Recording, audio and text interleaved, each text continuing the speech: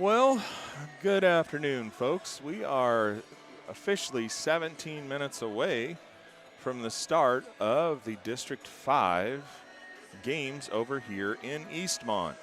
Brewster Sports is here bringing you the games from here because there isn't any other streaming option available to you. And so we decided to come here and support the teams so that parents, fans, family that can't make it to the games are able to watch their student athletes. And so we're excited to do that. We had some wonderful support last weekend.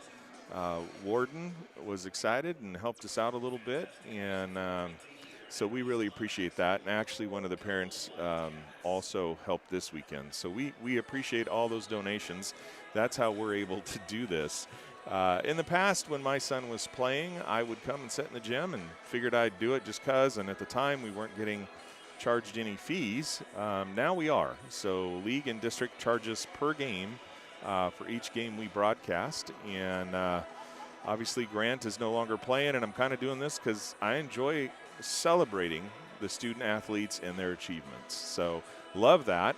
And actually, one of the Warden players, the senior on the team, was so excited when they beat Goldendale and punched their ticket to state that he came up into the stands and was high-fiving and hugging the fans. And I thought, you know what, I'd like to know more about this young man.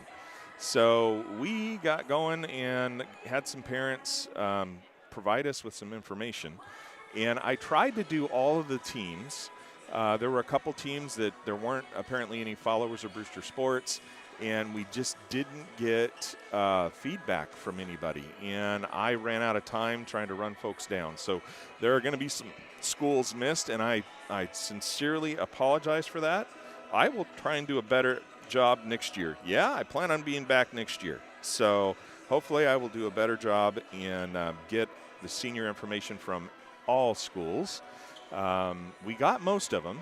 I was really happy with that, but we did miss a few. We're going to start out. Oh, here comes Warden out onto the floor to warm up in this 5th, 6th place battle that they will be battling Liberty Bell. Should be a good game. This year, a lot of teams are just right where they can beat each other depending on the night. So it's going to be interesting. We'll talk about that more in a little bit. I really want to get these highlights for these seniors read to everybody and celebrate them. So I'm going to start off with Liberty Bell, and I'm going to start off with Bodie Thompson. And Bodie, great young man from Liberty Bell. So Bodie Thompson, his parents are Josh and Jackie Thompson, siblings Askell and Bailey, and Caleb. Bailey is a 2024 grad. Caleb is a freshman. Sports and activities. Bodie played football, basketball, and soccer. And he was involved with the Key Club, National Honor Society, and Fellowship of Christian Athletes. That's awesome. Really appreciate that, Bodie, and all you were involved in. Favorite sports memory this basketball season? He got over 1,000 points this year, and that's an incredible feat for any high school athlete. But to hit 1,000 points, congratulations on that. Favorite sports memory of his career is playing in the state basketball tournament last year. That was his favorite. Plans for after graduation. He plans to attend college to study finance and finance/economics or history/pre-law. Great job, Bodie. Next senior from Liberty Bell is Remington Paz. Remington actually played a lot of baseball with my son Grant. Got to know him and his family really well. Really appreciate him. Remy's going to do great. Remy's parents are Katie and Arsenio. Siblings are Graydon and Lucian. Lucian played a lot of baseball with us too. He played football, basketball, and baseball. Was involved in Key Club, National Honor Society, and ASB. Favorite memory of the season was when Bodie hit his 1,000 points supporting his teammate. That's awesome. And he wants to go play basketball somewhere, so he's still looking to see where he can go and play some basketball. Final senior for Liberty Bell is Jake Grady. Parents Jim and Victoria Grady, sisters Riley, Riley Grady. She lives in Denver after graduating last year from the University of Denver. That's awesome. My son actually is in Colorado Springs, oldest son. Jake played baseball and basketball in high school. Favorite memory this year was beating Elmira Cooley Heartline at home. I heard that was a thriller. Favorite memory of all time was throwing a no-hitter against Cle last year in baseball. Jake is playing baseball. Awesome, Jake. At Willamette University next year, and will study business. Jake also played with Grant, so that was awesome. We are now going to go over and highlight the 2 seniors for Warden. You know, again, the one that kind of got this started was Eli. Again, I just love seeing him run up in the stands, and I was like, you know what, this would be a lot of fun to celebrate this young man. So Eli Cox, parents Oscar and Rachel Cox, Ashlyn, Allison, Elisa, Owen, and Everett. He played basketball. He only played basketball. Okay. Favorite memories when his team and I got together and went to a gym on a Sunday and did a 2-versus-2 tournament. Gotta love that. All-time favorite memory was the bus rides with the team and the team trips. That is so often I hear the team trips and the memories that are created on those, especially the overnight trips where they get to hang out and have a lot of fun. He plans after graduation to finish a 4-year degree in business and then attend a trade school for plumbing. I'm going to guess that this young man probably is going to get his AA through Running Start. Total guess there, but plans on graduating or finishing his 4-year degree in business and then attend a trade school for plumbing. That's a great plan. That way, if he decides to start his own business, he can do it. All right. And the next senior is Hunter Galladay. And Hunter, parents are Aaron and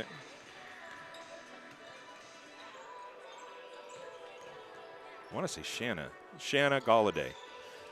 I'm terrible at pronouncing names, so you guys got to give me some grace here. Kayla, Avery, and Reagan are the siblings. He played football, basketball, and soccer. He is also a member of the National Honor Society. Favorite memory this season, beating Goldendale to secure their state bid. That is awesome. There was some excitement there for sure. Favorite all-time memory, all the overnight summer basketball tournaments. Isn't that true? Isn't that a lot of fun? Future plans to hopefully attend a tech school and become a diesel technician. And he would like to thank his community for all their support this year. So great job, Hunter and Eli. It's interesting to see the seniors on each of these teams and just to, know that they are wonderful young people. And, I've said this and we've talked about this, just about the fact that, you get, you never know where you're going to end up.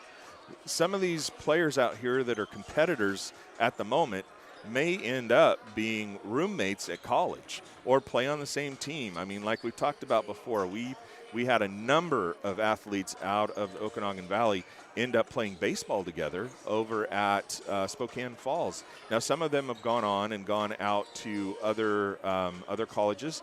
Joey Thornton, I heard, it went to Gonzaga. Great program, great young man, going to be a lot of fun. Hopefully sneak over there and watch some games of him playing there. Let's see, there was a couple other ones that went to some other bigger schools as well. So it's just awesome, but they all went to the same school even though they'd been competitors during high school. And you see that so often, and in addition, they might play together on club teams during the summer. I mean, that's how you develop a league. And one of the things that I think is really critical anymore is having a strong league. If you don't have a strong league and you play good competition all year, you get to postseason and it doesn't usually turn out so well for you. I saw that a number of times with my older sons, especially my older son Isaac's basketball teams. I mean, they would clobber everybody in league by it was just, you walked in the gym, you knew who was going to win, and it was just how much are they going to win by. And then you get to postseason and you haven't had that tough competition and you had to learn real quick. So, it's going to be, it's great to see this season watching the boys, especially. The boys definitely had a lot of teams that could beat any other team on a given night. You saw that in the Central Washington 2B League.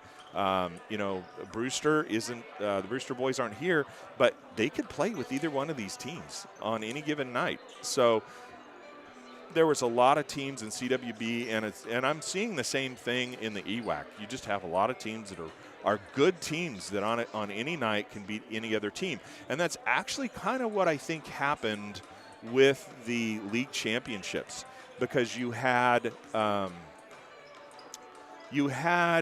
Columbia Burbank come in as the #1 team, and they slipped by a very highly ranked and really good Tri-Cities Prep team in their league playoffs. They got by them by 2, and they had a night, and it put Tri-Cities Prep as the #3 out of the EWAC. And I kind of mentioned that in some of my posts for those that follow Brewster Sports. You saw where I said that was kind of an outlier. And that's really why Liberty Bell is here, in my opinion. Liberty Bell is a good, solid team with just, I think they're going to do well.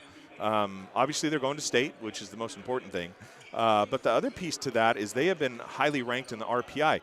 They lost a thriller to Tri-Cities Prep in the opening round of districts. And they really should have been playing either Columbia Burbank or Kittitas, not Tri-Cities Prep. But with that loss, it was a small loss. That's why they're here today, playing for 5th and 6th rather than playing for, you know, maybe 1st, 2nd, potentially 3rd, 4th. But that's what they're here for.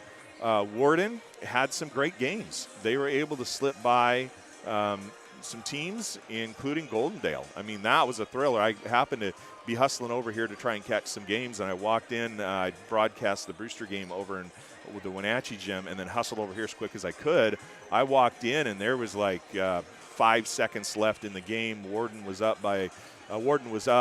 Goldendale had the ball. They came down, made a shot, just missed, and Warden punched their ticket to state with that win. So congratulations to Warden. And like I said, that's actually what kind of motivated the senior highlights, because of Eli coming up in the crowd. So that was awesome. And Warden, you know, can any night, you just never know. You never know. So it'll be a good game here today. Both teams going to state. They will be seeded tomorrow in Seeding Sunday. I will get the brackets up on Brewster Sports as soon as, well, they come out, and I'll try and get them up as soon as I can, so that people kind of know where everybody is. If you follow along, I know this is going to be a little bit repetitive, but literally the #1 to #8 seeds are going to play in Spokane. It's not a will they are. So if you're seeded 1 to 8, you will play in Spokane, at least one game. Then you have the basically you have the 1 to 4. If you're seeded 1 to 4, you will play at a regional site. I mean, it's the opening round of state, but they call them regionals. You will play at a regional site closer to your home. If you're seeded 5 to 8, you will play further away from your home.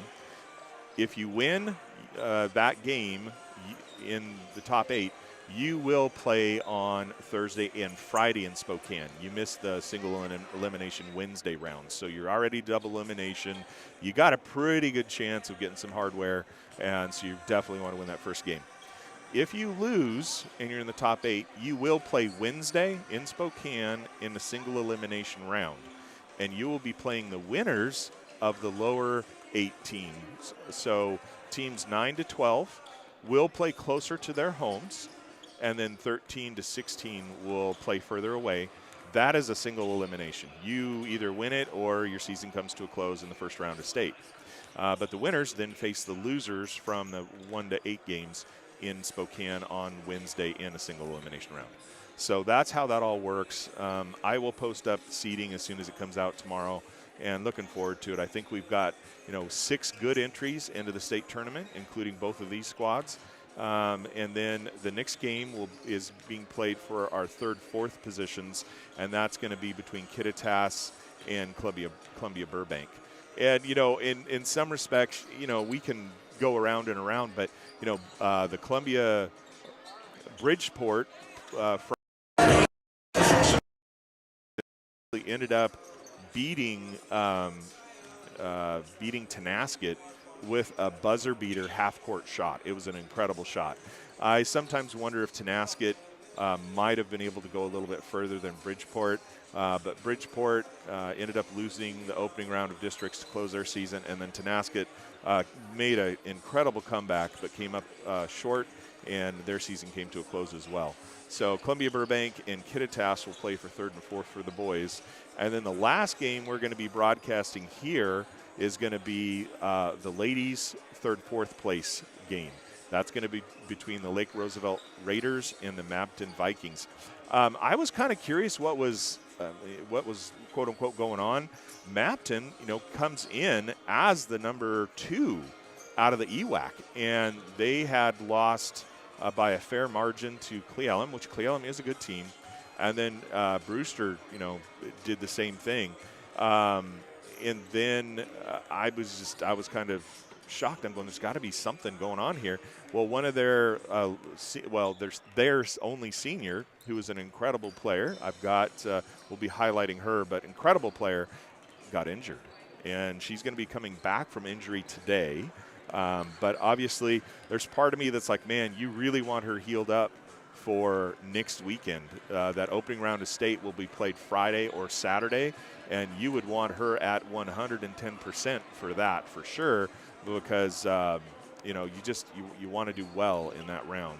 So we'll see how much playtime she gets today, but she'll be in the third and fourth. Then we're going to pack everything up and go as fast as we possibly can over to the Wenatchee Gym to broadcast the Brewster versus Cle-Elum 2B Girls District Championship. So we'll be over there for that game and bring you that action as well. Wenatchee does have NFHS, the Pixelot cameras that people can tune into. So that's why we're staying in Eastmont rather than heading over to Wenatchee. I feel we're doing a better service for the district and for the folks that are in this gym, and the family and friends and everybody from here. So that's why we're staying here, because the teams over there, their fans can get on NFHS, which I think most people have a subscription to that. But I feel bad because I won't be broadcasting the Okanagan games, and that's the team I haven't been able to broadcast this district, and I feel terrible. But they've been put over there because both the boys and the girls are playing, so they wanted them in the same gym. Originally, they had talked about all the girls over in Eastmont, all the boys in Wenatchee. Let's just do it that way.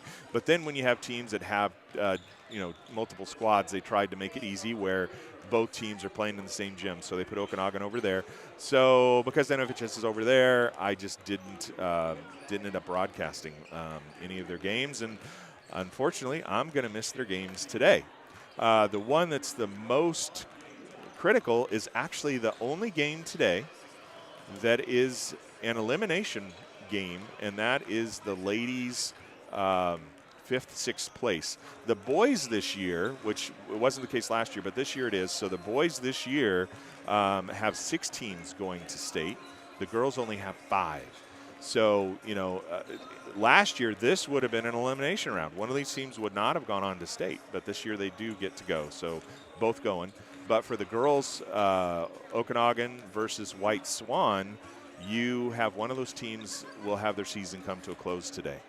And so I'm a little bit bummed I don't get to broadcast that one. Obviously, I'm going to be rooting for CWB Okanagan.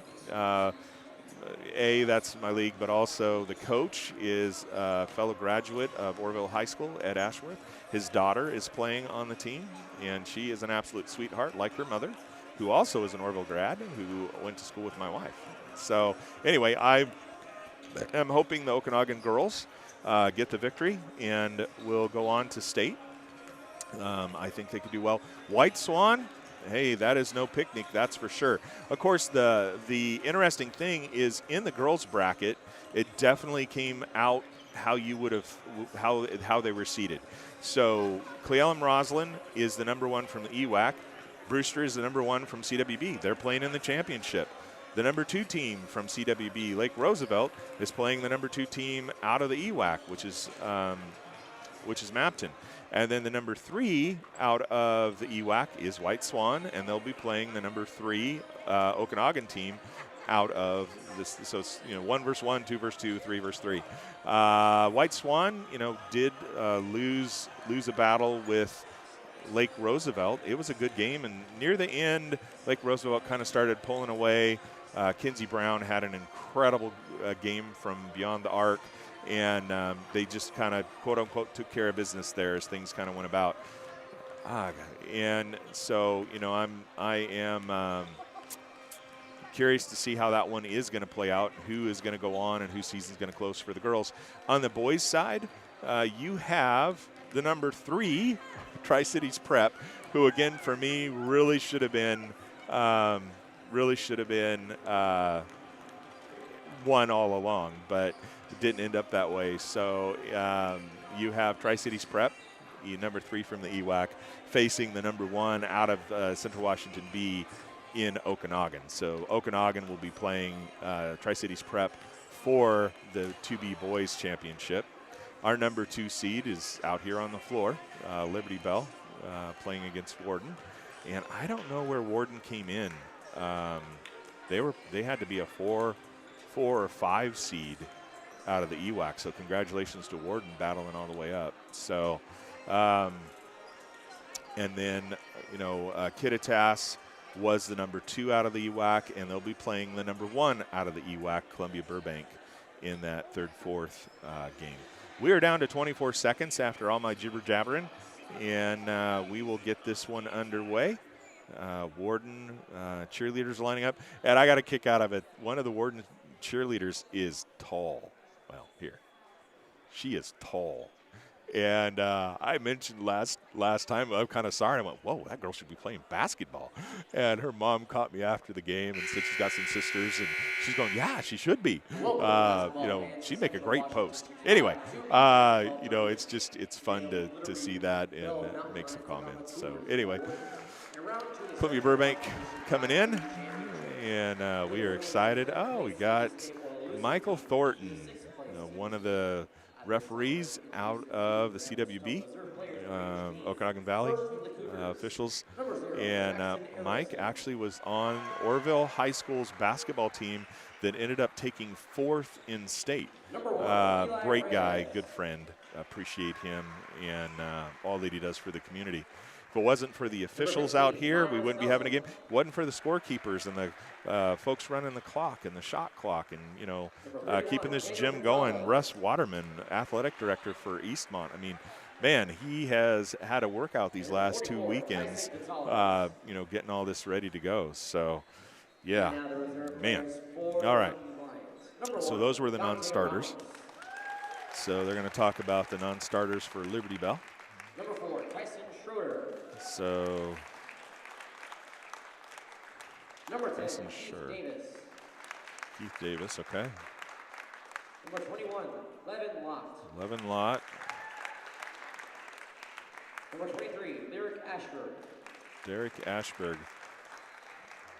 Number 24, Logan Hughes. And Logan Hughes. And number 55, Oliver Shaw. And Oliver Shaw. All right. And now the starting lineup for their team. All right, here's the starting lineups. Order first for the Cougars. A junior, number 2, Porter Cox. Porter Cox coming out. For the Mountain Lions, a junior, number 0, Graydon Paz. Here comes Graydon.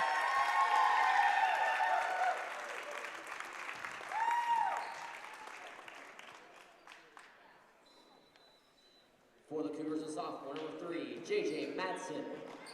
J.J. Madsen.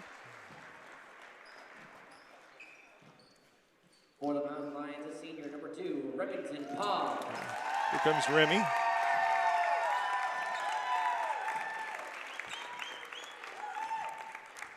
Heard someone was talking about his hair, and For the Cougars, a they senior, don't do number well 5, today. He's in Eli trouble. Cox.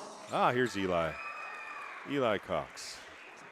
Senior for Warden. A senior for the Mountain Lions, number 5, Jake Grady. Jake, another senior for the Mountain Lions. Played a lot of baseball with Grant. A junior for the Cougars, number 11, Cameron Jensen.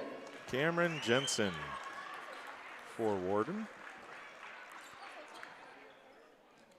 A junior from the Mountain Lions, number 12, Mason Mickelson. Mason Mickelson, junior for Liberty Bell.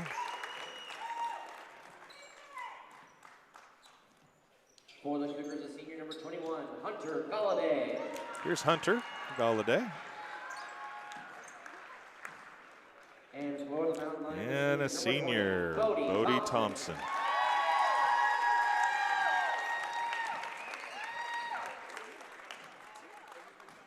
The head coach for Warden is Brent Urban, and the head coach for Liberty Bell is Cal Northcott. This is going to be a team assigned by Central Washington 5 and a registered the Washington Association. Our coaches are Mike Burton, Aaron Caldwell, and Aaron Fletcher. Now we ask that as many please rise and remove your hats and play. All right, we're going to have the national anthem.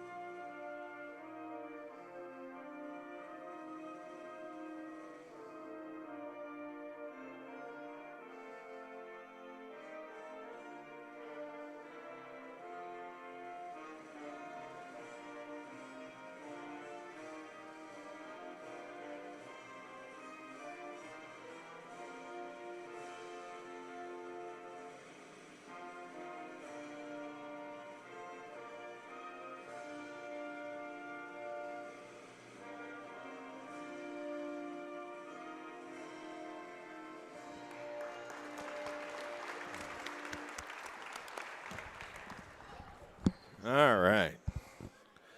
Well, folks, we're going to get this 5th, 6th place game underway.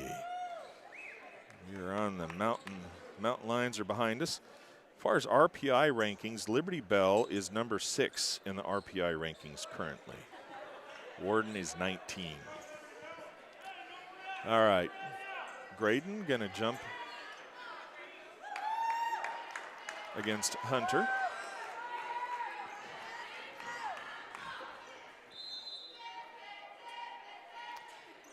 Gives it to Warden. Kicks it to Eli. Over to Porter. Porter puts it out to Cameron. Cameron to JJ. JJ trying to drive, does, and puts it up and in. Graydon with it. Crosses the timeline for Liberty Bell. Kicks it over to Remy. Remy looks. Drives around, loses the handle. It's going to remain Liberty Bell. Oh, they're going to call a block. So he's calling a block on Hunter Galladay. So that'll be the first on him. First team foul. Into Graydon. Graydon over to Jake. Jake feeds it into Graydon. Graydon drives around, gives it to Remy. Remy kind of kicks it back, puts it out to Bodie. Bodie for a 3, and in it goes. Great job, Bodie. Liberty Bell putting on some pressure. Eli Cox brings it across, drives, gets it tipped away, puts it in underneath, puts it out to Porter. Porter gets that one. 3-4. Remy with it. Out to Graydon. Ooh, almost picked off to Jake. Currently has it. Jake looks at it, gives it out to Graydon. Graydon drives, spins, puts it up and in. 5-4. Warden comes across the timeline. Backs out, puts it in to JJ. JJ gets it. Hunter gets it blocked. Puts it back out to JJ. JJ tries to drive past Bodie. Bodie gets a hand on it, fires, doesn't drop. Rebound by Graydon, out to Remy. Remy comes across the timeline, passes it in underneath to Bodie, and up and in it goes. Liberty Bell, this is the way they play. Eli with it, streaking down, pulls up, puts up a little shot, and puts it in. 7-6. Gets Hunter, picks it off, gives it out to Eli. Eli feeds it back to Hunter. Hunter looks to see if he wants to go. Gives it out to Porter. Gets it stolen away by Remy. Remy goes, lays it up and in. And they're going to give it to Liberty Bell. And I think Remy is going to go to the line. He is. So see if he gets three-point play the old-fashioned way. And that one is going to be on Porter Cox.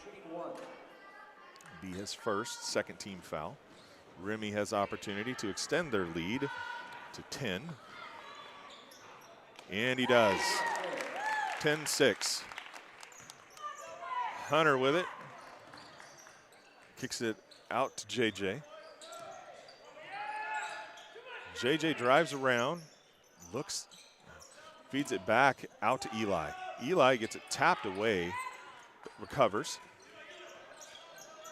Drives around, gets it tapped, but it doesn't matter. Oh, does not drop, but gets his own rebound, goes back up, doesn't drop. And there's a foul in there somewhere. 5:12 left here in the first. That is going to be called on Mason. Eli to the line to shoot 2.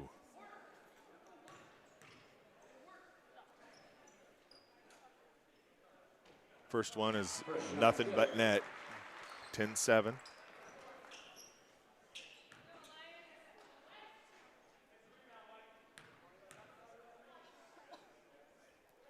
Second one, same as the first one. 10-8. Come on, here we go. Almost gets it taken away. Remy with it. Remy drives, makes some moves, puts it up, doesn't get it to drop. Rebound out of there by Hunter.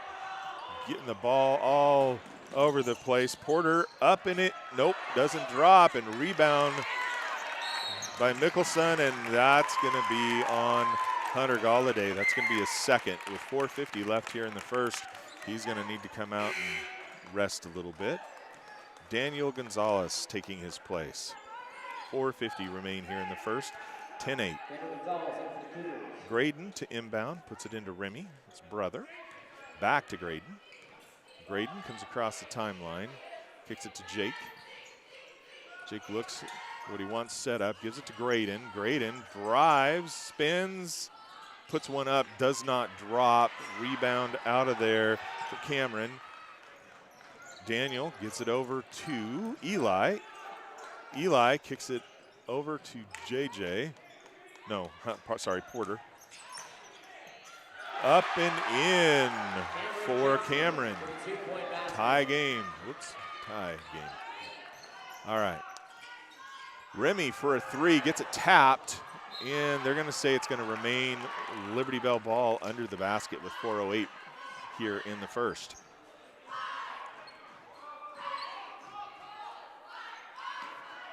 Graydon puts it into Bodie.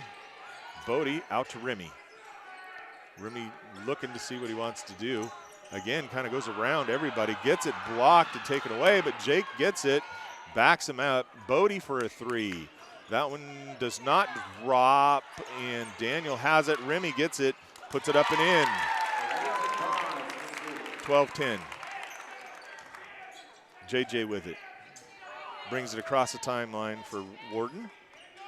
Sets it up, feeds it in, gives it out to Eli. Eli spins, does everything he can, but comes up a little short. Jake comes out of there with it, and it's going to be a 30-second Liberty Bell timeout.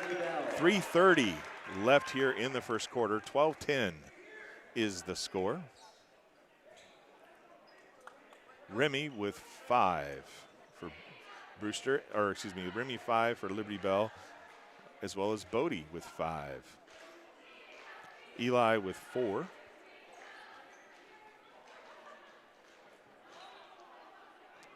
Porter with 2, JJ with 2, and Cameron with 2.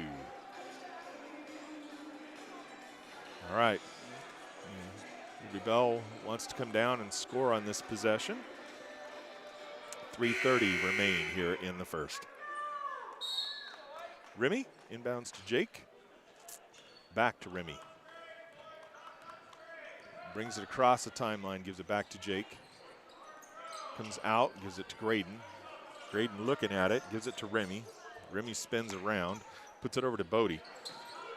Bodie to Jake, to Graydon. Graydon floats one, does not drop. Cameron with the rebound. Eli with it. Spins, doesn't get it to drop, and ends up going out of bounds. Liberty Bell just all over the ball. This is typical Liberty Bell play. I mean, they are just after the ball, aggressive pressure, just constant. 3:02. So Porter Cox coming out, and Jackson Erickson going in. Remy with it. Brings it across the timeline for the Mountain Lions. Gives it to Jake. Jake over to Graydon. Graydon looking to see what he can do. Puts it to Mason. Mason up and in. 14-10. So we've got Cameron with it. Cameron gets it tagged away from him. Graydon with it. Brings it across. Kicks it over to Remy. Over to Jake. Jake drives, puts it to Bodie. Bodie for a 3, and he's going to go to the line and shoot 3. And that is on Jackson. Jackson Erickson with the foul. Bodie Thompson at the line. Thompson. Bodie. First one is up and good. 15-10. First shot connects. He's got 2 more.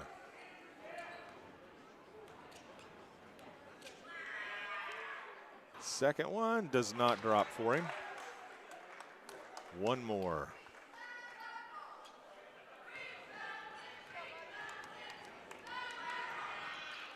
Gets it. 16-10. Into Eli. Back to Daniel. Daniel, some pressure from Liberty Bell. Oh! They did not see Cameron hiding underneath there. Cameron with a basket for Warden. 16-12. Graydon up and in. Spinning, moving, doing everything. Gets himself up and in. 18-12. All right, so ref was trying to make sure everything was in order. Daniel to inbound for Warden. Put it into Eli. Eli. No look pass. Gets it taken away by Graydon. Over to Jake. Jake for a 3. Does not drop. Rebound Cameron for Warden. Gives it to Daniel. Daniel puts it all the way up to JJ. JJ pulls up and sinks one. 18-14. Oh, yeah, okay. Remy doesn't get it. Mason with the rebound. Graydon, they're gonna call it on the ground. They're gonna call it on the ground. This is 5. He'll be going to the line. Yeah, so it is the 5th. So he is shooting 2. Shooting 2. They're going to put in 11 Lott will be coming in after the first shot. Graydon at the line to shoot 2. 1:29 left here in the first. 18-14.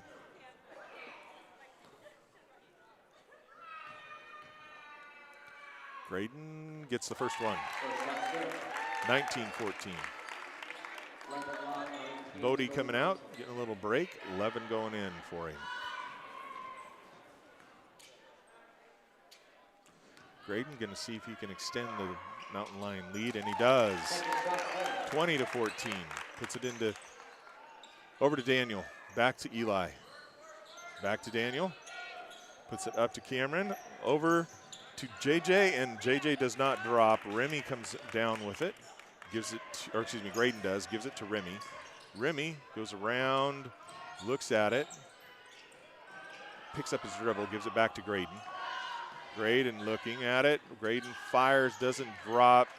Cameron with the rebound, gives it out to Daniel. 59 seconds left here in the first. Daniel comes across the timeline. Kicks it over to Eli. Over to JJ. Down to Daniel. Daniel says, let me see if I nail a three. Doesn't drop. Mason gets the rebound, gets it outlet to Graydon. Graydon crosses the timeline for Liberty Bell. Gives it to Remy. Remy to Mason. To Graydon. Graydon fires one, does not drop. Rebound with Eli. To JJ, over to Daniel. Daniel with 19 seconds backs it back out.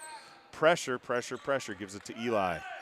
14 seconds remain on the clock, gives it back to Eli. He thinks about it, gives it out to Daniel, kicks it back to Eli. Eli drives, and he's going to get fouled with 3.4 seconds remaining. That's going to be on Remy. So they're going to call an inbound play here. Out to, gets it knocked out again. 2.5 seconds remain. So Warden will inbound again. Kicks it out to JJ. JJ for the three, does not drop, and that is how the first ends. 20-14.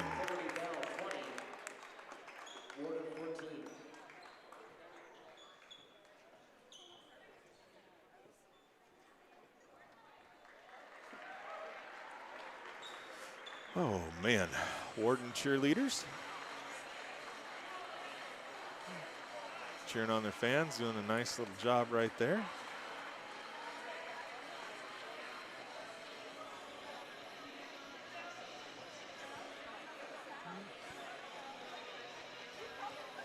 All right.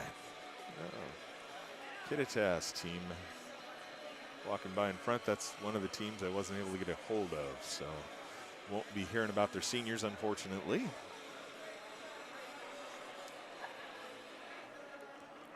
(20-14), Liberty Bell. Mountain Lions out in front of the Warden Cougars. 5th, 6th place. Both teams going to state, so it's just going to depend on where they get seated tomorrow, where they'll play, and if it'll be a loser out round or if they'll get to go to Spokane regardless. Liberty Bell ball to start the second half. Graydon over there getting ready to inbound. Inbounds to Remy. Remy crosses the timeline. Gives it back to Graydon. Out to Bodie. Bodie looks at it, kicks it over to Remy. Remy drives. Doesn't drop. Rebound Hunter. Jackson over to Daniel. Up to JJ, back to Daniel. Daniel drives around and puts it up and in. 2016. 7:28 left in the first half. And Bodie goes around everybody, puts it up and in. Slipped on the floor, but kept going. Daniel with it. Kicks it up to Eli. Eli drives, and they're going to say he gets pushed from behind, and he will. They'll have an inbound play with 7:14 remaining. That's going to be on. That's going to be on Mason.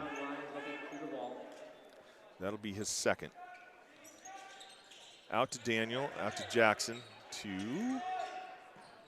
JJ, gets clear, doesn't drop for him. Rebound, Remy.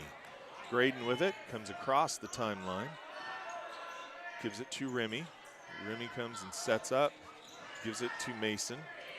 Mason to Graydon. Graydon looks at it, feeds it out to Remy. Remy feeds it out to Bodie. Bodie for a three, it's off. Comes out with the JJ comes out of there with the rebound for Warden. Brings it across, pauses, tries to go through, and scores. 22-18, 6:34. Gives it out to Levin, out to Graydon, to Remy. Remy for the three, doesn't hit. Levin with it, gets it tagged away, ends up in Daniel's hands. Daniel over to JJ. JJ comes across the timeline. Drives around the traffic, gets it taken away by Remy. Remy just tries to go, and they're gonna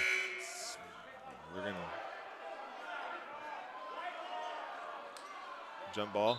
They're calling jump ball. So calling a jump ball. So Liberty Bell. Jake coming back in.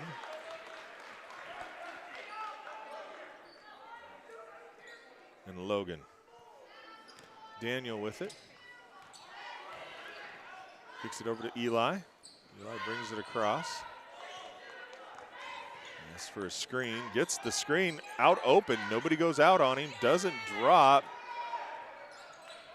Ends up giving it back. Oh, Remy saw that one. And up and in it goes. 24-18, 5:41. Eli. Daniel drives over to the side, fires a three, doesn't drop. Ends up a tussle under the basket. And they call a foul on Remy. Foul called, it'll stay Cougar ball. Jake with it, gives it out to Graydon. Graydon to Remy. Nice. They just have good hands and kind of know where the ball's going. It's impressive. Graydon tries to feed it in underneath to Jake. Jake and Daniel going at it. Jake gets it, gives it out to Remy. Remy for a three, doesn't get it to drop. Up to Eli, up. Ooh, and up and in he goes. Cameron, 24-20. Bodie with it. Bodie just throws through, puts it up, doesn't drop. Cameron comes away with it. Daniel with it. Warden calls a timeout. 4:49 remain in the first half.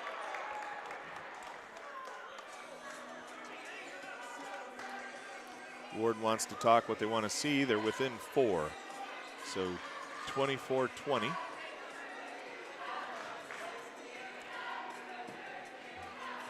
There's a big part of me that wants, doesn't want anybody to get hurt. As they head towards state, I want District 5 to have an incredible showing at state, so I don't want anybody hurt. That's what I want.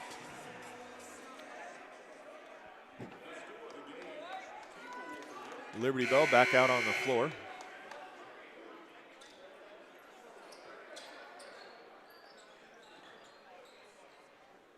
Liberty Bell going to pressure, as they've been doing. Daniel to inbound. Daniel puts it in to Porter. Back to Daniel. Daniel, Bodie on him. Trying to get around. Does over the timeline. Kicks it over to Eli, to Porter. Porter down to Daniel. Daniel for the three. Doesn't drop. Bodie wants to make sure there's no question. Graydon with it. Brings it across the timeline for the Mountain Lions. Setting up his offense. Bodie with it. Bodie ends up with Graydon. Graydon looks at it. Backs it out. Gives it back to Bodie. Bodie for a three. Does not drop. And they're going to have a foul called there. Call it on Logan, I'm sure. Yeah, so that's the first foul on Logan. 4:06 remain. It will be Warden ball. Eli to inbound. Eli puts it all the way into Hunter. Hunter kicks it all the way down. Porter doesn't drop, but Cameron there for the rebound. Gets it tagged away. Hustle for the ball. Eli ends up with it. Eli doesn't drop, and they're going to call Porter for that one. That'll be his second. Foul call the Cougars, and they're not playing ball. 3:51 left here in the first half. Graydon with it. Brings it across the timeline. Gives it back to Remy. Remy gives it to Jake. Jake back to Graydon. Jake, Bodie. Graydon. Graydon puts up a shot, doesn't drop. Hunter ends up with it. Feeds it over to Eli. Nice move by Eli. Spinning, moving, gets it taken away by Logan. Remy up. Hits a three. 27-20. Daniel with it. 3:08 remain here in the first half. Over to Eli. Eli feeds Cameron. Cameron tries to get it and says it's going to be off Liberty Bell. So remain Warden ball. J.J. Madison and Jackson Erickson and the Cougars. So J.J. and Jackson come in, and Mason comes in. Graydon going to get a little rest with 3:01 remaining here in the first half. Feeds it out to Cameron, gives it back. Tries to feed it, gets it kind of tagged away. Cameron ends up with it, gives it to Hunter. Hunter feeds underneath, doesn't drop. Mason comes down with it, feeds it out to Jake. Jake brings it across the timeline for the Mountain Lions. Kicks it to Remy. Remy looks at it, pulls back, fires a three, doesn't drop. Eli comes down with it for Warden. Eli comes across the timeline. Kicks it over to JJ. JJ, seeing if he can get out. He does. Gets a three. 27-23. Remy across the timeline. Gives it over to Bodie. Over to Logan. Logan looks. He thought Jake was going in, and he wasn't. He made a move, and it will be Warden ball with 2:10. 27-23. Eli to inbound. Puts it into JJ, back to Eli.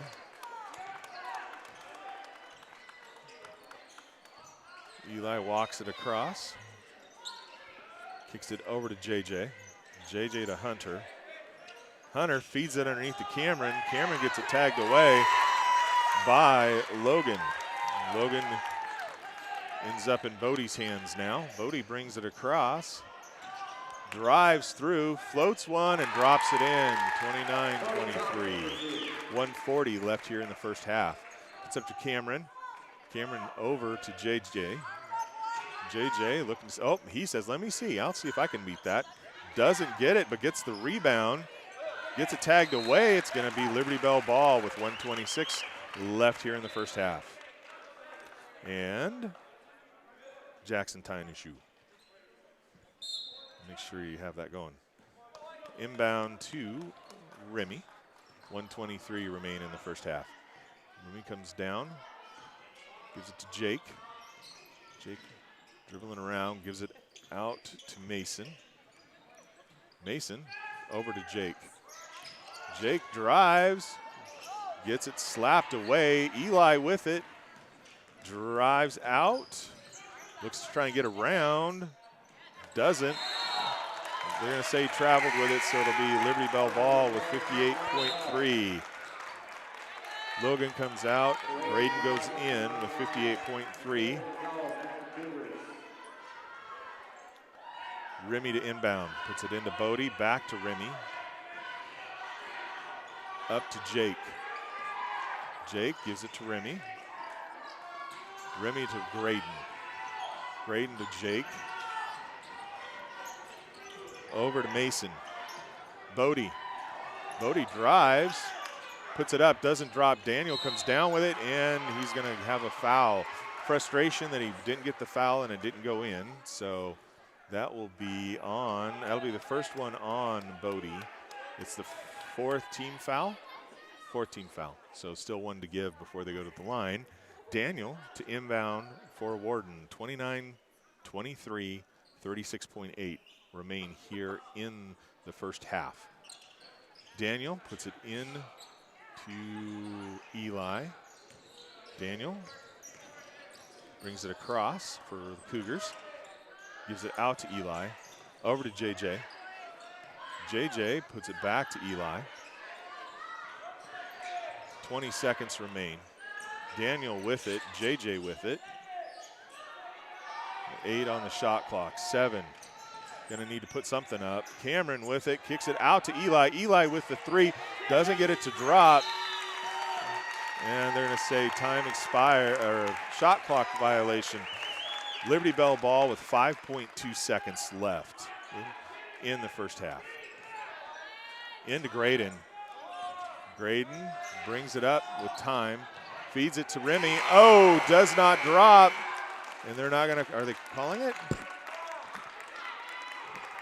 the end of the second quarter, They didn't call it. Liberty Bell, Okay, so they are saying there was no foul. So no foul, and 29-23 will be your halftime score. Both teams will head into the locker room where the coaches will talk with them about what they want to see in the second half. Liberty Bell with a 6-point lead.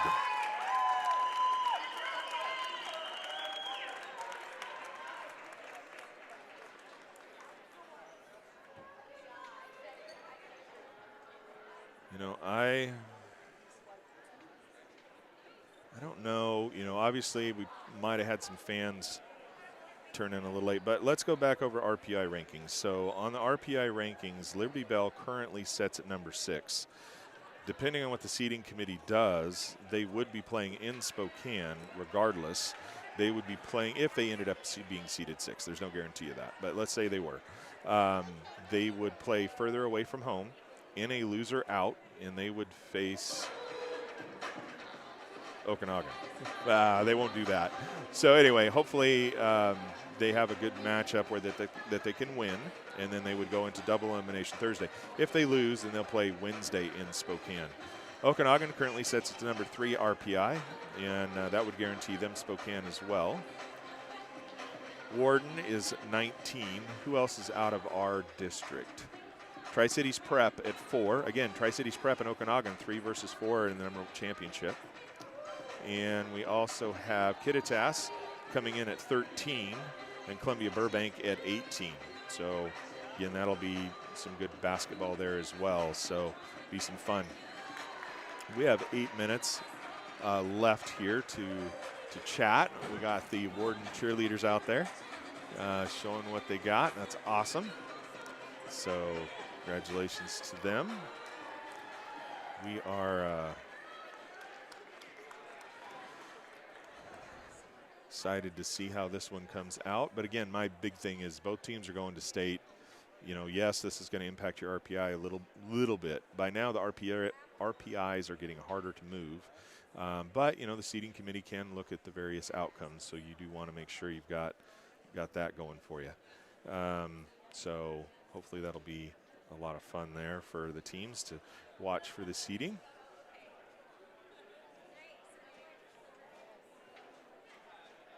And if you tuned in late, go back and watch the beginning of this broadcast. When we're all said and done and it comes in, we celebrated the Warden seniors and the Liberty Bell seniors. I was fortunate that we had some Warden families watching and got us all the information. So we were able to post up pictures of the Warden seniors and chat about them, and pictures of the Liberty Bell seniors and chat about them, and just some amazing student athletes with some great plans for after they graduate this year. So that's going to be awesome for them, and congratulations to them. As we're sitting here today, we've got Remington Paz as the, I want to say Paz, I don't know why I do that. Anyway, maybe Remington Paz as the leading scorer for Liberty Bell, and current, no, excuse me, he's not. Man, I should have looked at Bodie, should have been paying attention. Bodie Thompson is the leading scorer for Liberty Bell with 11, leads all scorers with 11, followed closely by Remy with 10, Graydon with 6, and Mason with 2. On the Warden side, we have J.J. Matson with 9, Eli Cox with 4, Cameron Jensen with 6, and Daniel Gonzalez with 2. That's what's up on the board currently. I need to get a statistician to keep track of everything for me, but we currently don't have that just yet. We're hoping to expand into that and get it where we've got folks helping with that, as well as someone operating the camera, which would be great. So we'll see how that all goes. Oh, that's awesome. So for wrestling, all 5 Mountain Lions in the championship brackets won their quarterfinal bouts. So Clara Ramsey George at 145, Richie Laura 128, Javier Lopez Velasquez 138, Yolo Paz 144, and Liam Kiefer at 165. Move on to the semifinals, final 4 in the respective weight classes. That's awesome. Congratulations to Liberty Bell. So they're doing really well. Liberty Bell has a great wrestling program and a history of it, as well as Tenasket. It's a lot of fun to see those teams and where they go and how they do. So that's awesome to hear that and to see where their championships are going on right now. So state for wrestling occurring as we are here today. So it will be exciting to see what happens as the teams move forward or as the wrestlers move forward. That's great. I'm sure we'll get an update on how the Brewster wrestlers did from their coach when that comes out. So look forward to that. And it is neat to see all the crowd from Warden and Liberty Bell coming down to support their teams. This is a big gym, so these are decent-sized crowds. So it's great to see everybody out today rooting on their teams, and I'm sure we're going to see that throughout the playoffs today as teams are getting ready to go to state in the opening rounds. And me, I've got to get on my little soapbox. I really, really wish that they would go back to 16 teams in state. I would love that. Just get 16 teams with double elimination so you don't go to Spokane for a single day. Like right here today, if these teams get ranked below 8, they have to win their first game or they're done. They don't even get to see Spokane. So, there are teams that just aren't going to get that experience. And I really think, the communities celebrating their student athletes and sending them to state is awesome. I love to see all the communities do that. Brewster does a great job of that, as well as other communities. And I just love to see, 16 teams going. And instead of this first opening regional round. I heard that the opening round was to save money, but I don't know. I mean, you're still traveling. A lot of times you're still traveling a good distance and staying overnight. And, I mean, there's a lot to it. So, send them to Spokane. But I don't get to make those decisions. So, instead of that, we have 12 teams that end up in Spokane with 8 teams, the potential of going to Spokane. Well, 4 of them are going to come home on Wednesday, but 8 of them are playing in a single elimination round. So you get your hotel, get everything set up, you drive over on a Wednesday, and you don't know if you're going to be there anymore. So it's hard to make plans and get your hotels and get everything lined up when you could literally drive over, lose, and go home. And if you win, now you're scrambling to, hey, now we're going to play for 2 more days. So let's get our hotels for 2 more days, So I don't know. I'm just a big proponent. I love seeing kids get to go experience state. And I will say this. I will say that state is an amazing experience. Winning it is just at another level. I got to experience a state championship with Grant when they won the state 2B baseball championship. With incredible and just a lot of fun, and I really enjoyed it. And that's Grant's special memory too. He really, that was his all-time favorite memory, and it was incredible. 1:40 before we get underway in the third period, which I need to get that changed. I always forget to change it. I've asked the company to make it easy to change that, just like we can change the score real nice and easy. It would be great to be able to change the periods just as easily, but so far they haven't done it yet.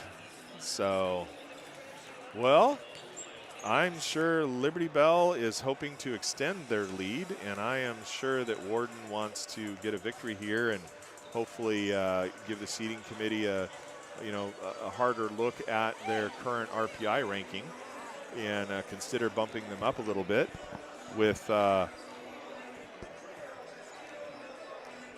Liberty Bell, hoping they would be in the top 8 when the seeding is all said and done. So they want the victory here today as well. So we will see how it goes. Liberty Bell still out warming up, taking some more shots on the new rim that they're going to be at for the second half, and it can actually make a difference. I know it sounds kind of silly, but both of my boys have said, "Oh yeah, some rims are tighter, and you got to be a little more finesse on the ball, etc." So it does make a difference. But we're getting ready to get this thing going on the second half of our first game that we'll be broadcasting here in Eastmont. We'll follow this one up with Kittitas boys versus Columbia Burbank boys for the third, fourth positioning there. All right, starters for Warden back out on the court. Starters for Liberty Bell back out on the court. And Liberty Bell ball to start the second half.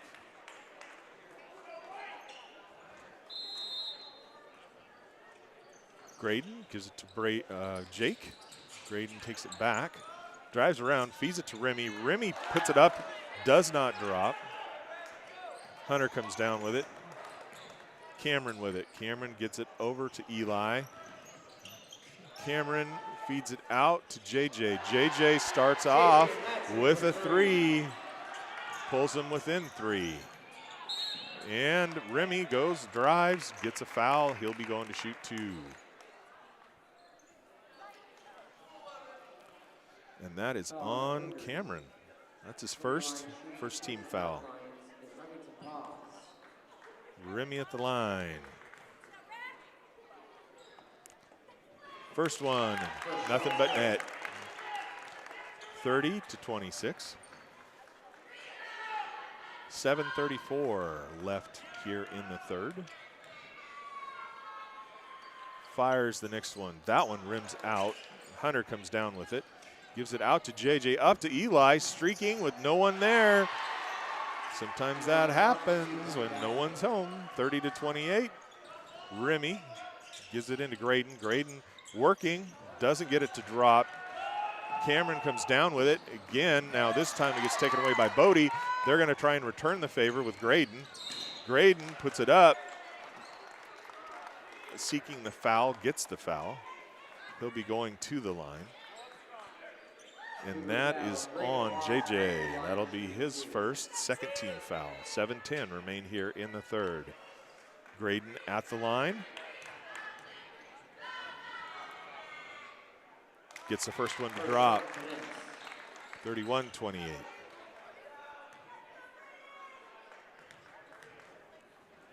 Second one. That one doesn't drop for him. Hunter comes down with it. Liberty Bell all over Hunter, trying to get that thing. Porter with it, over to Cameron, gets it knocked away. It will remain Warden ball. They were looking for the easy lay-in and didn't quite get it. The Mountain Lions just batting that thing away. Eli with it, feeds it into Hunter. Hunter puts it up, doesn't drop, but takes it away from Mason and puts it up and in. 31-30. Out to Remy. Remy drives. He doesn't drop. Eli with the rebound has Mountain Lions on him. Driving through traffic, and they're going to call on the ground. And they're going to call Bodie. That'll be his second, first team foul. Eli, Are they? Yeah, it's on the ground. Warden putting in the play. Feeds it out to Eli. Eli looking. Seeing if they can get the lead here. Back to Eli. Eli loses it on the ground, gives it out to JJ. JJ with it, gets it tapped away, but gives it to Cameron. Cameron gets it taken away by Graydon. Mason with it. I'm saying he was over and back, but there's a ruling about that. I'm not that familiar with it. It isn't as easy as you think. Doesn't get it to drop, but he'll be going to the line to shoot 2. It'll be the 3rd foul on Warden. And that one is on Eli. That's his 2nd. Graydon back to the line.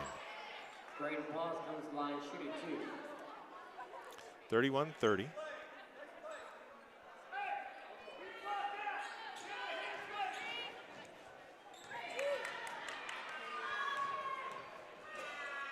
First one, gets that one.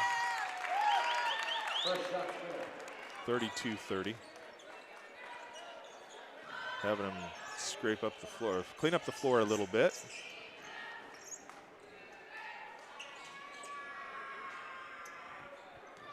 Graydon getting ready for the 2nd shot. That one drops in as well. 33-30. Graydon's going to come off, and Levin's going to go in. Warden to inbound. Porter puts it into JJ. Back to Porter, streaking around the corner, trying to get through the, does, man, wow. Jake with it, gives it out to Bodie. That one does not drop for Warden. Bodie with it, gives it over to Remy, up and in. 35, 35, 39 left here in the 3rd. JJ with it. JJ brings it across for the Cougars. I need a stabilizer.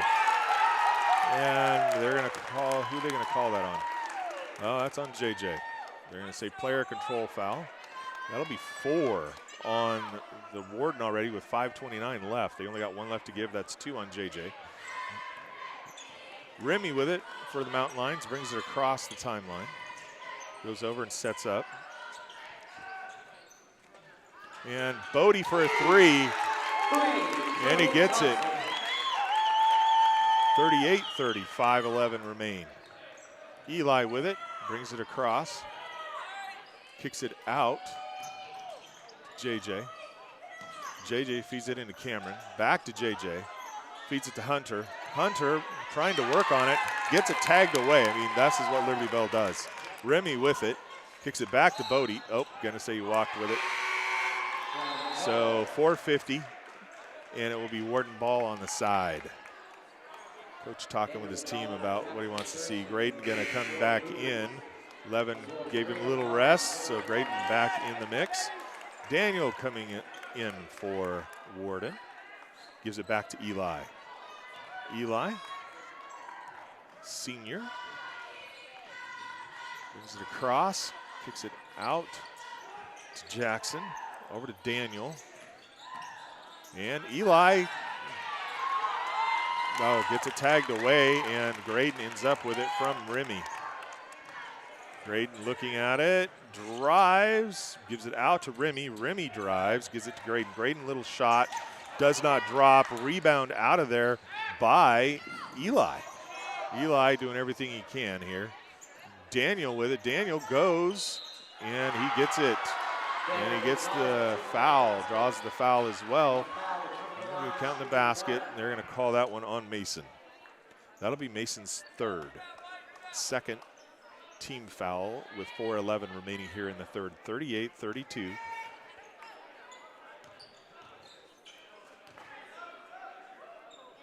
Single shot, gets it. 38-33, and so Logan coming in. Mason puts it in to Remy. 4:09 remain. Remy brings it across, sets it up, fires a 3 and sinks it. 41-33. Daniel with it for Warden. Brings it across the timeline, kicks it out to Eli. Back to Daniel. Daniel says, let me see. Boom! He hits a 3. 41-36, 3:48. Remy with it. Graydon with it.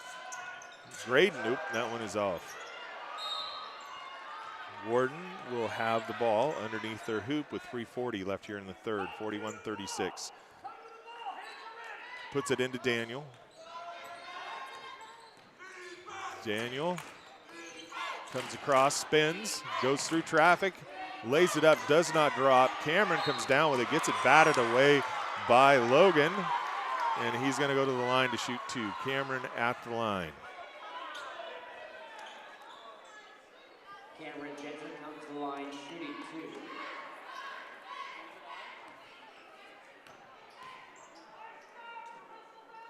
Cameron doesn't get the first one.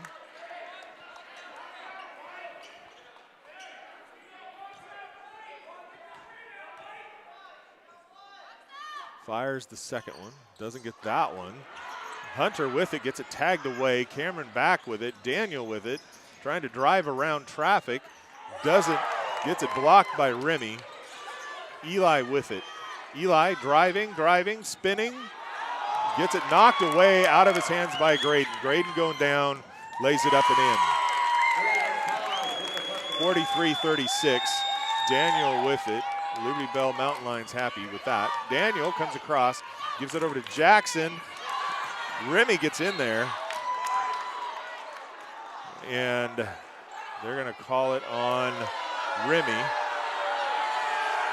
Crowd not happy with that. Third foul on Remy. That's 4 now on both teams.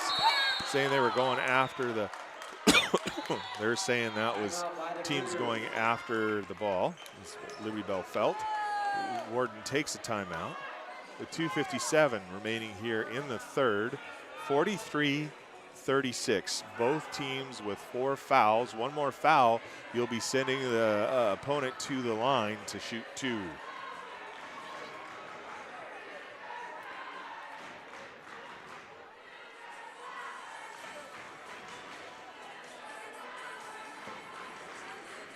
Well, we're going to see how both these squads end up doing here as we start to get down. Well, you know, it's anybody's game.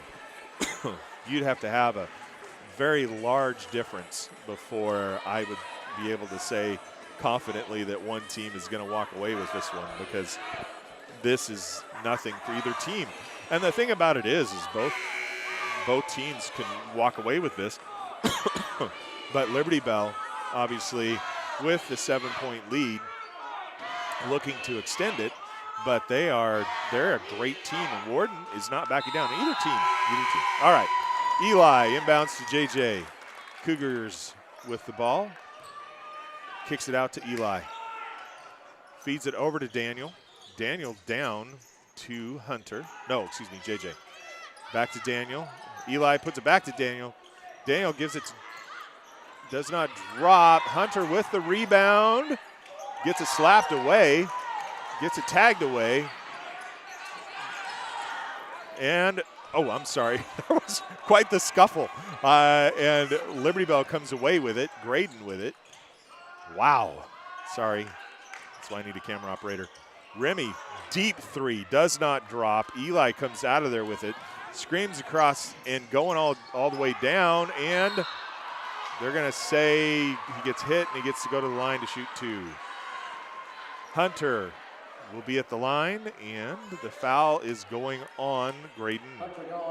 So Graydon with his first. Now there's 5 on Liberty Bell. So any more fouls except personal control foul will send him Warden to the line. Hunter up and in. 43-37, 2:11 left here in the third. Bodie comes in, Remy comes out. Hunter getting ready for his second one. It does not drop.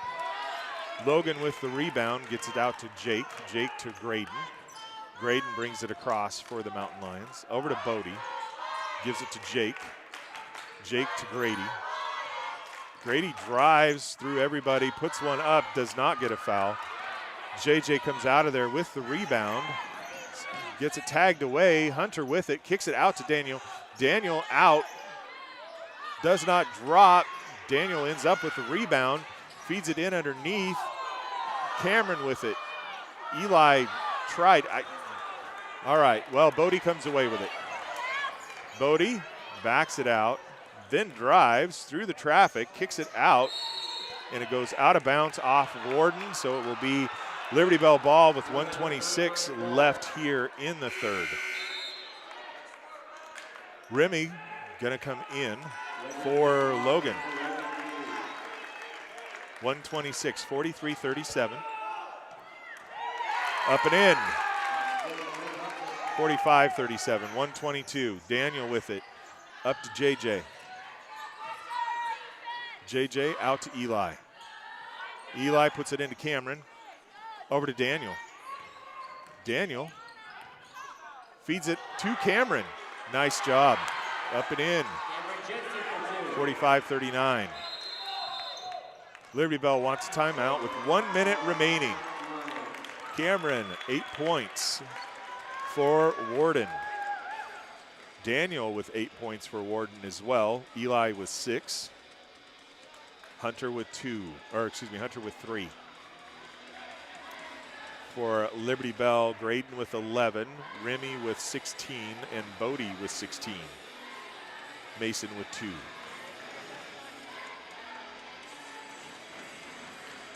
We are streaming today off of a hotspot that I got for this specific purpose. Russ told me, he goes, my IT department, they are not, they probably aren't going to be able to do any of your requests. As an IT director, I love to help meet needs, and I was telling him, hey, it would be great to have an open SSID that had a password that would work for streaming, and he goes, I don't know. And he sent him an email, and the answer was no. So I brought a hotspot, and I tried 2 different ones, and they said their guest Wi-Fi possibly could work, but I tried it, and it did not seem to have what we needed. So we are using a hotspot, and it's looking good. So hopefully there's no delays like we experienced last weekend. All right, 1 minute here in the third. Graydon with it. Graydon backs it up, spins out, gives it out to Jake, to Remy. Remy moves it around, gives it to Graydon. Graydon feeds it to Bodie. Bodie gets it stripped. Cameron comes away with it, hands it off to Daniel. Daniel streaks down, feeds it, does not drop, Daniel gets it in the putback, gets the rebound in the putback. Remy goes up and doesn't get it to drop, but he's going to go shoot 2. Who's the foul going to be on? That one's on Cameron. That's his second. So just 2 on him so far. Remy at the line with 31.8 seconds remaining here in the third. 45-41. Seeing if he can get that lead back up to a little more than two shots. Misses the first one.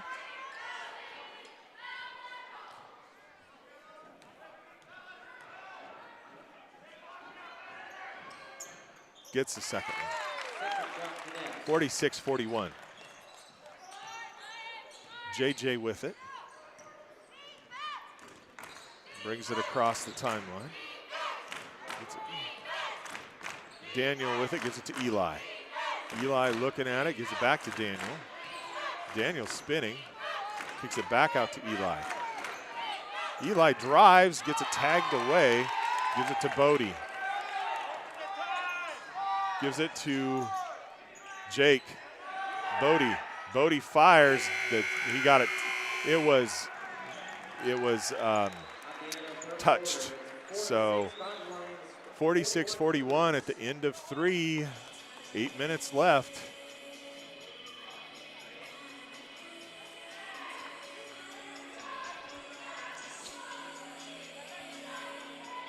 Oh, great game. Great game. And my heart rate monitor on my watch hasn't notified my wife that I've been sitting still with a high heart rate, so we're still good.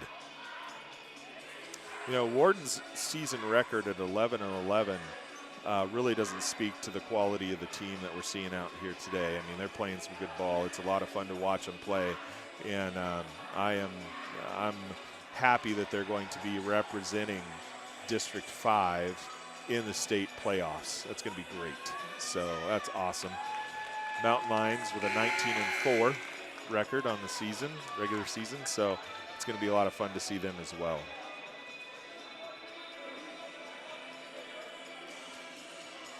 All right, we are 8 minutes away from determining who ends up 5th and who ends up 6th in District 2B boys. Daniel going to inbound. Daniel inbounds to Eli.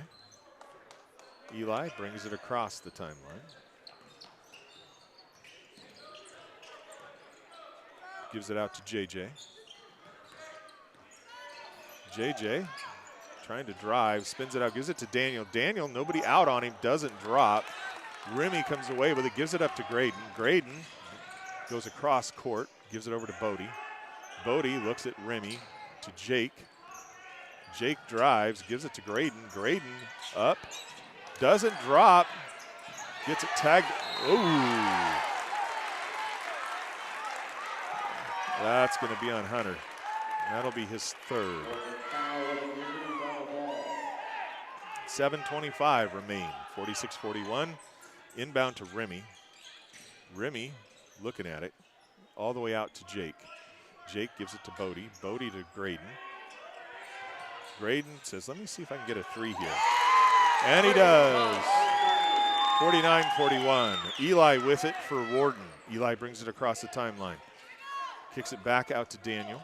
Daniel telling his offense what he wants to see. Tries to drive around, gets it tagged away, gives it out to Eli. Eli looks at it, backs it out. Kicks it into Cameron. Back to Eli. Eli for a three.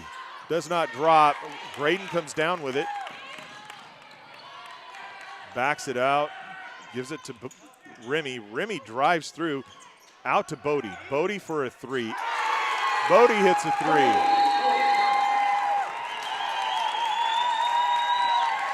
Liberty Bell crowd excited, but there's 6:32 left, and this is not enough. Not even close. Warden is a good team. Coach talking with him, telling him what he wants to see here in the last 6.5. Plenty of time for either team. 52-41. Bodie now with 19, Remy with 17, Graydon with 14. Liberty Bell comes back out on the court. Fans cheering him on. Warden going, look, we don't want him getting any further away than this. We need a basket here. Eli to inbound. Eli puts it into JJ. Brings it across the timeline. Puts up a three, doesn't drop. Remy with it, streaking down the court, pulls it out. Gives it out to Graydon. Graydon looks at what he wants to do, gives it over to Remy. Remy gives it into Graydon. Graydon puts it out to Mason, over to Remy. Bodie. Bodie's going to say he walked before he put the ball down. 6:03.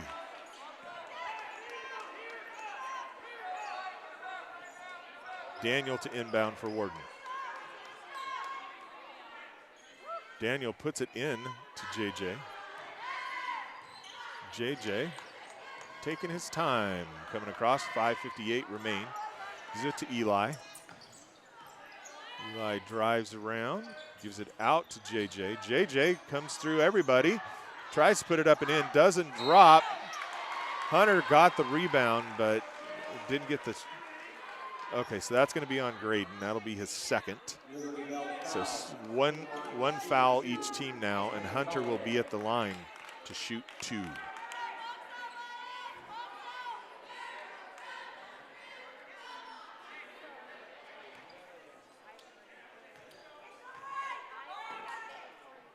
Gets the first one. 52-42. Hunter, the other senior on the Warden team, besides Eli, gets the second one. 52-43. Graydon with the ball for the Mountain Lions, brings it across court, gives it up to Bodie. Bodie gives it to Remy. Remy drives, pulls up, shoots, and sinks it. 54-43, into Hunter, back to Daniel. Daniel brings it across, kicks it over to JJ. JJ streaks around everybody, tries to feed it up and in, doesn't drop, kicks it all the way up to Remy. Remy drives up, backs it out, kicks it all the way to Graydon. Graydon makes a move, gives it out to Remy. Remy Open for the three, doesn't drop. Bodie with the rebound. Doesn't get the putback. Cameron Hunter with it. Hunter gives it up to JJ. Oh, yeah. Carried it. Jackson going to go in for Warden. Jackson's going in for, who's Jackson going in for? He goes in for JJ. Liberty Bell ball on the side. 4:57 left here in the game. Graydon with it, puts it out to Jake, back to Graydon. Graydon drives, gives it to Remy. Remy says, let me try this again. Wow. 57-43, 4:46 remain. Daniel with it. Daniel comes down, puts it out to Jackson, back to Daniel, over to Eli. Eli drives, feeds it into Cameron. Cameron gets it taken away. They're going to call a jump ball. So jump ball, Mountain Lion ball with 4:29 remaining. Graydon with it, 57-43. Graydon taking his time, coming across the timeline. Puts it over to Bodie, down to Remy. Into Graydon. Graydon puts it up, doesn't drop. Mason comes away with it, gives it to Graydon. Graydon backs it out, fires, doesn't drop. This time rebound with Eli. Eli, man, he went up for that one. Just comes through everybody, up and in. 57-45, senior. Over to Graydon. 3:49 remain. Over to Remy. Remy brings it out, gives it back to Graydon. 18 on the shot clock. Oh. I'm not sure. That is on Cameron. That'll be his third. Graydon to the line to shoot two. Again, I just don't want anybody getting hurt when we get to state. That's what matters. You don't want to get anybody hurt. Doesn't get the first one.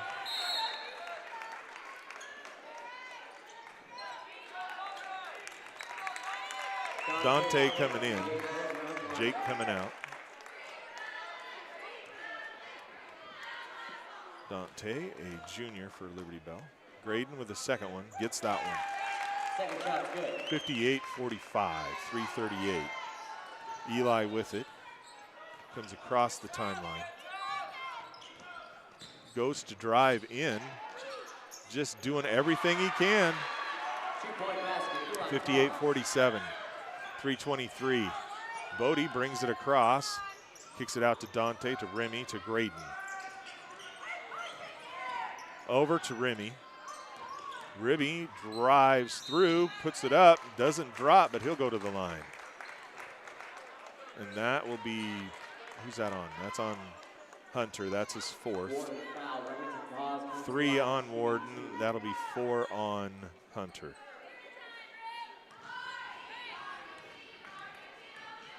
Remy at the line. Gets that one. 59-47. Daniel coming out, Porter going in.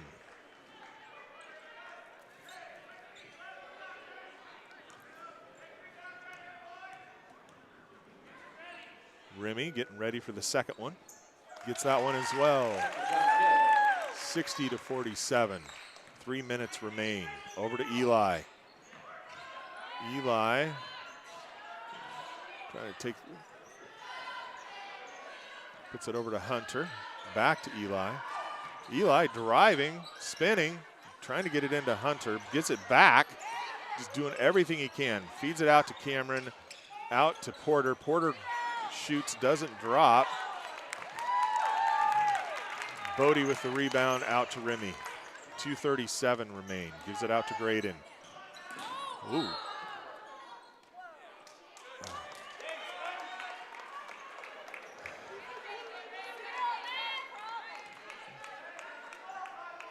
So, Jackson.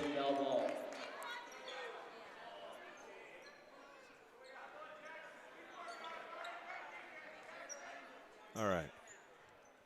So, Graydon with it. feeds it out to Bodie. Ends up in Eli's hands. Oh, wow. Wow. Out to Graydon. To Remy. Remy has 20-some on the shot clock. 2:17 remain in the game. Liberty Bell burning clock is what they're doing. Okay, Liberty Bell wants a timeout. 2:11 remain, 60-47. Both teams doing everything they can to win this one. Both teams going to state, so both teams will be in state.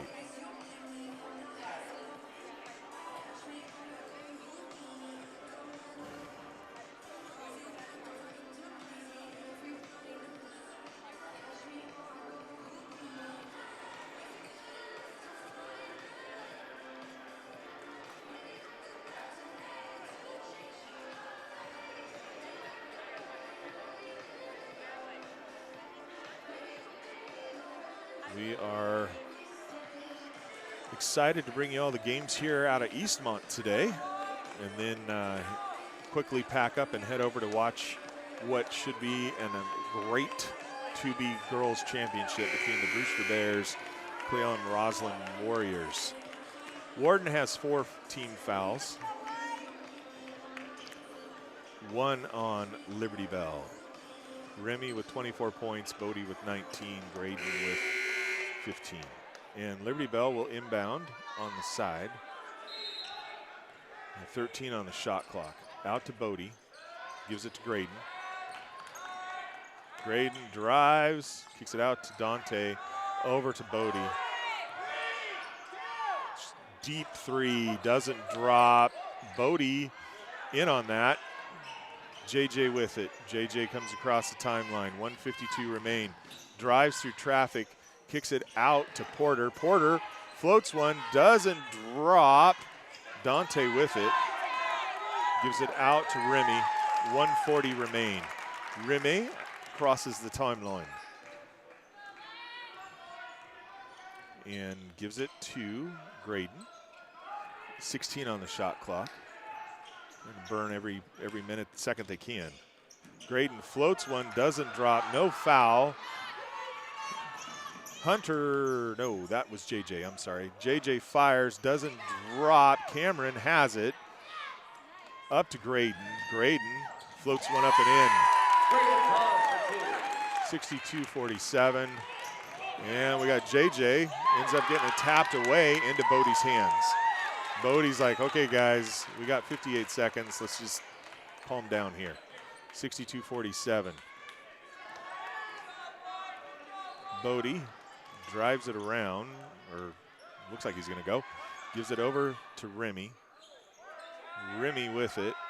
We've got 9 on the shot clock. Remy goes up, floats it up and in. And he'll be going to the line. And that is on Cameron. Cameron's 4th.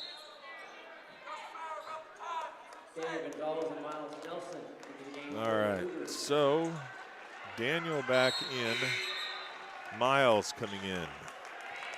We've got Levin Lott and Logan Hughes coming in. We have Keith Davis coming in. 37 seconds remain. Liberty Bell taking the squad off. Remy at the line, seeing if you make it a 3-point play.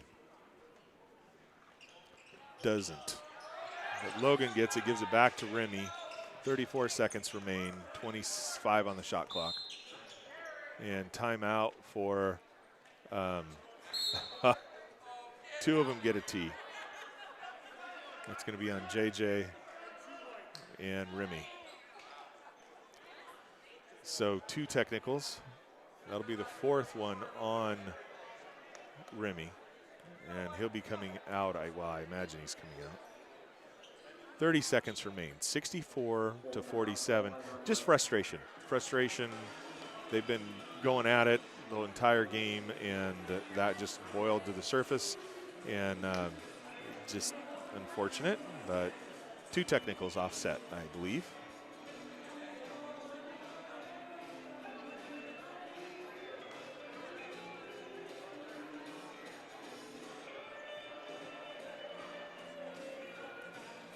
All right, offsetting technicals.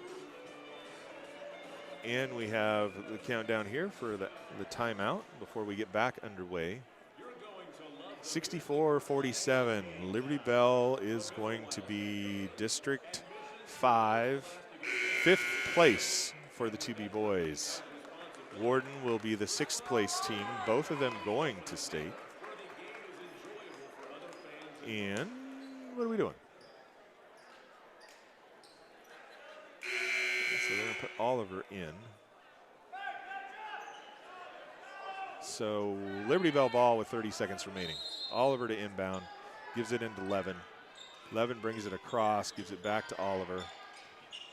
Oliver drives around the side, gives it to Keith. Keith to Dante. Dante hits a three. 67-47 with 12 seconds remaining. Daniel down to Jackson. Jackson floats one, doesn't drop. Logan brings it out. Dante with it. 4 seconds remain. Dante's just going to dribble it out. And that is how that one ends, folks.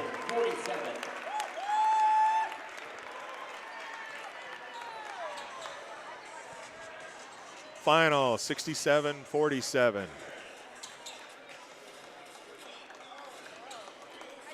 And we have teams congratulating each other. And then we'll have Kittitas versus Columbia Burbank on deck next.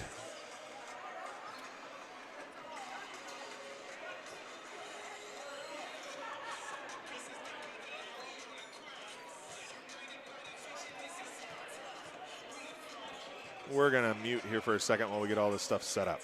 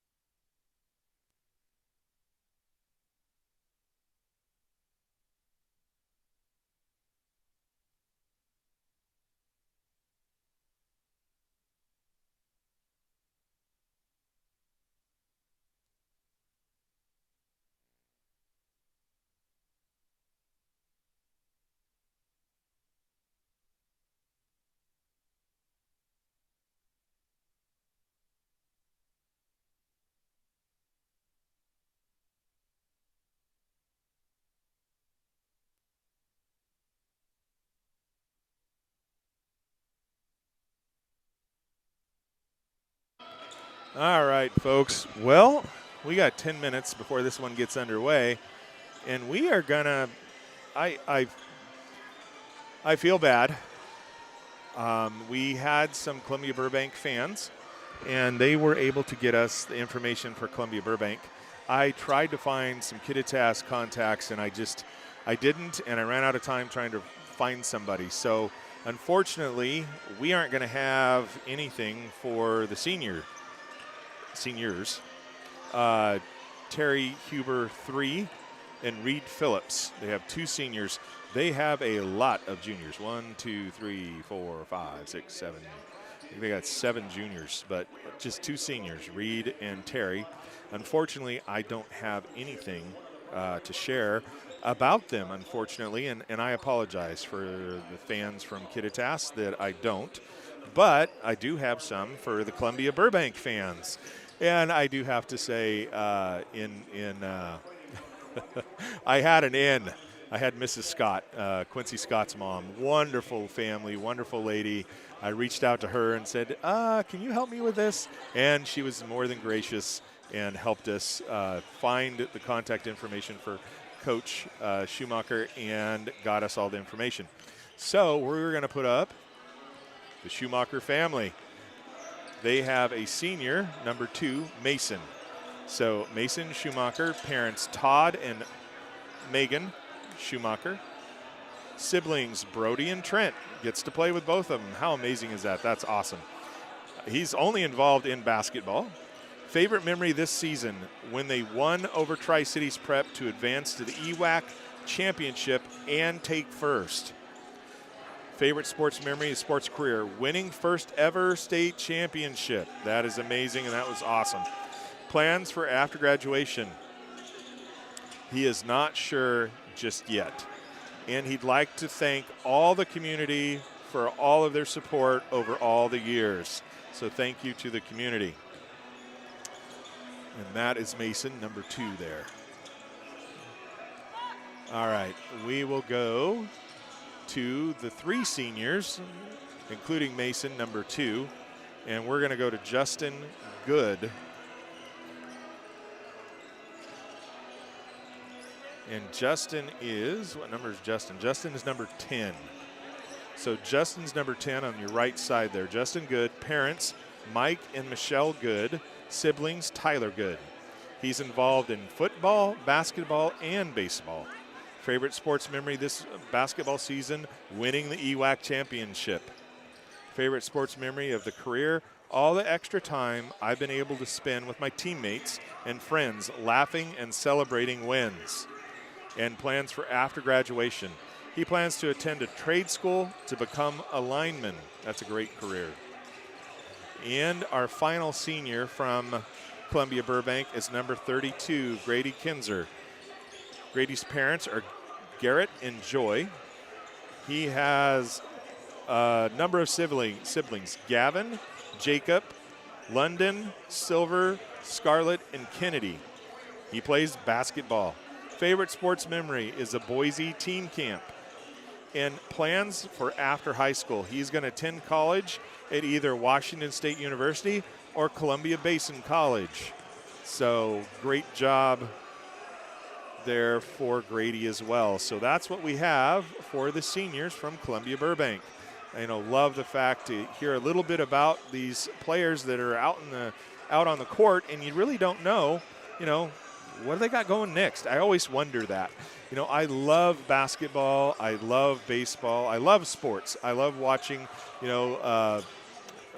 volleyball and, just the team, the players, the student athletes out there competing and doing their best at whatever their favorite sport is. So I love that. But there's also a part of me that really enjoys learning more about the student athletes and how they're doing. And it's just a lot of fun to see and to experience what these other community seniors are doing.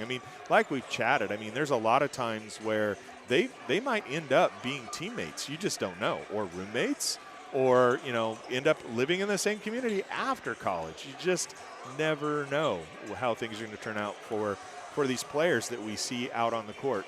So, it's great to see it. It's great to see them, and it's going to be a lot of fun. This game is actually a rematch of the EWAC championship when Columbia Burbank got by Kittitas by 2. Early in the season, Kittitas won their first matchup 67-53.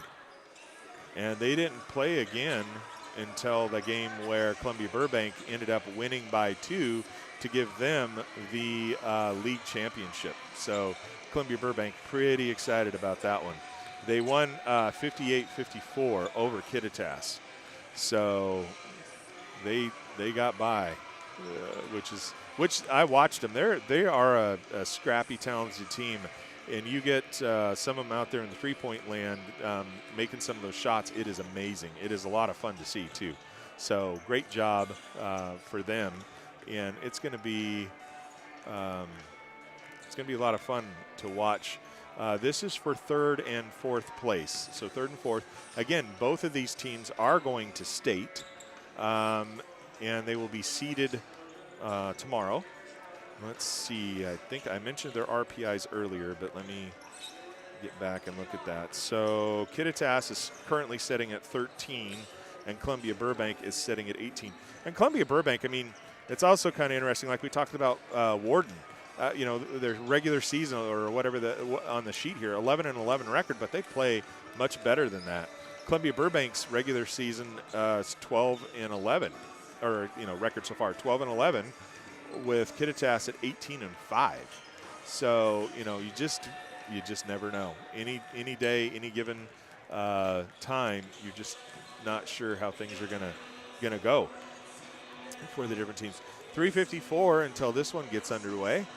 Following this, we will remain here to bring you the Lake Roosevelt ladies taking on Mabton at 4 o'clock. And I think I said this a little bit, but I was kind of surprised. Mabton came in as the number 2 out of the EWAC. The only team that I saw them lose to there was Cleveland-Roslyn. And I was a little bit surprised when I saw them play against Brewster, and Brewster held them to nothing for a long time. I'm like, what in the world's going on? Somebody got to get hurt.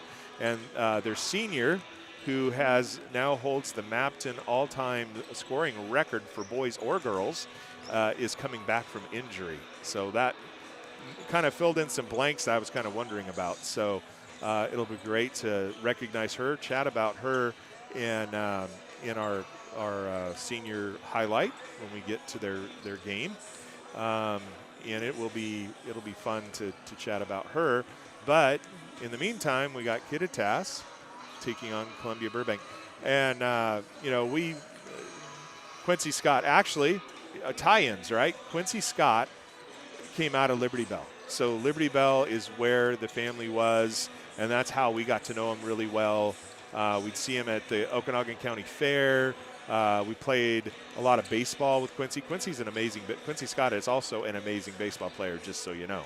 But he also did well at basketball, obviously, and was trying to decide where they wanted to go and focus.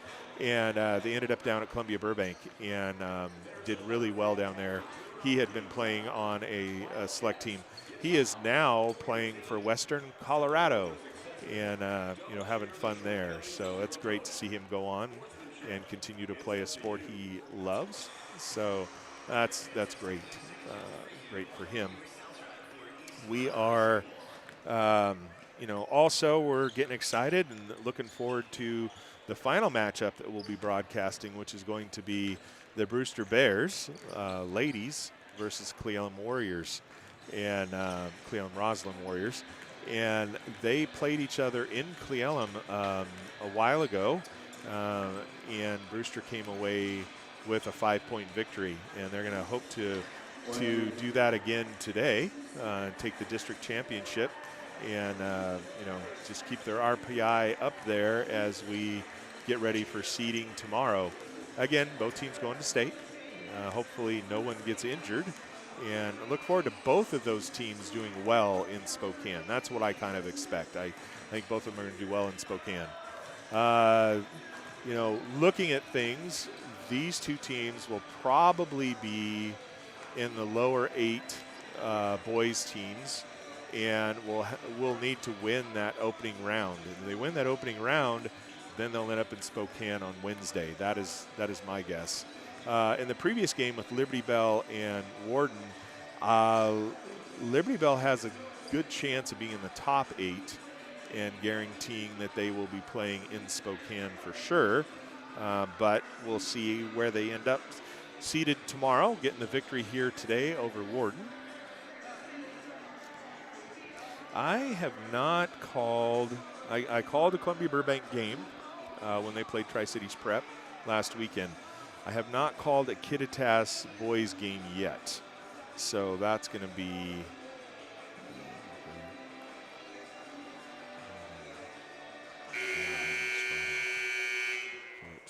Hutchinson. No, there's 2 Hutchinsons. Huber.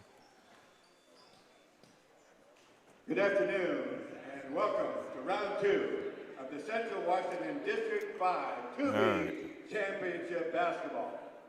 The winner of this afternoon's game will place 3rd in the state, while the losing team will be placing 4th in the state.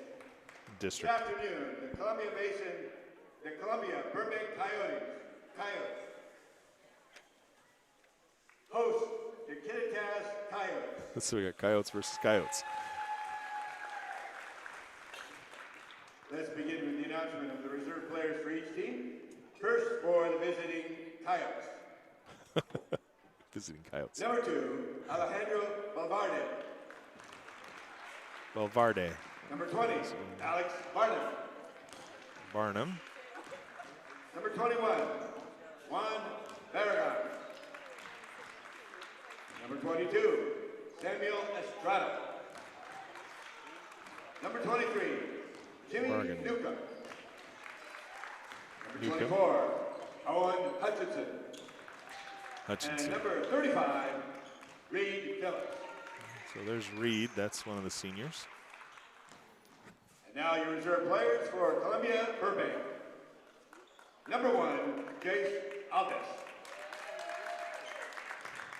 Number 11, Traeger Herrera. Number 20, Paxton Reiner. Number 32, Grady Kinzer. Number 34, Tyson Gott. Number 40, Theron Blottis. Now your starting lineup for this afternoon's basketball game. First for the visiting from Kittitas. At post, as senior, number 00, Terry Huber.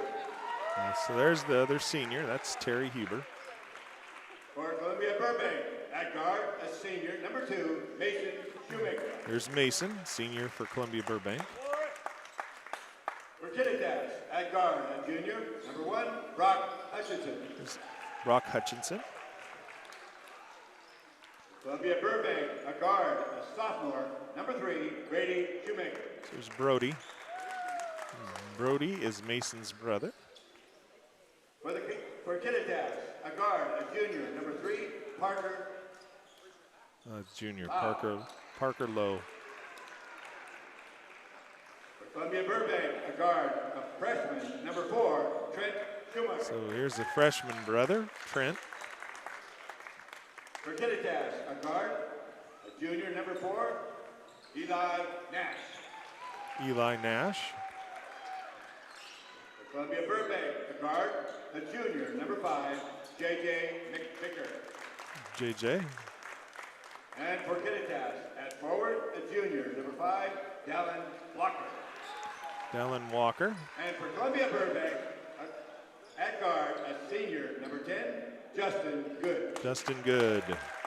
Head coach for the Kittitas Coyotes is Chet Weeks. Head coach for Columbia Burbank, Todd Shoemaker. The athletic trainer for today's game, Whitney Cohen.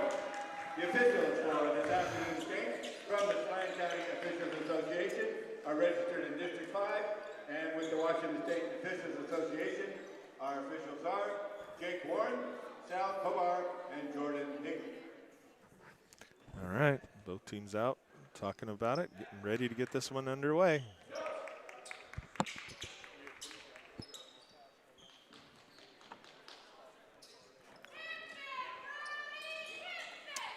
Walker gonna jump against Brody.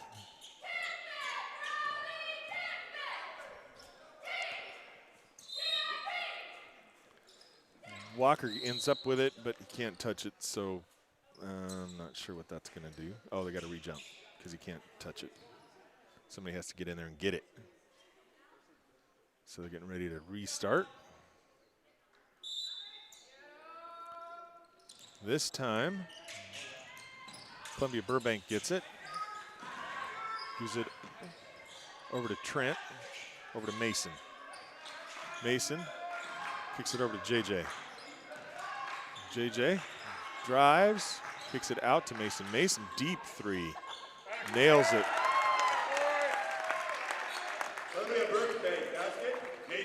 Lowe with it. Lowe coming across the timeline. Kicks it out to Hutchinson. Hutchinson down to Nash. Nash gets it lost, ends up with it up to Trent. Trent drives through, kicks it over to JJ. JJ doesn't get it to drop. Huber with it, kicks it out to Nash. Nash drives down through traffic. Oh, gives it out to Lowe. And that was Nash with the three. Gets it thrown out of bounds, but it will be Columbia Burbank ball. Mason to inbound. Mason puts it into JJ. JJ coming across the timeline. Kicks it out to Mason. To Trent. Trent out to Justin. Back to JJ. JJ pulls up, fires, doesn't drop. Huber with the rebound. Puts it up to Hutchinson. Hutchinson drives, kicks it over, doesn't drop. Trent with it. Drives, kicks it back out to Brody. Brody for a three. That one doesn't fall. Rebound Lowe. Lowe brings it up, kicks it up to Walker. Walker drives through everybody, puts it up and in.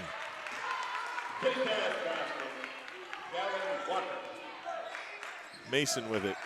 Mason, a little pressure from Kittitas. Kicks it over to Brody. Brody to Trent. Trent hands it off to JJ. Almost gets it tagged away. Brings it back out. Gives it to Justin. Justin looks at it, drives through, sees the coverage there, puts it out. 3-point doesn't drop. JJ with the rebound. And he gets it. JJ going to the line to shoot one to see if he can get 3 points. The old-fashioned way. And that is on Hutchinson. So first foul. He looks like he hurt his ankle a little bit. So Hutchinson coming out for Kittitas. Baverde going in. JJ gets that one. 6-2. Lowell with it. Lowe brings it across. Drives around. Backs it out. Gives it out to Nash. Nash pulls up. Puts one up. Doesn't drop. Trent comes in and gets it. Brody with it. Gives it to JJ. JJ with some pressure. Kittitas gets it. Puts it out to Justin. Out to Mason. Mason deep three. That one does not drop. Trent with the rebound. Kicks it back out to Justin. Justin looks at it. Mason with it. Mason drives around. Puts up a little shot and up and in. 8-2. Lowe with it. Lowe kicks it over to Baverde. Over to Nash. Nash kicks it back to Lowe. Lowe says, let me see if I nail the three. He does not get it to drop. Nice block out except for the guy that's coming in. So they didn't get him covered. He came in to get it. And Baverde will be at the line. Burbank foul. JJ McVicker at the Kittitas free throw line, shooting two. Alejandro Valverde. See if he can. First one goes off the back iron and out.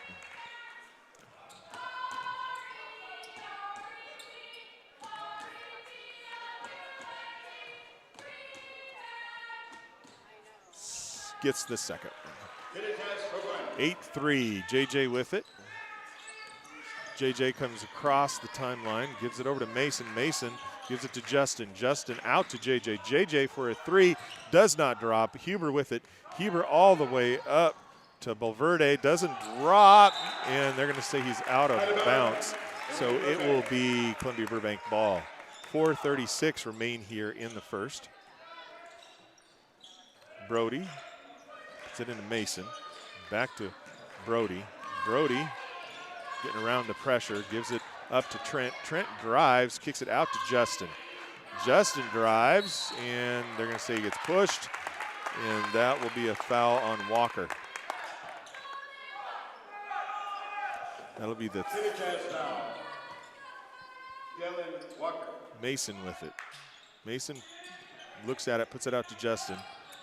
Justin up, out to Trent. Trent fires, gets it touched. Lowe comes out of there with it, gives it out to Walker. Walker gives it back to Lowe. Lowell kicks it out to Bavarde. Nash doesn't drop. Lowe with the rebound and the putback. So that one will count, and he'll have the opportunity to make it a three-point play. 4:01 left here in the first.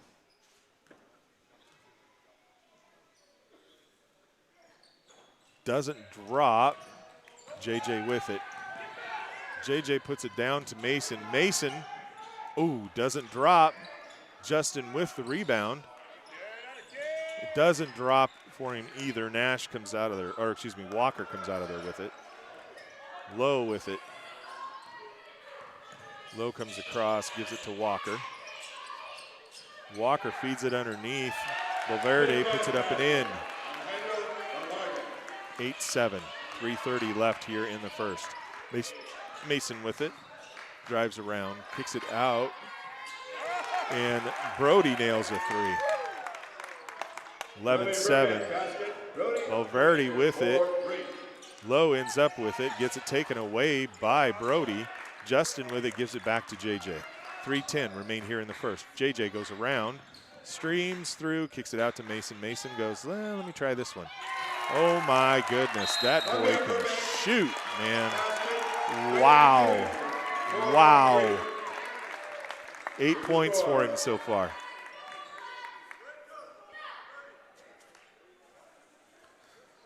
Kittitas wants to slow down the rhythm there and make sure someone gets out on Mason. Mason's outscored the whole Kittitas team so far. Of course, it's only the first quarter, but you know, sounds good, right? Burbank, number 1, Jace Aldis, and number 32, Grady Kinzer.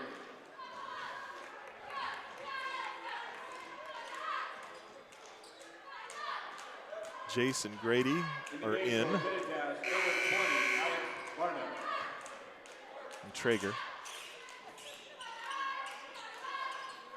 All right, so Walker to inbound for Kittitas. Puts it into Lowe. Lowe brings it across the timeline. Gives it to Walker, over to Nash. Nash, oh, almost gets it slapped away. Walker with it. Walker for a three. Doesn't drop. Jace with it. Jace brings it across the timeline. Just drives, puts up a little floater, doesn't drop. But Grady Kinzer, senior, puts it up and in and gets to go to the line and see if he can make it a three-point play. Newcomb coming in for Walker. Walker with 2 fouls. 2:31 left here in the first. Grady does not get that one to drop. Good block out. Varnum with it, gives it to Lowe. Lowe comes across the timeline for Kittitas. Kicks it over, back to Nash. Nash to Valverde, back to Nash. Down to Lowe. Lowe fires, doesn't drop. Grady with it. And they're going to call a foul. And that will send Newcomb to the line. Newcomb. That'll be a Burbank foul. Grady Kinzer at the Kittitas free throw line, shooting 2. Jimmy Newcomb. 2:09 remain here in the first. Newcomb gets his first one here.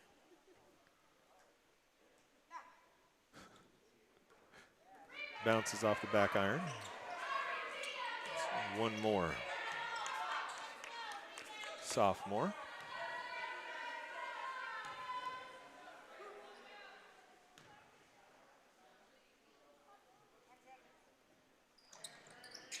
Doesn't get that one either. Brody with it, gives it over to Jace. Jace brings it across the timeline.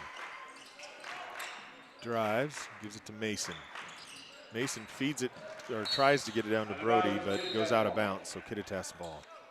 Wasn't quite where he was hoping. 1:57 remain here in the first, 16-7. Low with it. Brings it across for Kittitas. Kicks it over to Varde, over to Nash. Nash gives it to Lowe. Lowe fires a three, doesn't drop. Varnum over to Lowe. Lowe up and in. 16-9.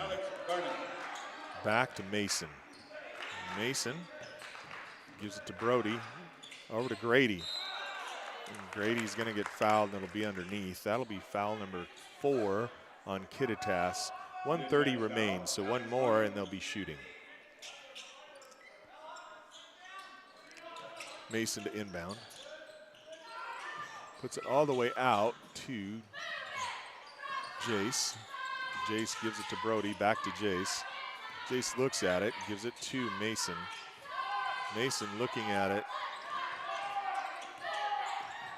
Over to Brody. Brody kicks it to Mason. Mason for a deep three. That one doesn't drop, comes out into Varnum's hands. Lowe with it. Lowe ends up getting it to Newcomb over. Gets the shot up and in as Varnum. 16-11, 49 seconds here in the first. Gives it to Jace. Jace to Traeger. Mason for another three. That one doesn't drop. Grady gets it, gives it out to Jace. Out to Brody, over to Traeger. Traeger out to Jace. Jace gets it taken away. Low, up to Nash. Nash puts it up, does not drop, but he's going to go to the line, and who's that one going to be on? That's going to be on Brody. 21 seconds remain in the first. Nash at the line for Kittitas. First one's off the front iron. Trent coming in. JJ coming in. Number 4, Trent Shoemaker.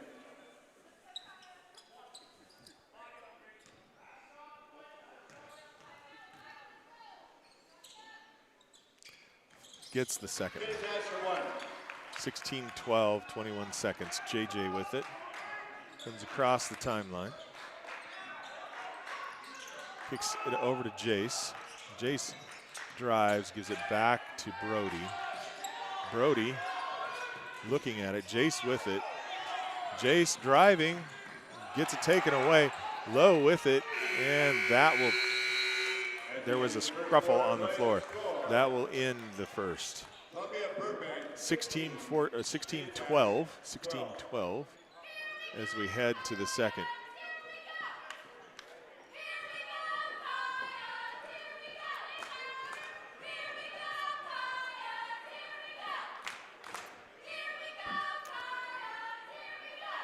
Sorry, we got coyotes on both sides.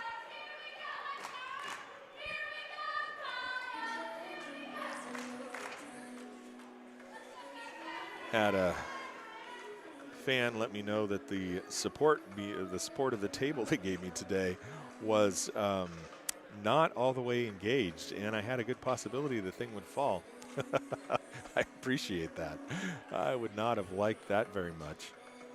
We are having, this is a lot of fun. I enjoy doing this, and I enjoy being here to bring this to you.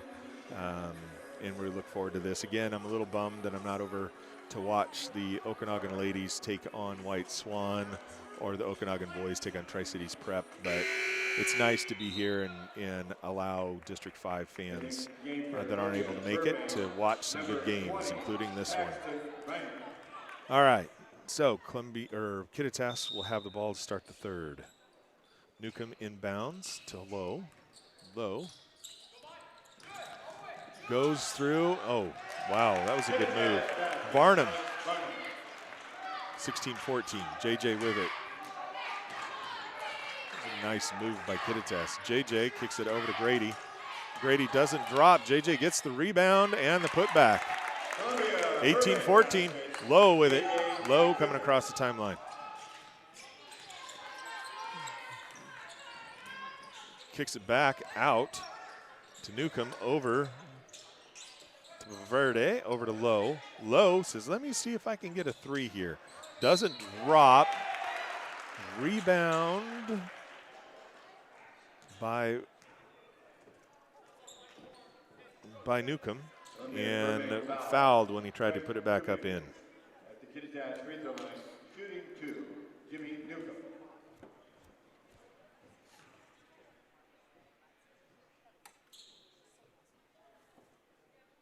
Doesn't get the first one.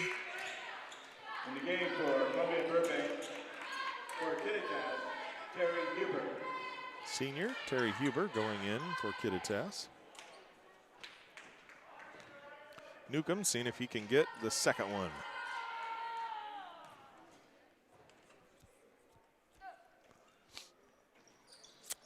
That one he put a lot of arch on. All right, so 18-15, 7:17 till half. Brody with it, brings it over, gives it out to Trent. Trent drives around, gives it to Brody. Brody feeds it down, gives it out to JJ. JJ goes around everybody, feeds it into Grady. Grady up and in. 20-15. Lowe with it. Lowe comes across the timeline. Kicks it out to Newcomb, over to Lovadair, over to Nash. Nash over to Lowe. Lowe backs it out, gives it back to Nash. Nash into Huber, and they're going to call a foul on Grady.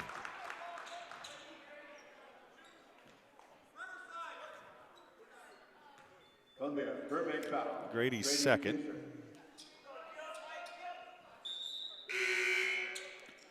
In the game for Columbia Burbank, number 10, Justin Good. Hutchinson comes in for Kittitas. Brock Hutchinson. Justin comes in for Columbia Burbank. Kicks out to Huber. Huber to Lowe. Nash for a three. And he gets it. 20-18. JJ with it. JJ around the pressure. Kicks it back to Brody. Brody gives it to Trent. Trent drives through. Kicks it out to Justin, and they're going to say he walked. So Kittitas ball with 6:08 remaining here in the first half. Newcomb to inbound to Lowe. Lowe with it, coming across the timeline. Puts it over to Nash, back to Lowe, over to Hutchinson. Hutchinson feeds it into Nash. Nash puts up a little shot, doesn't drop. Lowe gets the rebound, gets it tagged away. Fast break to Trent, doesn't drop. It still doesn't drop. Paxton not able to get that one. Lowe with it. Lowe ties it up at 20.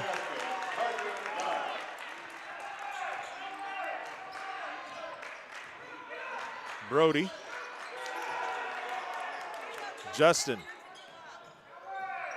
gives it back to Brody, over to Trent. Trent drives through, doesn't get it, gives it out to Justin. Justin for a three, doesn't hit anything. Ends up putting it right back into Newcomb. Newcomb up to Hutchinson. Hutchinson to Lowe. Lowe for a little shot, doesn't drop.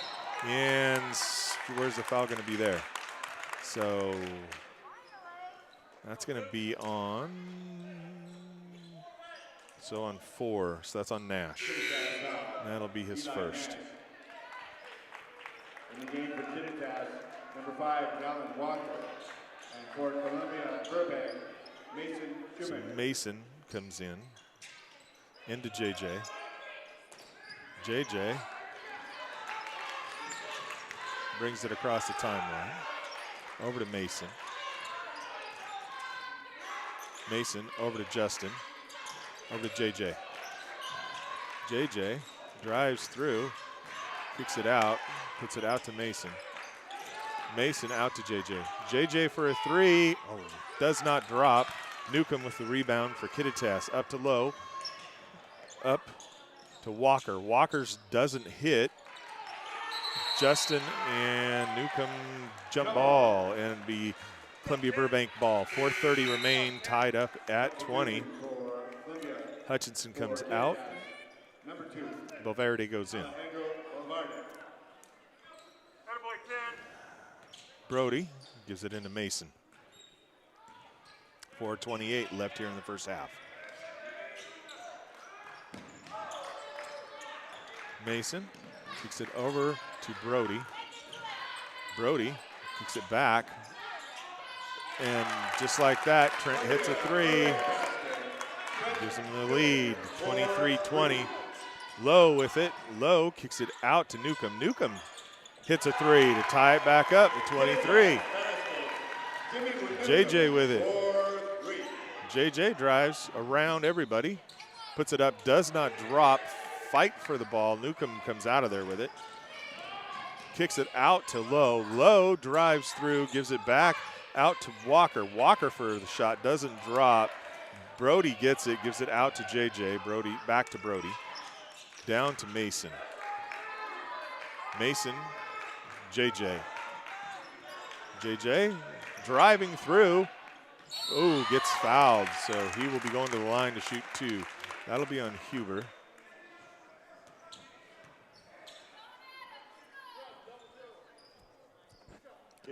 JJ at the line. 3:27 till half.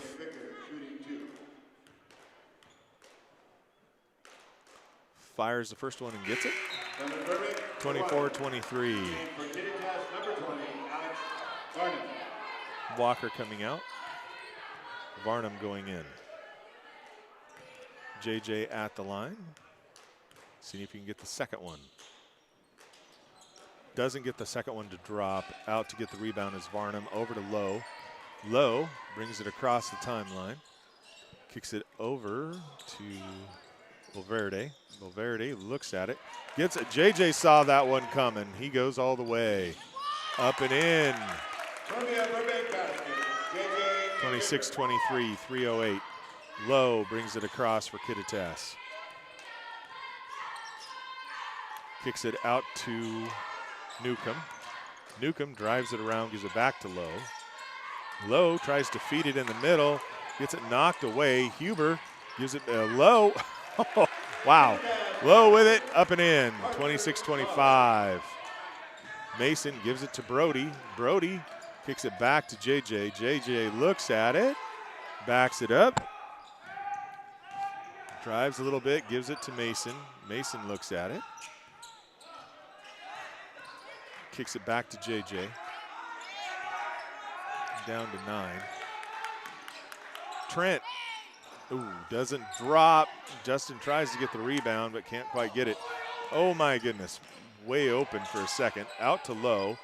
Low streams across everybody, doesn't drop, but he gets to shoot 2.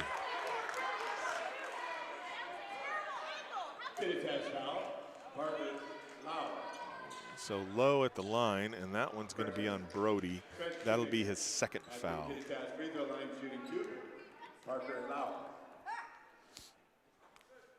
Doesn't get the first one. Number 4, Trent Shoemaker. Number 5, JJ McVicker. This guy's a little. Walker goes in for Kittitas. And Nash goes in for Kittitas. Fires that one, gets that one. ties it. Trent with it. Trent gives it to JJ. JJ kicks it around to Brody. Brody to Trent. Trent drives, floats it up and in. 28-26, Lowe with it. Gets it tagged away. Gives it over. Trent doesn't, a little too hard off the backboard is what happened. Lowe puts it up over the top to Valverde. Valverde just drives through everybody, puts it up, it doesn't drop, but he will get a foul. Justin Goods stand his ground and gets the foul called on Valverde. So that'll be his first. Third team foul. 1:36 remain until we get to half.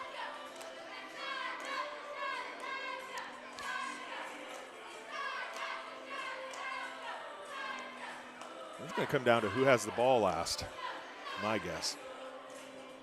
A good game.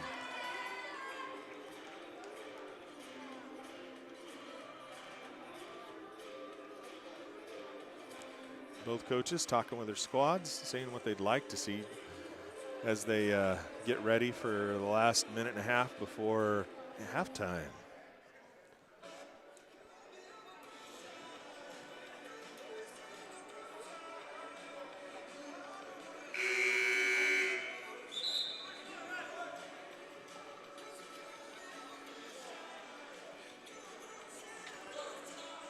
Appreciate all the folks that make this happen. You got the folks at the front gate taking tickets, to athletic directors getting everything set up, to the custodians, to the shot clock and scoreboard announcers, and everybody. All right, back underway. Out to Mason, 134. Brody, JJ. Back to Brody, back to Mason. Mason looks at it, gives it back. Justin with it, back to Brody. Man.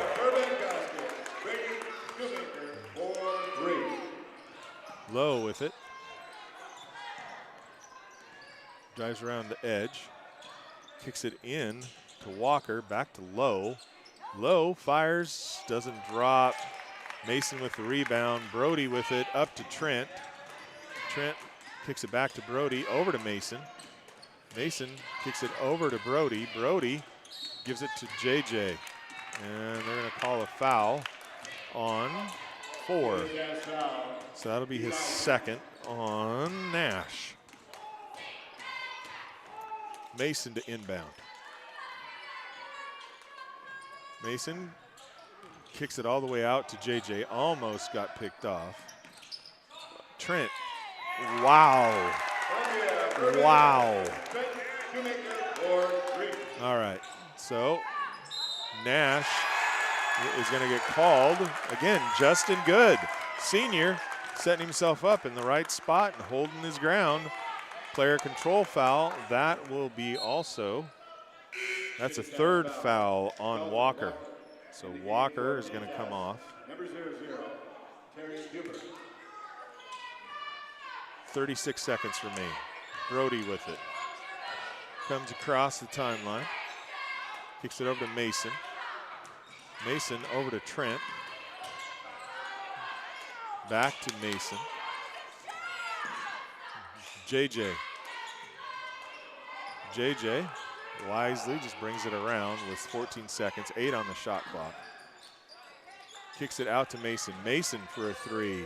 That one doesn't drop, and they're going to say it's going to remain Kittitas or Columbia Burbank ball. 6.5 seconds left before half.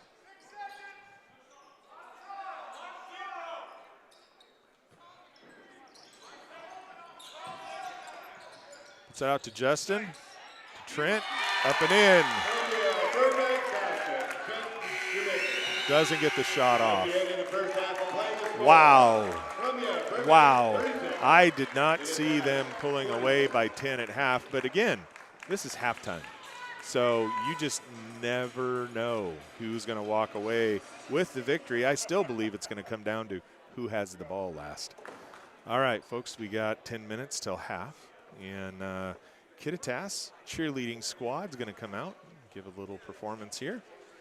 And we are going to get ourselves changed over to the next quarter.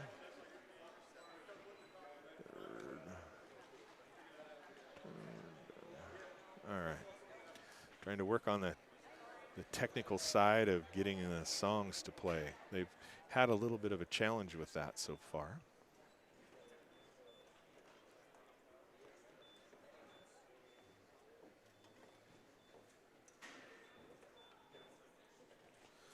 We are running off of a hotspot today, and so far it looks like it's doing much better. Hopefully that is the case. Hopefully it's not lagging like it was last weekend. We are very excited to be here and bringing this to you.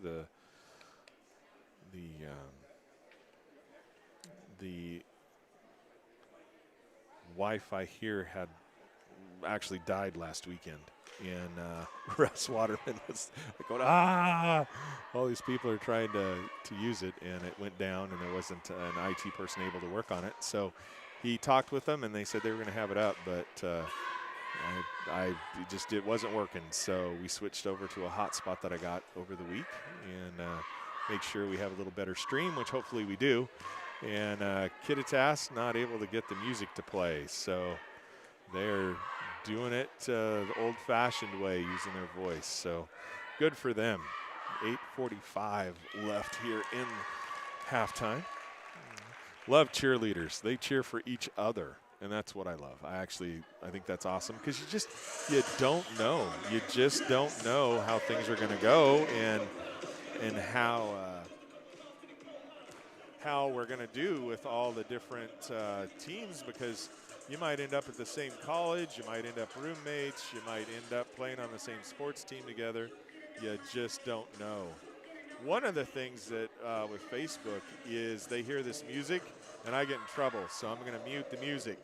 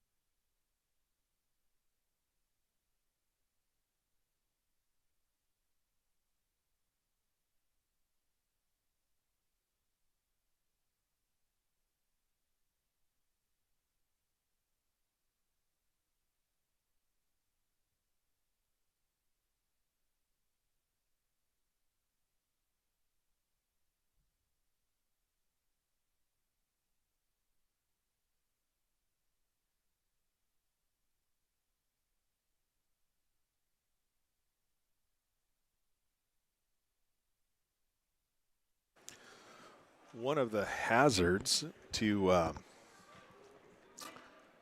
for me is I get dehydrated, because I don't want to get up and go miss something important and use the restroom. So today I'm trying to do a better job. We'll see if I accomplish that goal or not. But I just realized I'm starting to have some leg cramps. So I wonder why.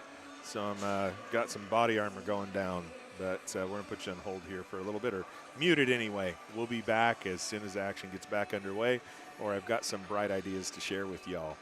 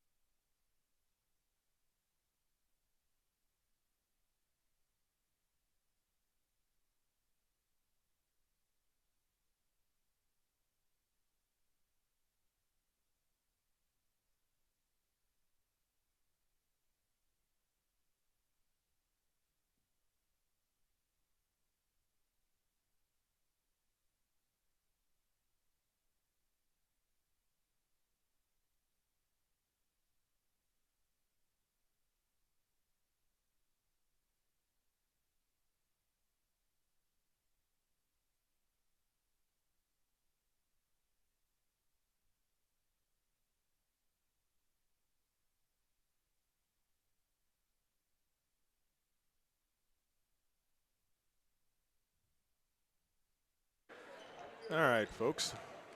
We are back, getting ready to get the second half underway. Columbia Burbank 36, Kittitas 26 in rematch of the EWAC League Championships just from a couple weeks ago. And in that situation, Columbia Burbank won that one 58-54. And so far they're up by 10. So we'll see how they do here.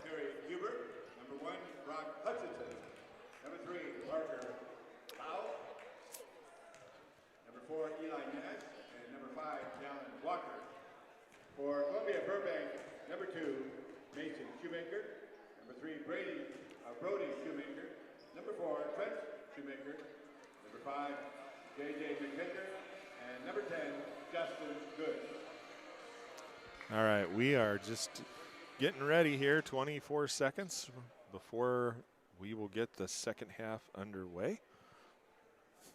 The Lake Roosevelt Lady Raiders are in the house. They actually, I think, went to get ready. Their cheerleaders are across the way, and it was fun watching them cheer on the Kittitas Coyote cheerleaders during their halftime routine. All right. Kittitas with the ball to start the second half. Low with it. Brings it across timeline. Back to Low. Kicks it down to Nash. Nash through traffic, doesn't get it to drop. JJ with it. JJ puts it out to Brody. Puts it up to Justin Good from the corner. Oh, Justin nails a three. 39-26. Walker with it. Puts it up to Nash. Nash drives through traffic. Almost gets it taken away. Makes a move, doesn't drop. JJ with it. Huber tries to get it. Kicks it out. Mason for a three. Doesn't drop. Huber gets it. Brings it across the timeline. They're going Kittitas ball. Substitution for Kittitas. Number 2, Alejandro Valverde. Valverde comes in. Nash goes out. Huber with it. Huber to inbound. Throws it in to Walker. Walker backs it out, kicks it over. Brody takes it away, gives it to JJ. Oh, off the foot and out of bounds. It'll be Kittitas ball. That was nice. Number 23. The last little pass just wasn't quite where they needed it. Huber to inbound, senior for Kittitas. 7 minutes left here in the third. Puts it into Low. Trent on him. Kicks it up to Hutchinson. Hutchinson down. Huber. Whoa. Oh, they're going to call a block. Man.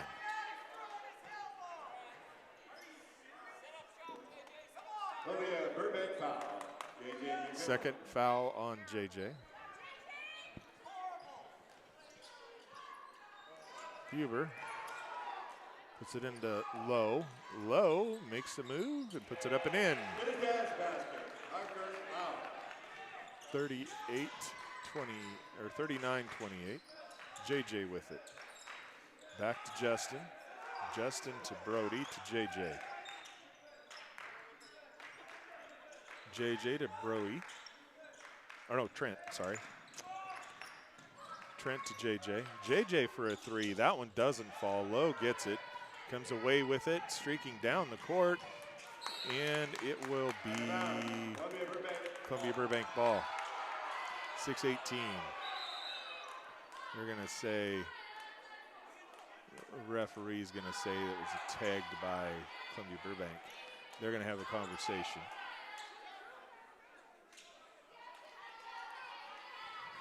And they're going to remain with Columbia Burbank ball. Now Kittitas is putting on pressure. 6:18 remaining in the third. Into Trent. Trent comes through all the way. Oh, gets it tagged, or gets in a tie-up with Huber, and Huber wins that one. Gives it out low for a three. Doesn't drop. And they're going to call Mason for that one. They're going to send Newcomb to the line. Mason's second.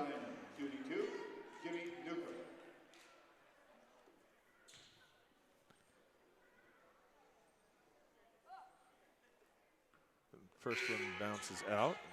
In the game for Kittitas, Sophomore. number 4, Eli Nash back in. Grady coming in for Trent. Burbank, number 32, Grady Kinzer. Newcomb getting ready for this second shot.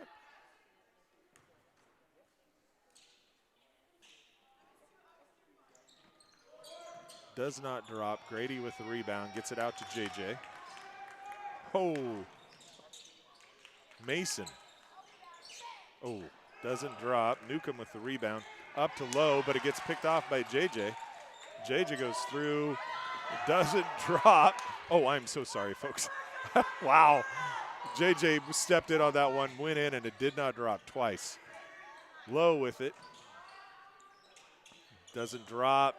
Newcomb with the rebound, and they're going to say jump ball. I call it jump ball. They're talking about it. Oh, we're going to call that on JJ. All right, so that's 3 on Columbia Burbank, 3 on JJ, none on Kittitas this quarter. So that's Nash to inbound, puts it out. Valverde doesn't drop. JJ gets that one. Streams through everybody, gives it up. Doesn't get it to drop, but he's going to go to the line and shoot 2. We'll call that one on Newcomb. No, on Low. Marker out. Columbia Burbank free throw line. Huh. Shooting 2, Brady Shoemaker. So Brody at the line. Gets that one. 40 to 28. JJ coming out and Jace going in. Brody, seeing if he can get the second one here. Doesn't get it to drop. Newcomb comes out with it. And they're going to say block on Grady. That'll be his third. Columbia Burbank foul, Grady Kinzer in the game for Kittitas. Number 5, Dallin Walker. So Walker in.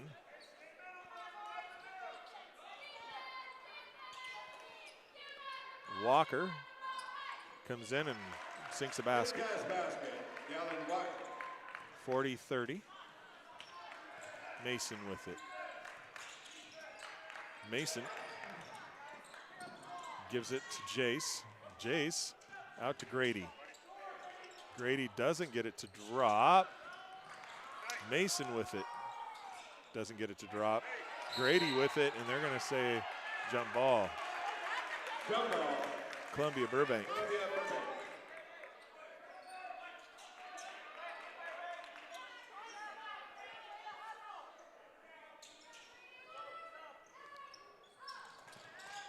Burbank. Inbounds, Jace. Jace kicks it over to Brody.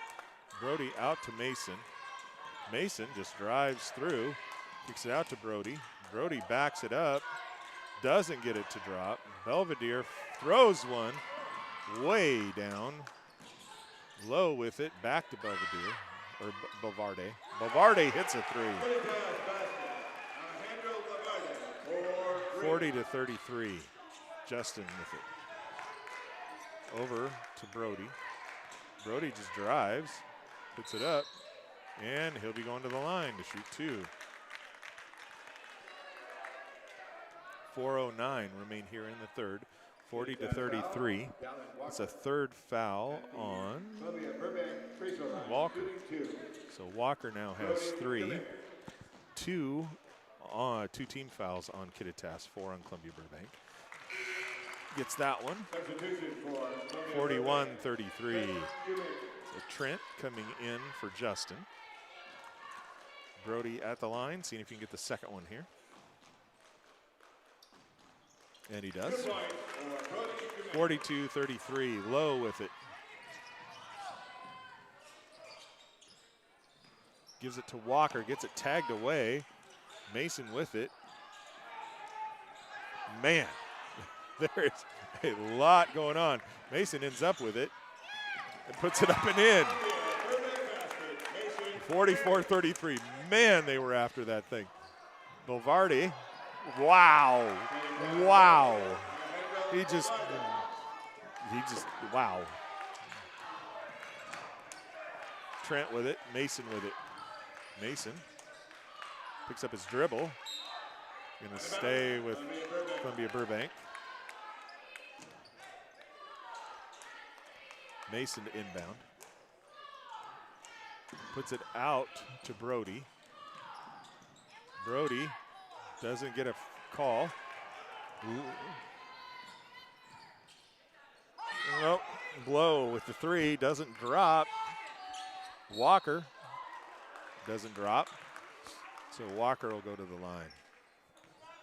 Or excuse me, Nash. I'm sorry, that's Nash.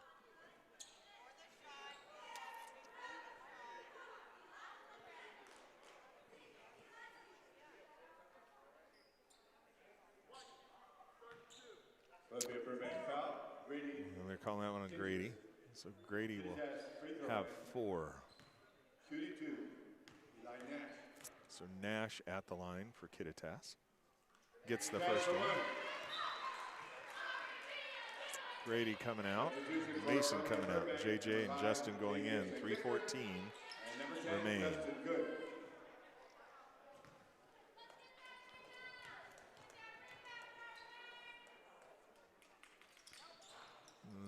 Doesn't drop.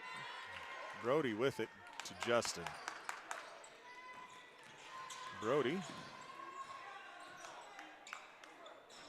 over to Trent. Trent drops it in. 46-36, 2:56 remain. Lowe with it. Lowe gets through everybody, gives it out to Walker. Walker for a 3. 46-39. Jace with it. JJ screaming through. 48-39, up to Nash. Nash brings it across, almost gets it taken away. Lowe with it. And he'll go to the line to shoot 2, as we are in bonus with 5 fouls on Columbia Burbank, 2 on Kittitas. 2:25 left here in the third. Lowe at the line. Lowe with 11 points so far. That one comes off the front.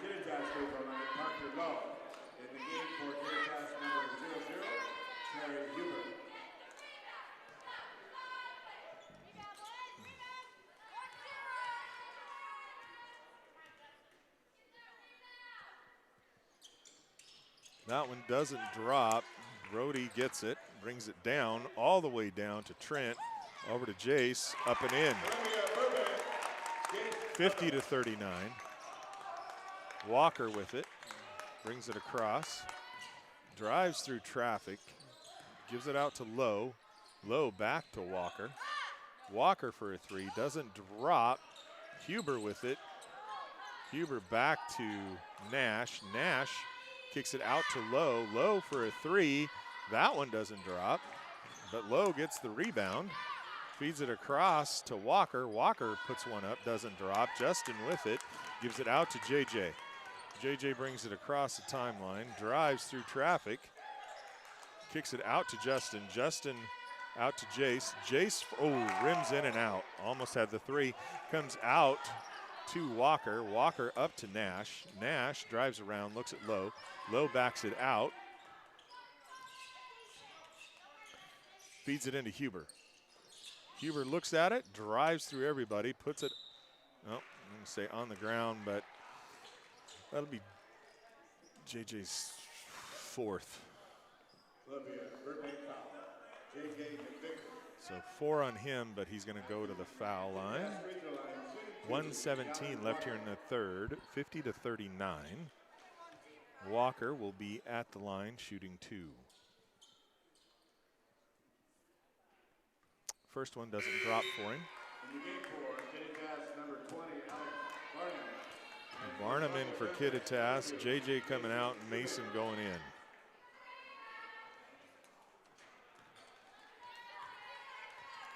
Walker seeing if he can get the second one. He does. 50-40. 1:17 here in the third. Trent with it. Jace with it. Mason. Justin. Mason. Kicks it out to Trent. Trent drives, gets it tapped away, gives it back to Nash. Nash drives it down, kicks it out to Walker. Walker to Varnum, and they're going to say he walked. So Columbia Burbank. Kittitas going to put on pressure, 45 seconds here in the third. So they call timeout to maintain the ball as they wasn't looking like they were going to get it in time. Didn't want to forfeit it. Lowe goes back in for Kittitas. Full timeout. Both coaches going to talk with their squads about what they want to see here in the last minute of the third before we head to the fourth and final quarter.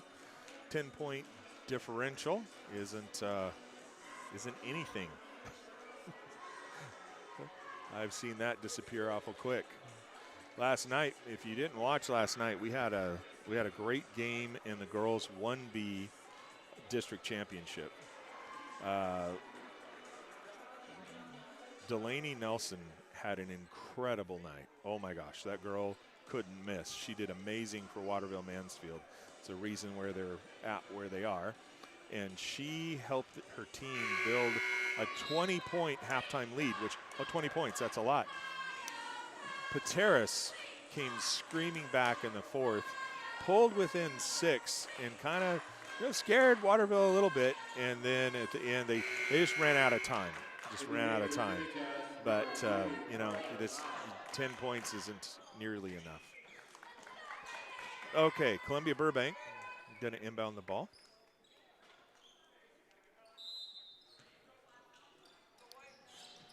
Inbounds to Trent. Trent screams down, gives it out to Jace. Jace out to Mason. Mason to Trent. Trent over to Justin. Justin out to Mason. Mason gives it to Trent. Out to Justin. Justin for a 3. Off the front rim. Walker with it. Gives it out to Varnum. Varnum just forces his way through and puts it up and in. That's the 6 points for Varnum. Mason with it. Mason gives it to Trent. Trent just drives around, fires, doesn't drop. So end of 3, 50-42, 50-42. Final 8 minutes here in the third, fourth place game. Both teams going to state, like we've said. Tomorrow they will be seeded, and it will just depend on their seed as far as where they're going to have to play and what the outcome of that game would be. Both of these teams' RPIs are low enough that I think they'll be in the bottom 8. So they'll probably be in a loser out. Depending on what other teams that are in the RPI rankings make it into tomorrow's seeding, could obviously will influence that. So if a lot of teams don't make it in, which usually isn't the case, then they might be up in the top, between 9 and 12, where they would then have the opportunity to play closer to home, which is possible. But we'll see. Kittitas actually is kind of up there, so we'll see. Obviously, seating committee going to be looking at different things. Columbia Burbank playing some good ball, but 8 points, obviously, with 8 minutes left is not enough of a lead. Kittitas will have this ball to start the final quarter here. Low with it. Over to Walker. Back to Low. Low tries to feed it in underneath, gets it stolen. Mason with it. Doesn't get the foul or the lay-in. Low with it. Low spinning.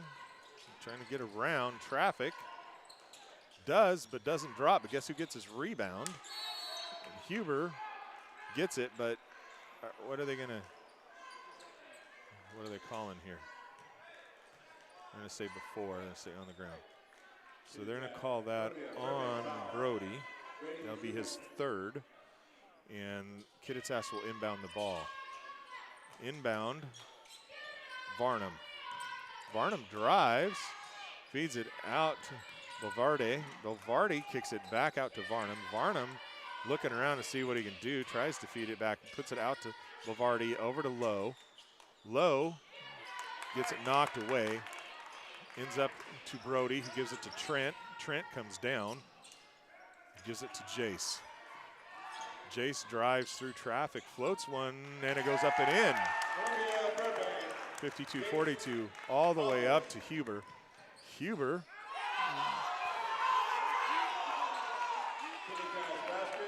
so they're not calling that one, so Trent, they are saying it's a travel. Mason out to Trent. Trent for a three, and he gets it. 55-44, Low with it. Over to Walker. Walker back to Low. Low up and in. So 55-46. Mason with it. Mason gives it to Trent. Trent, nope. Gives it to Jace, gets it. Jace feeds it out. It's going to be timeout to maintain possession. 6:11 remain in the game. 55-49, or excuse me, 55-46. 55, Kittitas 46. Timeout, Columbia Burbank. So Low with 13 points. Walker with 8. Varnum with 6. Bovarde with 7. And Huber with 2. Jace with 4. Mason with 10. Brody with 9. Trent with 15. And Justin with 3. Traeger going in for Columbia Burbank with 6:11 left. Columbia Burbank to inbound. Number 23, Jimmy Newcomb. Gives it out to Brody. Brody out to Jace. Jace gets it knocked loose, and they're going to call that on. How many is that on him? So that is on Nash. Kittitas foul, Eli Nash. I don't know. Nash had quite a few. Nash, that's his 4th. So Nash has 4. Substitution for Kittitas, number 2. Vardy coming in. So Nash coming off. 6:03 remain. Puts it into Jace. Jace with Walker on him. Brings it across.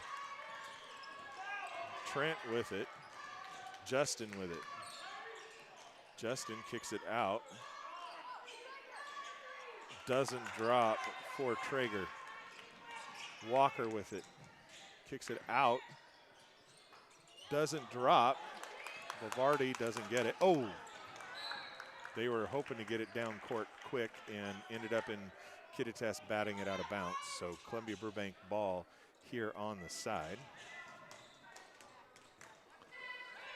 Trent to inbound. Puts it in to Brody. Brody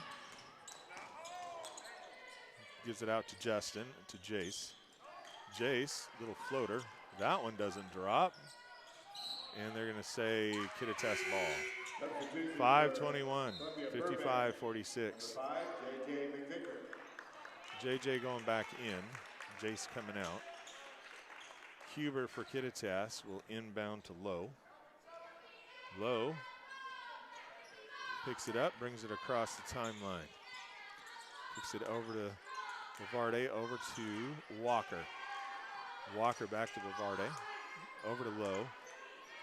Lowe says, I'll sink it, or I'll shoot a three. Huber knocks it over the top of JJ, way out. Bavarde sinks a three. 55, 49. JJ with it. JJ gives it to Justin. Trent for a three. Walker with the rebound, brings it out, brings it down, gives it to Lowe. Lowe tries to get around Trent, gives it into Newcomb. Newcomb, 55, 51, 4:24 left. Justin gives it to Traeger. Traeger out to JJ. JJ for a three. Does not drop. Huber with the rebound. Puts it up to Lowe. Lowe drives through traffic. Does not drop.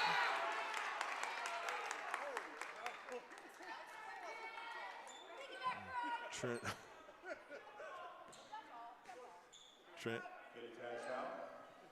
Trent. So that one's on Newcomb.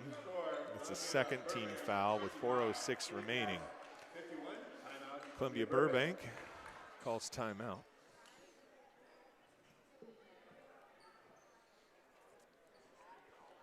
Down to 4 points.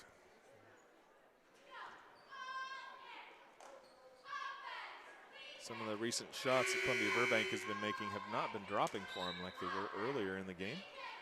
Coach talking with him what he wants to see here in the last 4 minutes. Technically, it's what, a little over 8 possessions, but we know that's not exactly how it goes.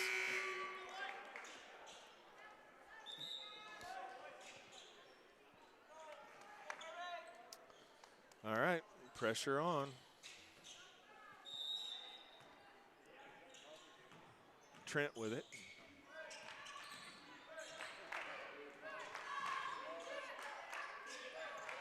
Over to Justin.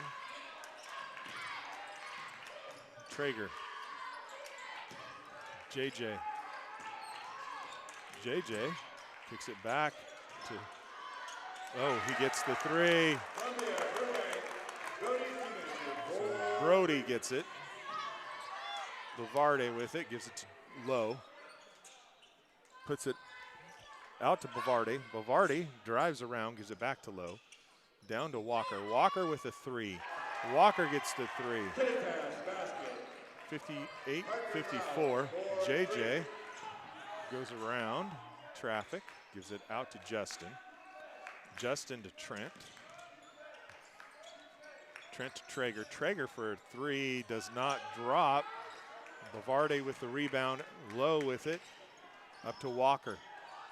Walker gives it to Bavarde.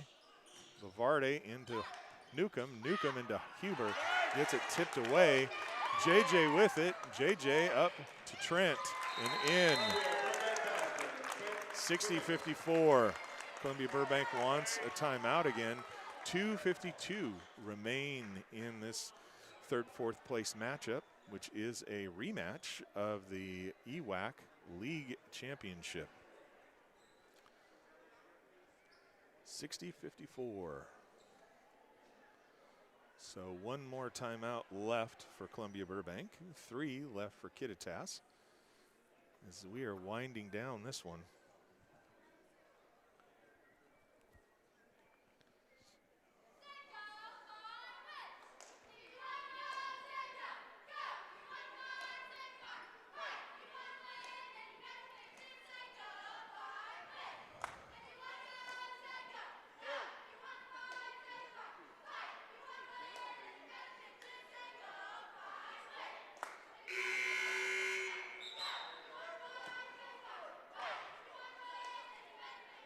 In the game for Columbia Burbank, number 2, Nathan Shoemaker, and number 32, Grady Kinzer.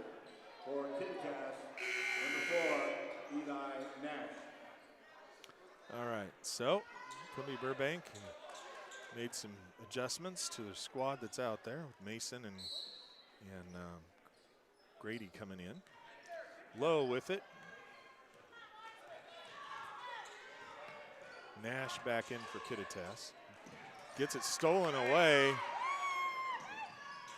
Oh, you just wanted to get a lay-in, my friend. Lay-in would have been good. Forget the dunk. Up and in. That's what you wanted. Mason with it. 2:26 remain. Over to JJ. Down to Trent. Trent fires a three and sinks it. 63-56, 2:12 remain. Low with it. Varde with it. Walker feeds it in. Or excuse me, that was Nash feeding it in to Walker. Mason backs it out. 1:56 remain. Mason to Grady. Grady up and in.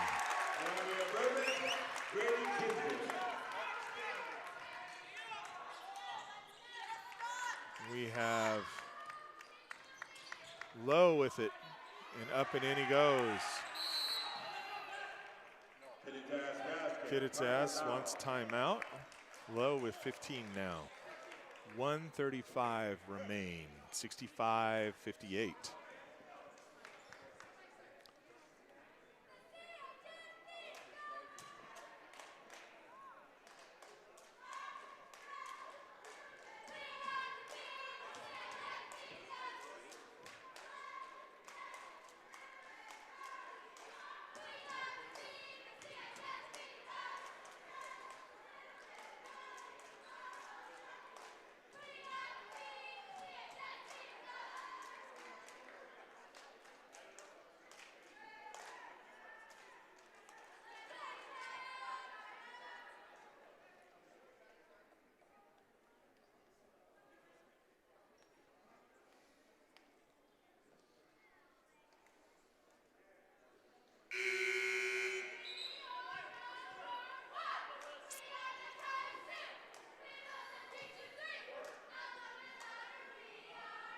Substitution for Kittitas. Number 00, Terry Huber. And number 20, Alex Warden.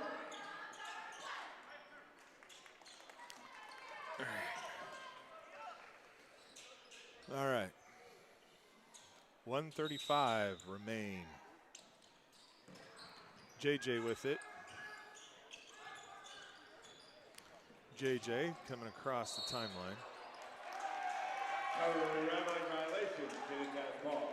Oh, 1:29 remain. Huber, 65-58. Huber going to inbound to Low. Low with it, 1:29. Nash with it. Nash feeds Huber. Huber out to Varnum. Varnum to Nash. Nash kicks it out to Bavarde. Bavarde misses. Huber gets the rebound. Low for a three, and he gets it. 65-61. Mason with it. Grady with it. That shot does not go for Grady. Mason with it with 52 seconds remaining. Puts it out to Brody. Brody with it out to Mason. Mason gives it back out to Trent. Trent fires, doesn't drop, gives it out. Low with it. Low brings it down. 35 seconds left. Low, and they're going to say stepped on the line, and Columbia Burbank ball. 31.4. 31.4, 30 on the shot clock. So Brody with it. Gives it to JJ, and he's fouled. That's going to be another inbound play. So that's on Low.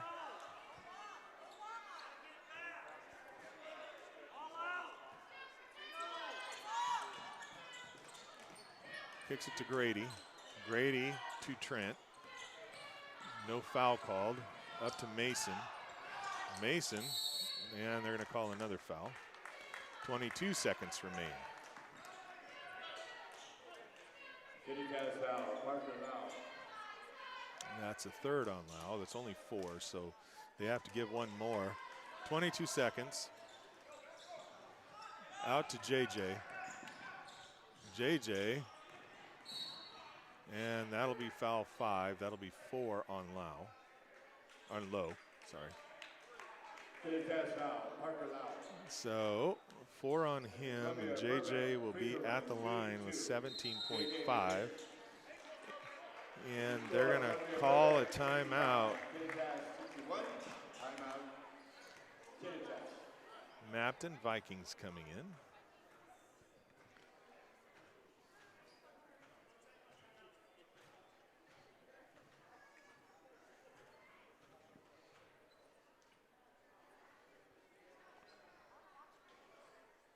This is kind of what we thought it was going to be like. 65-61, another tight game.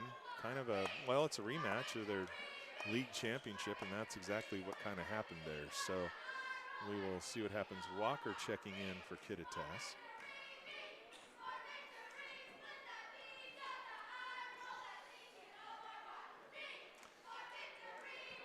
So JJ hoping to make both of these. Substitution for Kittitas, number 5, Downey Walker.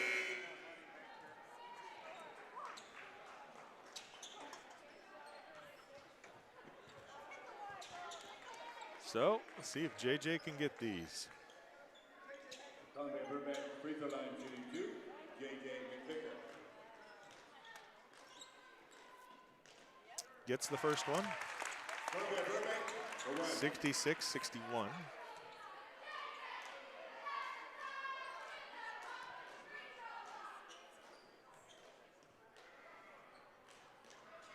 And gets the second one. JJ McVicker. 67-61, 15 seconds. Low fires a 3 and gets it. Parker Lau. 67-64, 10 seconds remain. 10 seconds remain, 21 points. Now Timeout, Kittitas. point leader for the game now is Lau, or excuse me, I don't know why. It's Low, L-O-W-E, Low. Maybe I've got something I don't know. 67-64, 10 seconds remain. Columbia Burbank will inbound the ball and will get fouled immediately. And they are going to then go to the free throw line. Then Kittitas is going to come down and try and tie it up.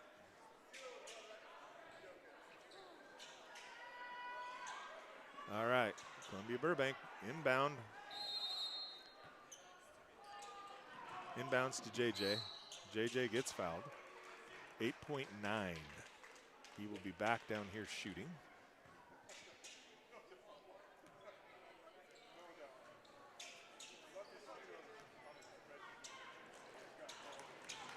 Kittitas foul on the handle block Vargas. Columbia Burbank free throw line shooting 2. JJ. So JJ is going to see if he can get a couple more here. Gets that one to drop in. Columbia Burbank. 68-64.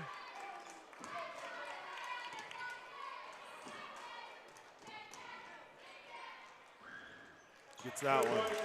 JJ McVicker. 69-64. Low fires another 3. That one does not drop. And they're going to call JJ. No. Oh. 1.7 seconds. 1.7.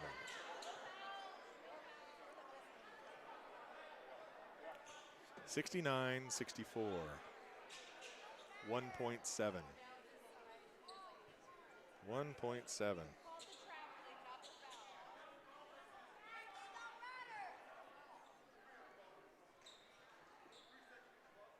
Ooh, 3 seconds.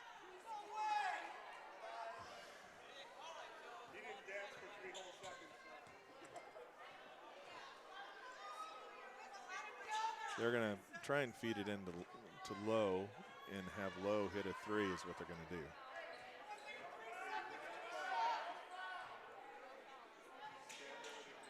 So 3 seconds. Puts it out to Lowe. Lowe fires a three. Doesn't drop. And that is the way this one ends. 69-64. Columbia Burbank takes 3rd in district. Kittitas takes 4th in district.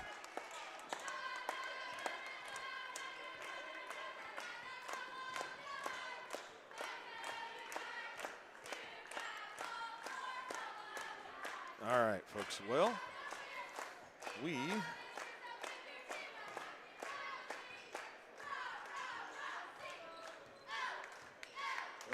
Congratulations to Columbia Burbank. all right, we're going to In the 3rd seed place at the state championship. mute this for a second. We got 15 minutes till the start of the Lake Roosevelt versus Mabton 3rd, 4th for ladies in the 2B bracket. But I'm going to try and go use the restroom real quick, and I will be right back.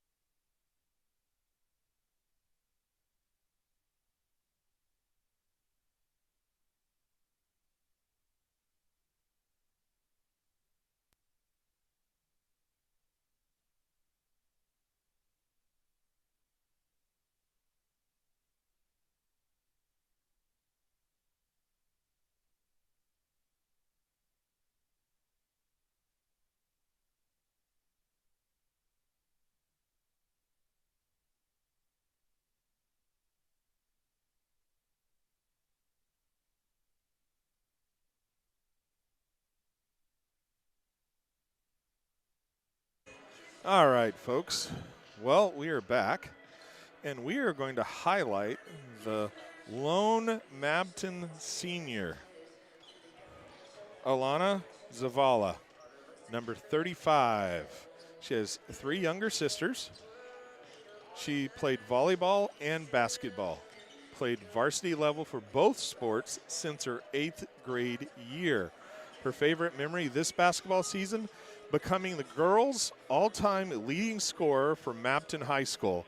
Also, the all-time leading scorer for Mabton High School regardless, and scoring her 2,000th career point. Wow.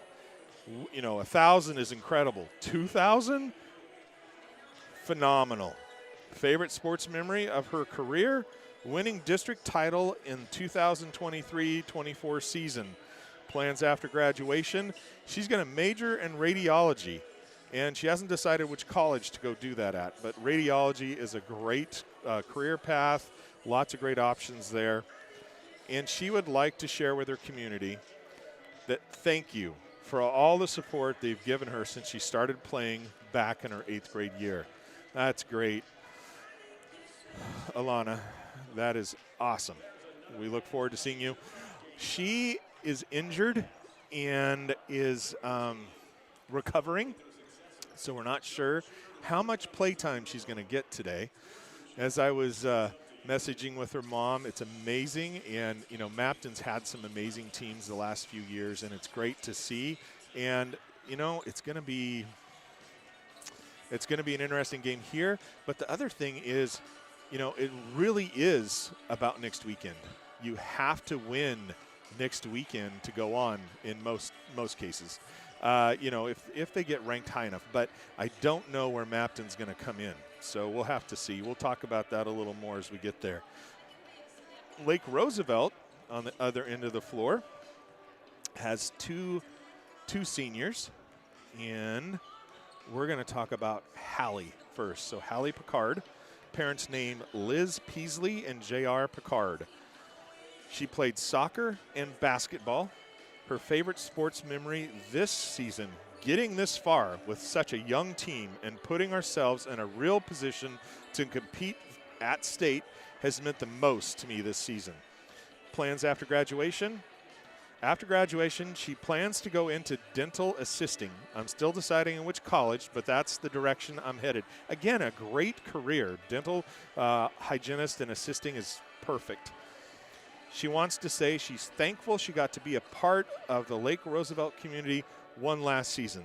The sport here is something you don't get everywhere and will always be something I'm grateful for. Great job, Hallie. And our other senior that we're going to highlight here tonight is Madeline Carmen. Parents Jennifer and John Carmen. Siblings Tristan, Hunter, Porter, and Macy. Sports, she played soccer, basketball, and did track and field. She also is the ASB president and National Honor Society president. Favorite memory this season, beating White Swan and punching our ticket to state. Plans after graduation, she plans to go to college and earn a master's degree in social work. She wants to share with her community. I just want to thank our community for the support you've shown the girls basketball program this year. Your support has meant a lot to us and has been a big part of our success. That's awesome. That's a common theme, and that is just great. I love hearing that. I love hearing from the teams and the players about the support they have received from their communities. So that's great. And to hear where they're going. It's also fun to see a lot of their great careers and what they've got planned as far as, the various aspects in the medical field, radiology and dental, and just all of those are great areas to focus on and go into. So great job. We are going to bring this one to you. Then we are going to pack up as fast as we possibly can and run over to Wenatchee to bring you the girls' championship game. Right now, the boys' championship game will be starting over there here in a little bit.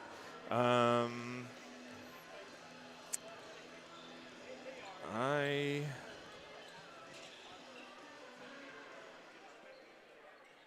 see, that's boys, which we've been here for those. Their starts at 4:30. What do we got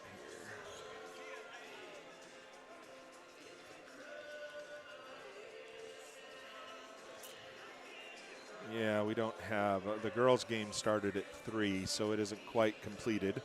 Hopefully Okanagan is winning that one. That is the one that matters. That 3 o'clock game is actually the game, because if you don't win that one, your season comes to a close.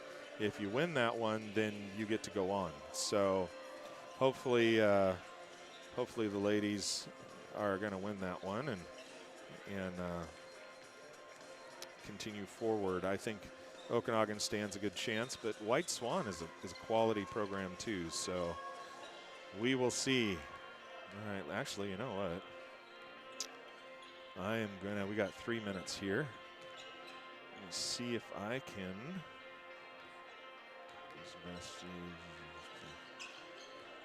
3 o'clock. All right, let's see what's going on here. I am trying to get on to that game and give you an update on the score.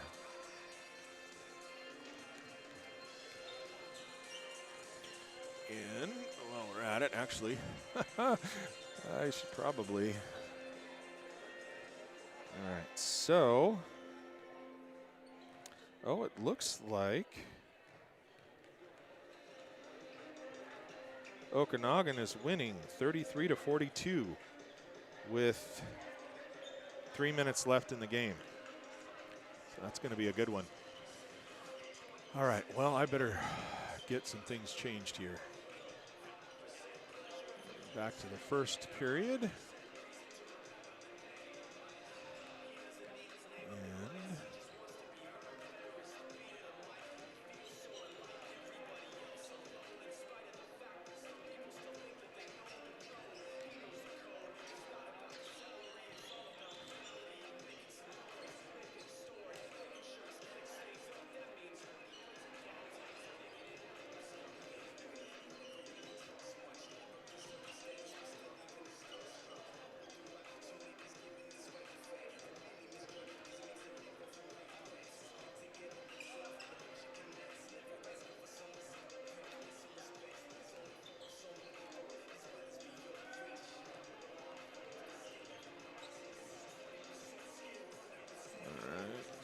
Roosevelt.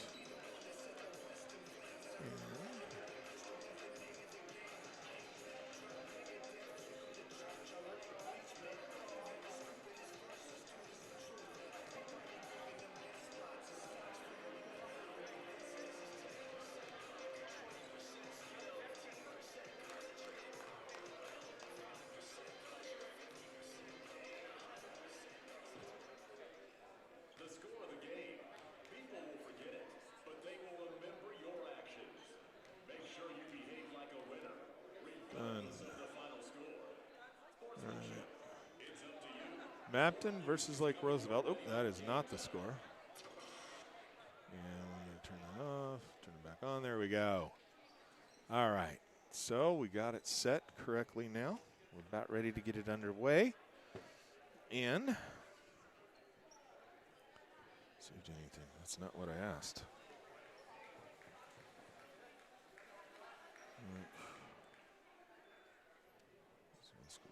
That's what I was watching. See if how that game's going again. So 42-33 with 2:41 remaining. So Okanagan's up by 9 with 2:40 something left. So we'll see what transpires here.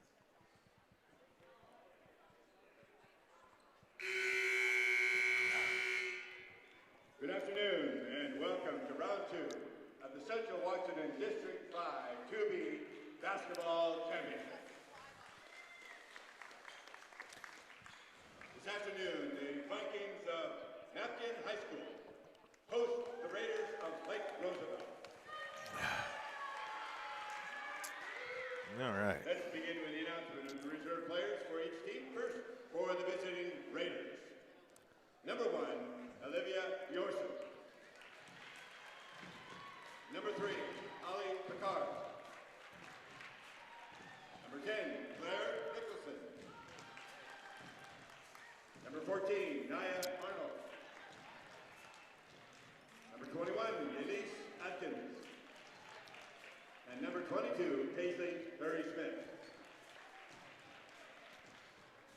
Now your reserve players for the Mabton Vikings.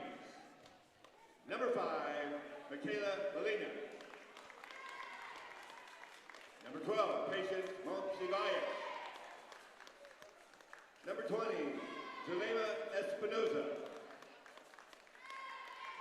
And number 25, Eileen Morales.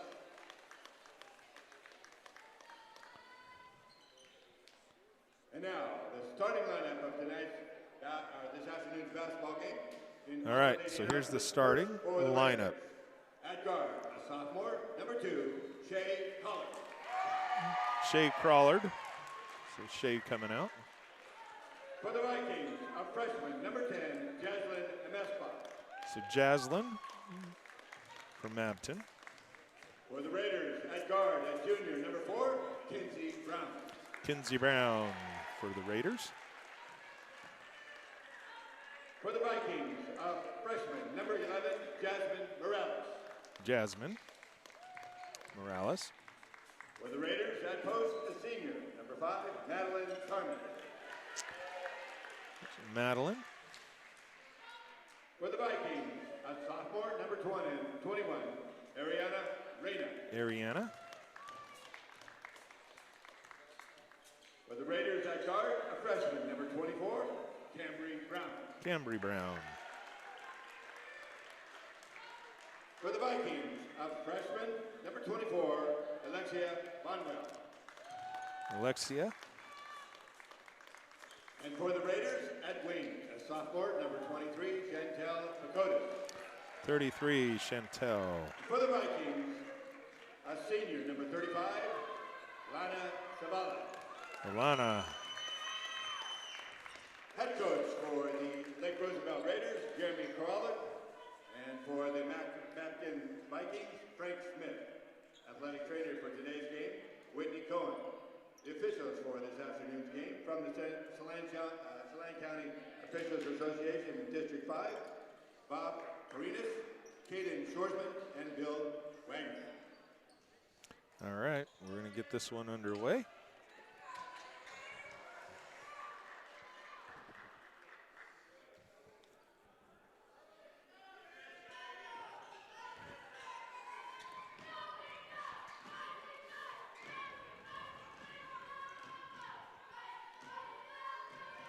Score in the game over there is still Okanagan 42, White Swan 34 with 1:18 left. Be Okanagan on an inbound play. So we'll see how that goes. Madeline is going to get the tip. Mabton always just lets it go. All right. So Cambry brings it over, kicks it to Kinsey, to Chantel, over to Madeline. Madeline fires, doesn't drop again. Mabton comes out of there with it. Bonewell with it. Bonewell brings it across the timeline, drives past everybody, puts it up and in. 0-2. Over. So we got Shea with it. Madeline back to Kinsey Brown. That one doesn't drop. Shea with it, doesn't drop. Mabton comes out of there with it. Back to Bonewell. Bonewell comes across the timeline. Kicks it over to Zavala. Gets in the middle there is Shea. And they're going to say jump ball, and it'll be Mabton ball. So timeout over there, 44-34, 37 seconds remain. Okanagan has the lead currently. Bonewell with it to Zavala. It's Jazz. Oh, all right. Kinsey with it. Kinsey comes across the timeline. Shea pulls up, doesn't hit, goes out of bounds off of Lake Roosevelt. It will be Mabton ball.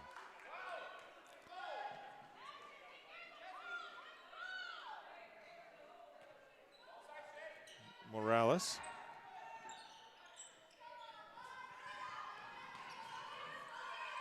Reyna with it. Zavala with it. And out of bounds, and it will be Lake Roosevelt ball with 6:39 left. Puts it in to Cambry, back to Kinsey. Kinsey up to Madeline, up to Chantel, over to Cambry. Cambry drives, floats one, doesn't drop, kicks it out to Chantel, doesn't drop.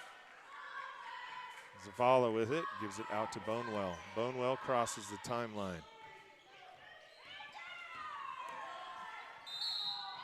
And someone's going to go shoot two. Bonewell, 6:09. Bonewell at the line.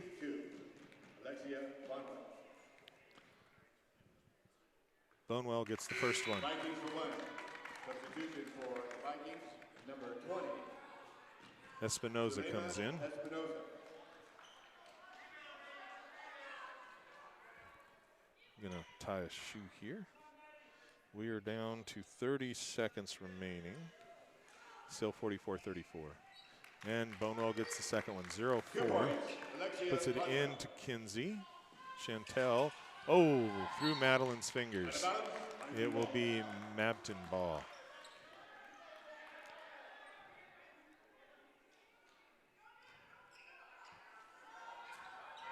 Bonewell with it again. Comes across the timeline. Kicks it down and it goes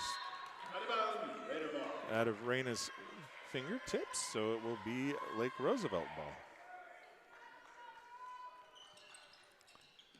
Madeline gives it into Cambry, into Madeline, or back to Madeline to Shea. Shea drives, and they're going to call a block, and Shea will go to the line to shoot two. 5:49 left here in the first. Shea at the line.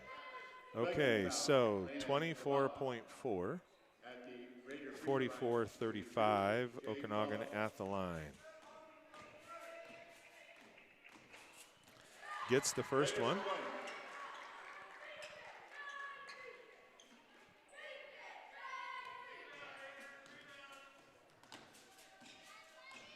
Shea doesn't get the second one.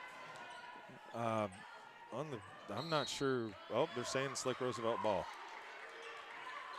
So Lake Roosevelt will have an inbound play.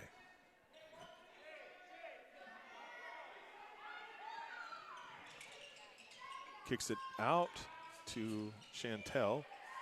Puts one up and off, doesn't drop. Bonewell with the rebound. Brings it down across the timeline. Sets it up, gives it over to Zavala. Zavala gets it tipped away, gets it back, kicks it out to Bonewell. Bonewell, see if she can get around. Backs it out. It's Reina.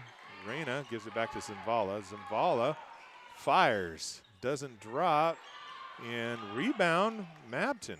Back to Zavala. Zavala fires again, doesn't drop. This time Shea crawlered with it, gives it over to Cambry. Cambry gets it tipped, but Kinsey gets it back. Floats one, doesn't drop, gives it back to Bonewell. Bonewell bringing it across the timeline. 4:50 remain here in the first. Gives it over to Espinoza. Espinoza gives it out to Morales. Morales to Bonewell. Bonewell, seeing if she can get free. She does, puts up a little floater, doesn't drop. And Kinsey comes away with it. Up to Cambry. Cambry drives, pulls up, floats one, doesn't drop. Madeline had it, gets tapped out of her hands to Bonewell. 4:23.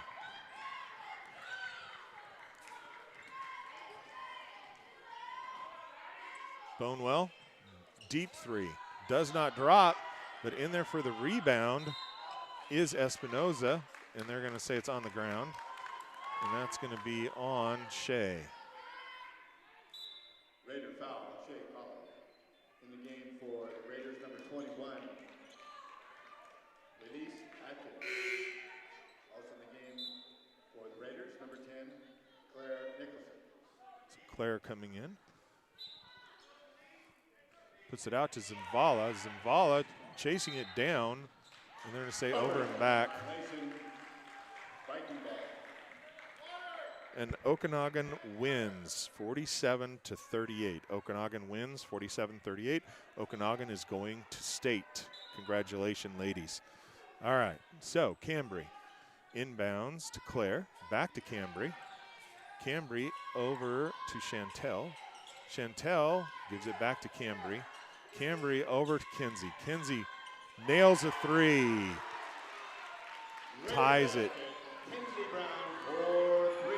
Bonewell getting through traffic. Comes down, drives through traffic, floats one up and in. Cambry, or excuse me, Kinsey, is going to step out of bounds. So Viking ball, 4-6. Zavala,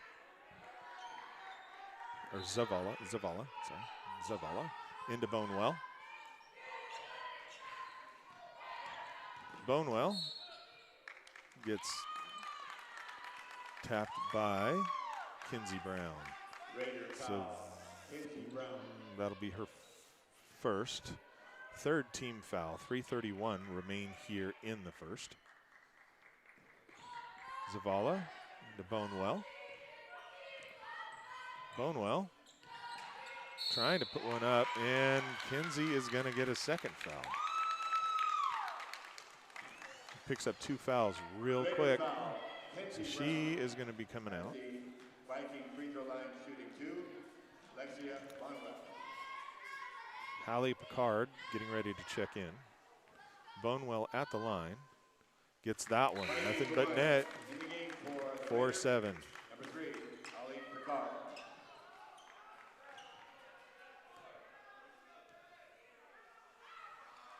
Good point. Bonewell, good. Bonwell. She has all 8 points for Mabton.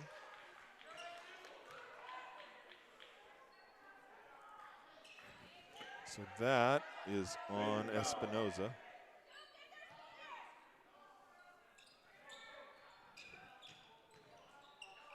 Over to Cambry. Gets it picked off by Bonewell. Bonewell doesn't get it to drop. What are they going to say? They're going to say it's on the ground? Oh, she's going to go to the line. Bonewell's going to go to the line and shoot 2. She got blocked. So Cambry. So Bonewell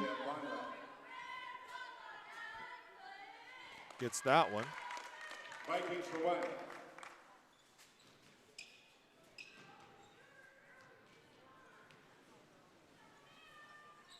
Doesn't get that one to drop. Hallie Picard gets it. Gives it back to Cambry. Bonewell just sets herself up. Tries to feed it. Doesn't get it. Over to Cambry. Cambry streaks down the side. Gets it smacked away. Zavala gives it to Bonewell. Bonewell backs out. Kicks it over to Zavala. Zavala pulls up. Misses. She's still recovering, and they're going to call that one, and so that will be a foul on 21. So that'll be on Reyna. Viking foul. So that'll be 3 now on Mabton. 5. Inbound to Cambry. Back. Hallie with it.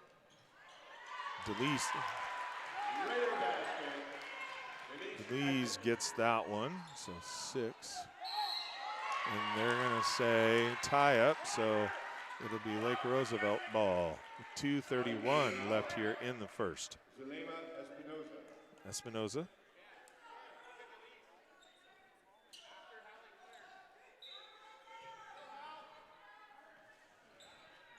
DeLees with it.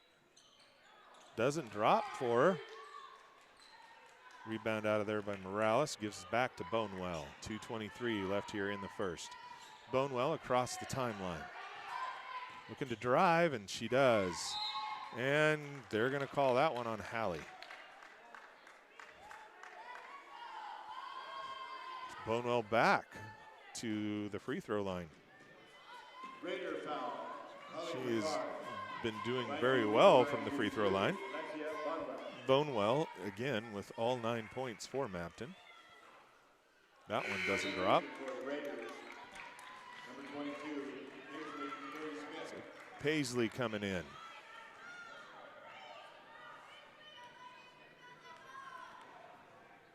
Bonewell gets that one. Vikings for 1.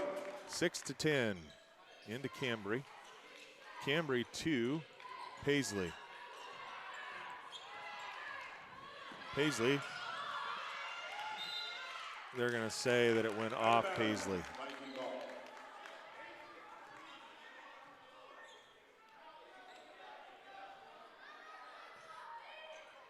Morales to Bonewell. Bonewell brings it across. Drives to the side, gives it to Zavala, and doesn't drop. Bonewell in the, nope, that was Morales in there for fighting for it.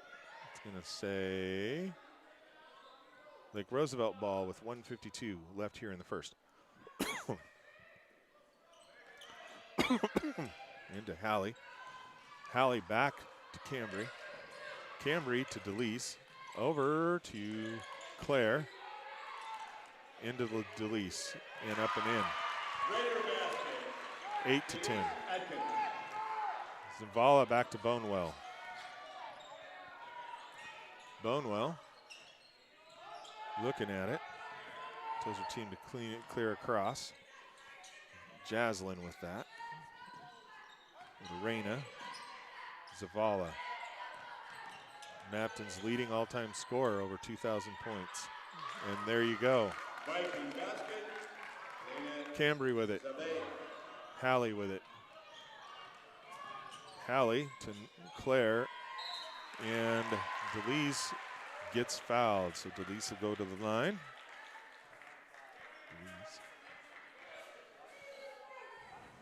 And that is a second foul on Zavala. At the Roosevelt free throw line, shooting 2, DeLeese Atkins. Gets the first one, 9-10. Zavala comes off.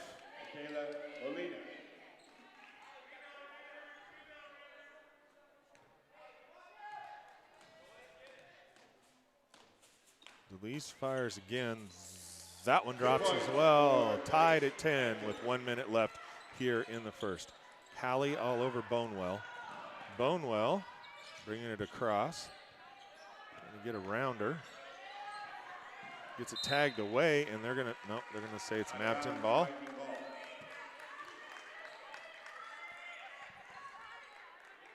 Morales to inbound. Inbounds to Jaslyn. Jaslyn to Bonewell.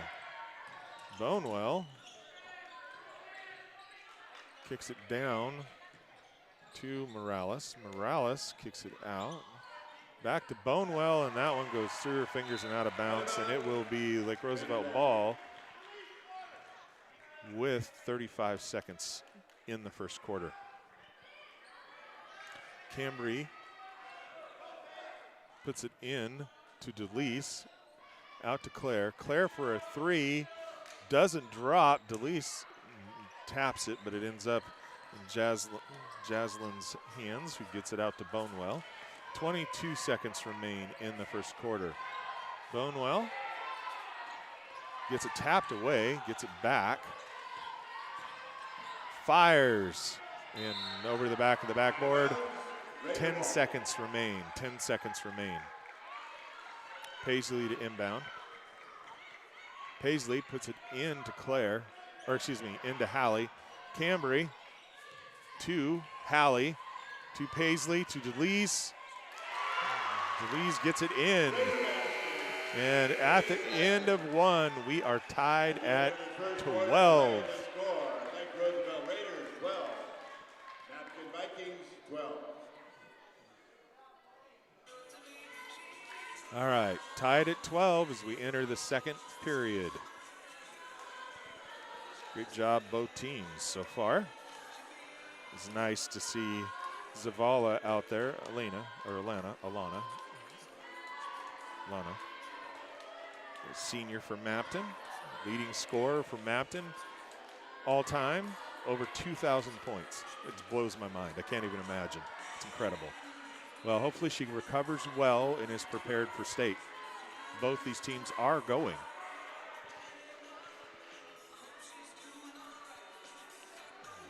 Both coaches talking to their squads.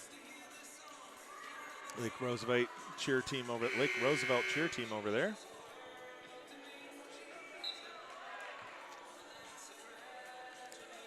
And let's see, it's going to be Mabton ball. Mabton ball to start the second. In the game for the Raiders, number 5, Madeline Carmen. Madeline in. Bonewell with it. Bonewell has 10 of Mabton's points. Zavala has the other 2. Let's see, that was Reyna with it. Reyna puts it, oh, nice shot. Viking basket. Molina gets that one. Kayla Molina. Hallie comes through. Throws it down, hoping to catch cutting Carmen, but doesn't happen. 7:33 in the first half. Molina inbounds to Bonewell.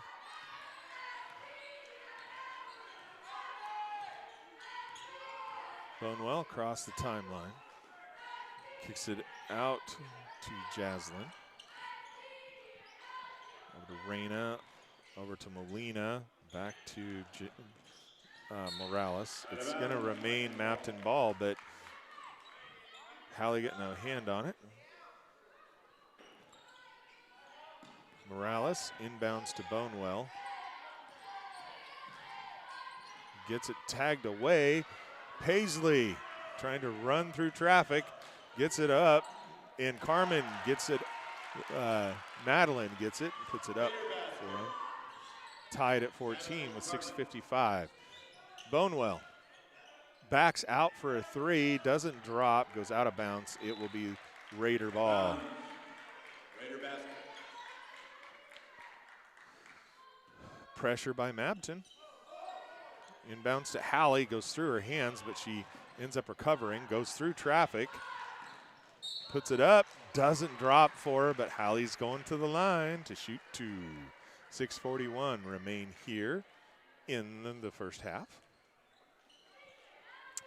That is on Molina. So first foul for Molina. Hallie fires and gets it. Raiders for 1. 15-14.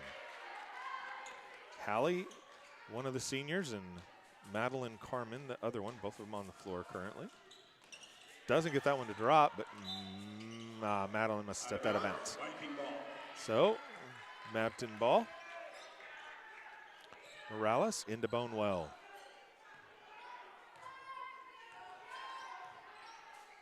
Bonewell crosses the timeline. Kicks it over to Reyna. To Jaslyn. Over to Molina. Molina to Reyna. Bonewell. Bonewell. Nope, traveled. Yep.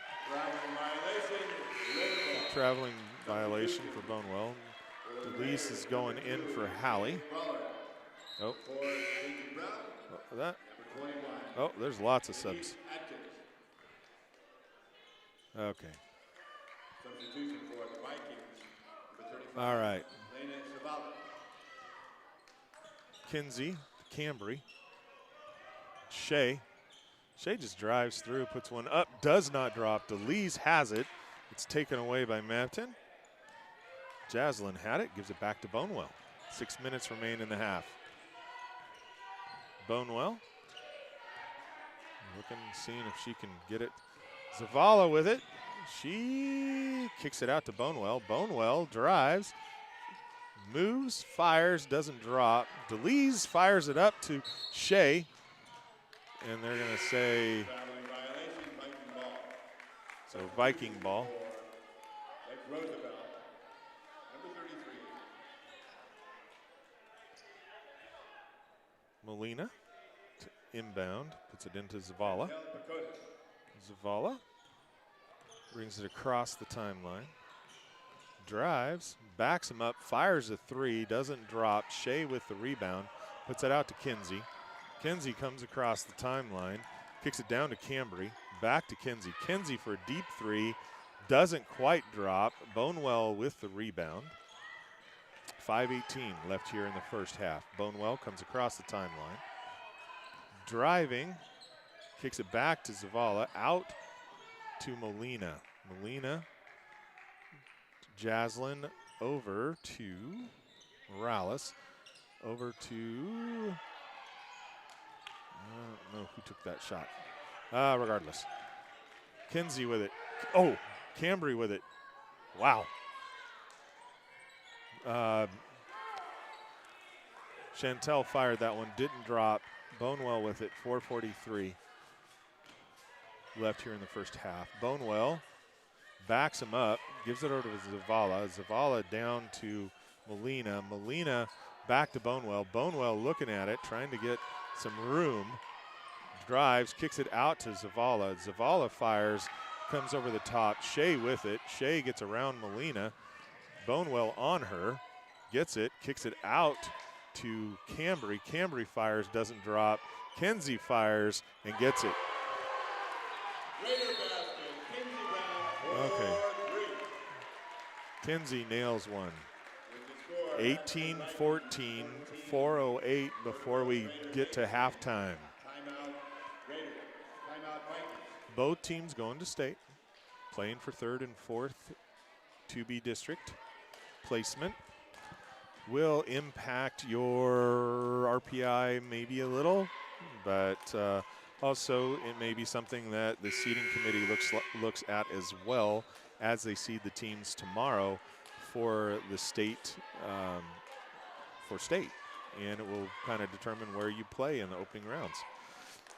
Okay, 18-14, 4:08 before half.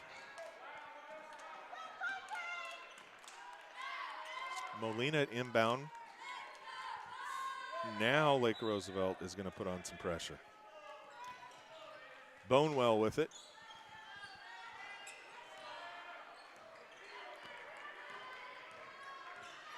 Bonewell crossed timeline.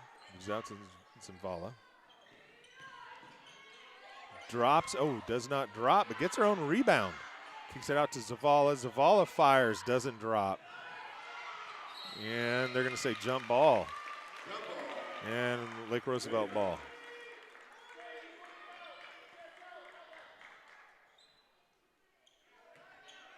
Zavala is coming back from injury. Puts it into Kinsey. Kinsey just gets around the traffic, and they're going to, oh, they're going to say 5. So they're calling Molina. So calling Molina for the foul. Cambry. Cambry to inbound. Puts it down to Kinsey. Oh, ends up right in to Zinvala's hands. She gets it down to Bonewell. Molina for a three, and she gets it. 18-17, 3:26 left here in the first half. Shea looks at it, backs it out, gives it out to Cambry. Kinsey looks at it, Cambry looks at it. Shea fires one.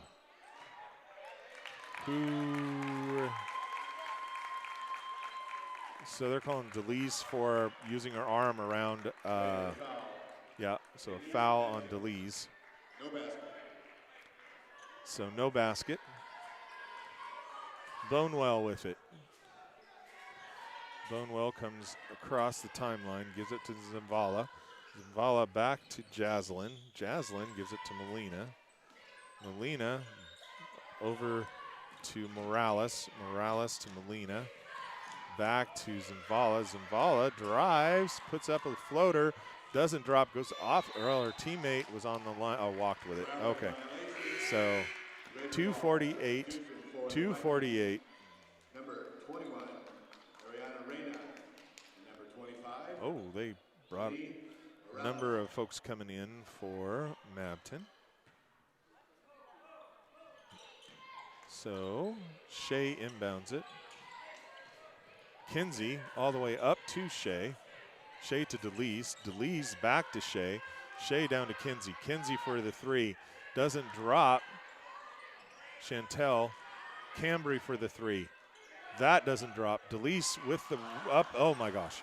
Does not get it to drop. And Zinvala comes away with it. Crosses the timeline. Driving. Looking to put it in. Puts it up. Does not drop. Morales tried to put that one up and in, and it didn't go for her. Kinsey with it. Kinsey just fires, and they're gonna call her for over the back. So over the back. That's the second one on DeLeese. So Madeline back in the game. Bonewell with it. 18-17, 1:59 left here in the first half. Gives it to Zinvala. Zinvala gives it to Jaslyn. Out to Morales. Doesn't drop. Shea with it. Shea is going to get fouled by Reyna. So she'll be on the side. It's only two.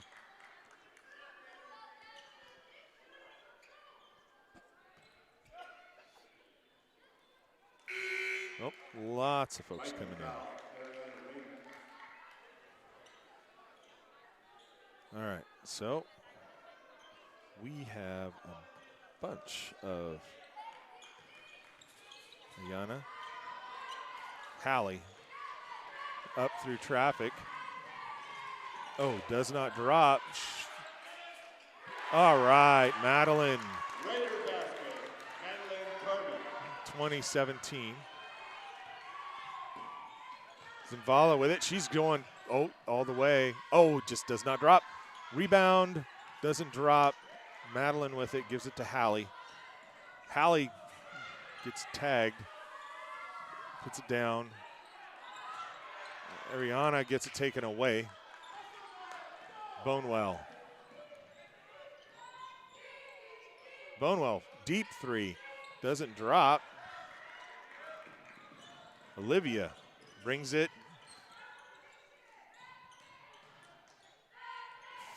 Fires, doesn't drop. Bonewell comes out of there with it.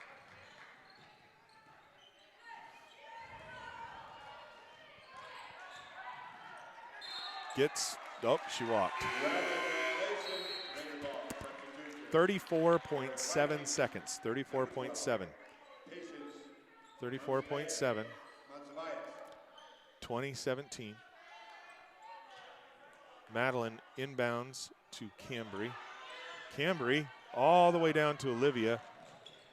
Olivia. Shot doesn't drop, goes out of bounds, and it, off of Olivia, it will be Mabton ball.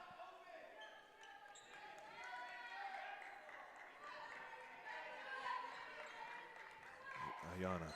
All right, Bonewell with it. Coming right around Cambry. Kicks it down to Morales, and it's going to continue to be Viking ball. Patience from Mabton. Can't get that one. Let's see. Patience fires, doesn't drop.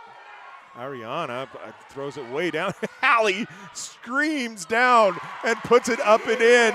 Wow. Jeez. Ayana, or Ariana, no, that's wrong. Ayana threw that thing all the way down the court, and Hallie went screaming down the court, got it, put it up and in as time expired. So your score at half is 22-17. 22-17 at half. And as we said in the other game, the Okanagan ladies won 47-38. White Swans season comes to a close, and Okanagan will be going to state. So we will have three teams out of CWB. Okanagan, Lake Roosevelt, and Brewster that will be representing District 5. 2 teams from the EWAC, Cleellum and Mabton. Both of those will be going. So those will be the 5 teams. Brewster, Cleellum, Lake Roosevelt, Mabton, and Okanagan will be the ladies' teams that will be seeded tomorrow in the state tournament and wanting to make a great showing. I expect a number of them to end up in Spokane, and that would be a whole lot of fun to watch. So we shall see, and we'll see where they get seated on that side of things. The boys 2B district championship is actually underway. Actually, I tell you, see if I can find the score. Let's find out. If we got it here. There we are. So this is going to be Tri-Cities Prep versus Okanagan. Try and get us a score here. Oh, man, setting this long, and my legs are starting to cramp up on me. I have to stand up for a bit.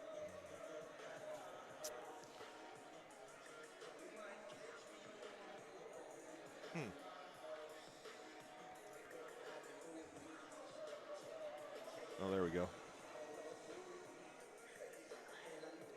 So Okanagan leads 11-3 with 2:49 left in the first. Okanagan up 11-3. Oh, it's fire to 3, didn't drop. Fires again, his shots aren't dropping. All right. Well, 11-3, 2:35 left in the first for the boys' championship game. 2B championship, so we'll see how they do. Here, we're playing for 3rd and 4th in district for 2B ladies. Lake Roosevelt with a 22-17 lead over the Mabton Vikings. Lake Roosevelt Raiders, they actually have I think both of them kind of have young teams, but let's just see here. Actually, I'm not going to sit. I'm going to keep standing because my legs. All right, Mabton has 3 8th graders, 4 freshmen, 4 sophomores, 2 juniors, and 1 senior. 12-8 season record. The Lake Roosevelt Raiders have 5 freshmen, 2 sophomores, 2 juniors, 2 seniors, and a 12-9 record. So that's those are 2 good teams that are young and going to be fun to watch as they continue to mature. The Bonewell from Mabton, man, she's a freshman. She's incredible. She got big shoes to fill. I mean, Zavala, scoring record for Mabton, over 2,000 points, big shoes to fill. It's nice that they are going to make the first round of state, hopefully go further than that. So we'll see. Right now they're following a good LR team, 22-17. And again, just a young team. So both these teams are going to be a lot of fun to watch.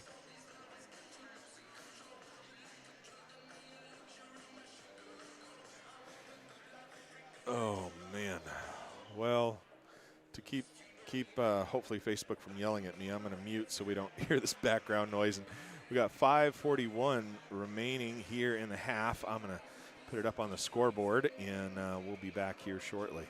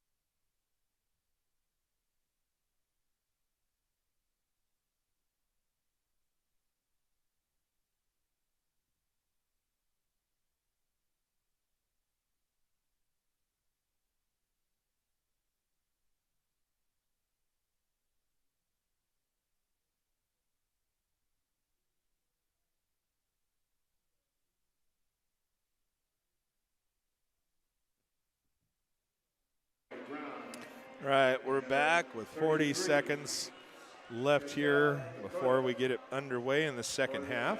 Vikings, it'd be number 10, Jasmine Amasqua. Number 11, Jasmine Morales. Number 21, Ariana Reyna. Number 24, Alexia Bonwell. Bonewell. 39, Nina Sabah.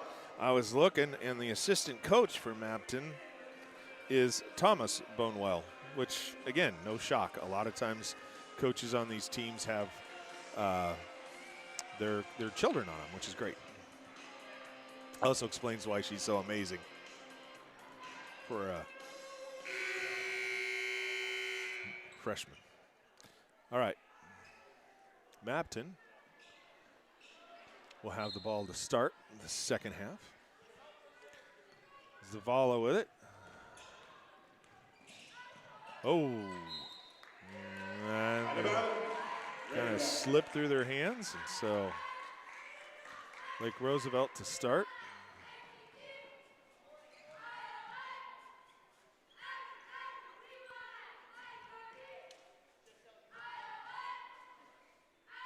All right, 7:53 here in the third. It's it into Kinsey. Oh, Kinsey off her foot. Gets around, goes through Bonewell, through everybody. Kicks it out, feeds it in. Doesn't drop for Madeline. Viking ball.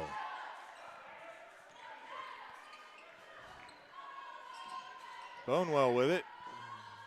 Cambry kicks it up to Zavala. Zavala through her hands. Shea gets it, kicks it out to Cambry. And Chantel tries to get it. Doesn't drop. Okay, Zavala with it. Zavala kicks it down to Bonewell. Bonewell drives around, kind of has it follow. Zavala fires a three, not hitting. Shea comes down with it. Cambry with it. Over to Kinsey. Kinsey drives through, floats one, doesn't drop, and out of there, it will end up in Bonewell's hands. 6:55 left here in the third. Bonewell comes across. Getting some pressure. Feeds it across to Reyna. Reyna out. Oh. Into the hands of Morales, who puts it up and in. Viking basket, Jasmine Morales. So 22-19. Oh, right into Zavala's hands. She saw that one coming. She's firing away. Shea gets it, comes down the court. Bonewell tries to feed it across, doesn't. Madeline with the rebound and put back. 24-19. Bonewell throws it up, and not quite able to get to it is Jaslyn. So, Raider ball with 6:12. Shea to inbound, puts it in to Cambry. Cambry to Kinsey. Kinsey to Cambry. Puts it over to Cambry, or to Kinsey, sorry. Up to Chantel, over to Cambry. Cambry down to Kinsey. Kinsey says, let's see if I can get the threes going. No such luck. Chantel rebounds, but it doesn't drop for her. Zavala with it. Zavala comes across the timeline, gives it to Bonewell. Bonewell, thought she had Jaslyn in the corner, and Jaslyn was moving at the time, and it goes through her hands and out of bounds. So Raider ball with 5:45 here in the third. Shea with it. Shea just throws it all the way up to Chantel, who throws it back to Kinsey, who tries to feed it up, and it ends up, no, they're going to say it went off of Mabton. So Mabton, the ref was not looking. He almost got one in the nose. The ref's talking about, and they give it to Mabton. Or, yeah, they give it to Mabton. So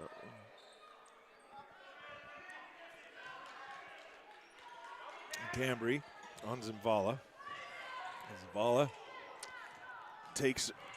goes around everybody, floats one up and in.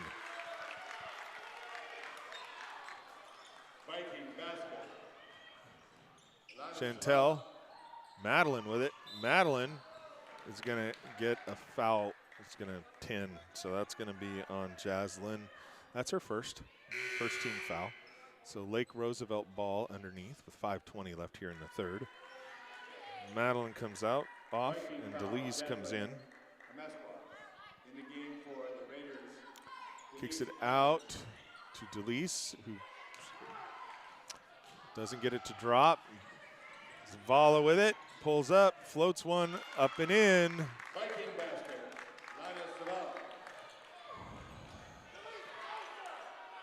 Cambry up to DeLees. Gets it taken away by Morales.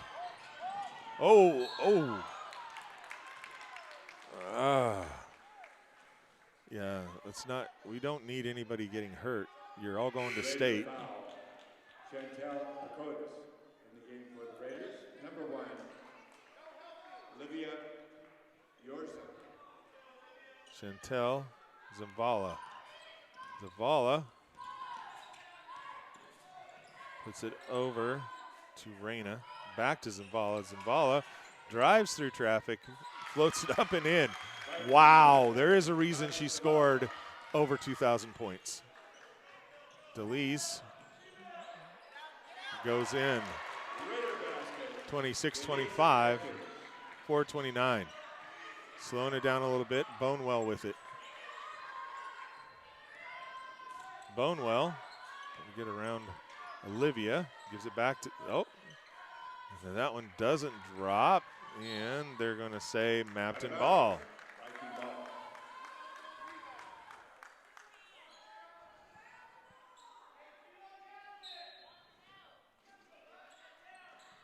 Puts it into Bonewell. Bonewell fires a three. Off the backboard and in. 26-22, or 20. Whoop. There we go. Shea came all the way down, put it up, didn't drop. DeLees got it, put it up and in. Bonewell going around traffic. Doesn't drop, but the rebound by Mabton. Reyna gets it, puts it up and in. 28-30. Kinsey Brown with it. Kinsey down to Shea. Shea for a three. Doesn't drop. Kinsey takes it out. Cambry for a three. That drops in. 31-30. Like Roosevelt wants a timeout in the chat here. 31-30, 3:23. Zavala has come alive here in the second half. 8 points already. Bonewell with 13, leading all scorers. DeLees with 12. Kinsey with 4, or excuse me, Kinsey with 6. And Cambry with 3. Shea with 1.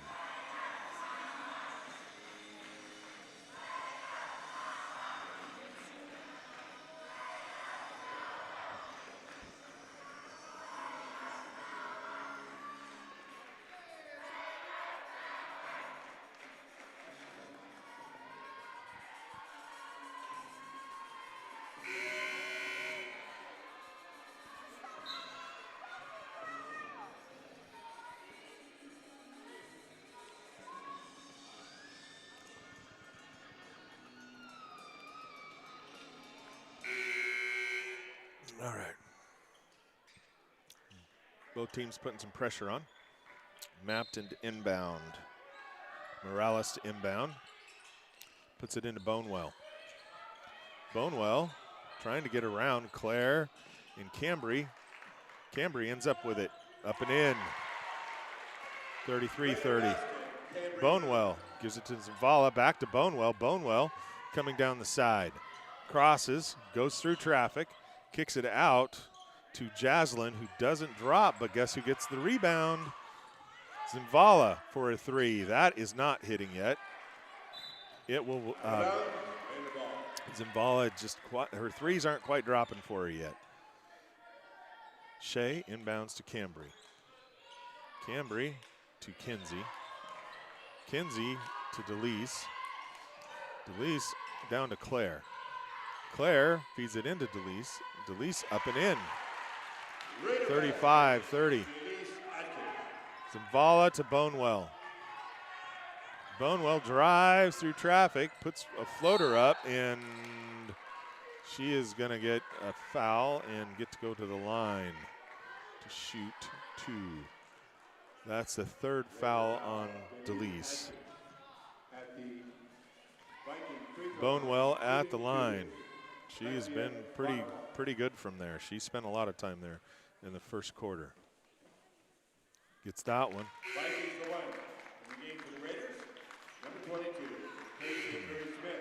35-31.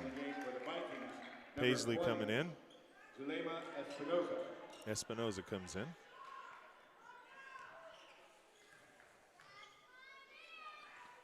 Gets that one as well. 35-32. Cambry with it. Puts it up to Kinsey. Kinsey. Back to Cambry. Over to Kinsey. Kinsey fires a 3 and hits it. She is dangerous from there. 38-32. Pressure. Zavala. Zavala comes across the timeline. Drives through traffic. Backs it out. Kicks it out to Jaslyn. Out to Bonewell. Drives through traffic. Doesn't drop. Rebound Kinsey. And they're going to call a foul on Morales. So that's 2 team fouls. 1:53 remain here in the 3rd. 38-32. Shea puts it into Cambry, or to Kinsey. Or now it's Cambry. Puts it to Kinsey. Shea with it. Shea looks at it. Backs it out. Puts it out to Cambry. Over to Kinsey. Kinsey gets it knocked out of bounds, and they're going to say it's still a Lake Roosevelt ball. So Lake Roosevelt inbound on the side with 1:39 left here in the 3rd. 38-32. Inbounds to Claire. Claire gives it back to Cambry. Cambry over to Kinsey. Back to Cambry. Over to Claire. Down to Kinsey. Kinsey sets, fires, hits another 3. Wow. 41-32. Wow. Kinsey just, wow. She's a great 3-point shooter. She is a junior.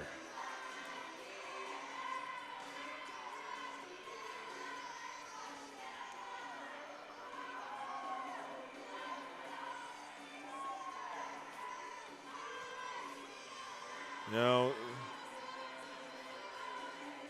Zavala gets healthy, and Bonewell plays like she's been playing. It's going to be a great game through the end, and they have a good shot at the first round of state. I really hope they do exceptionally well. I hope both these teams. I want District 5 all over the place in Spokane.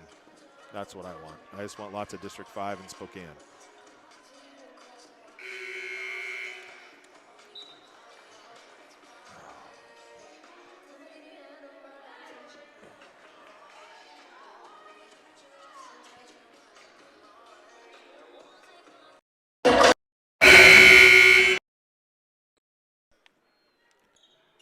So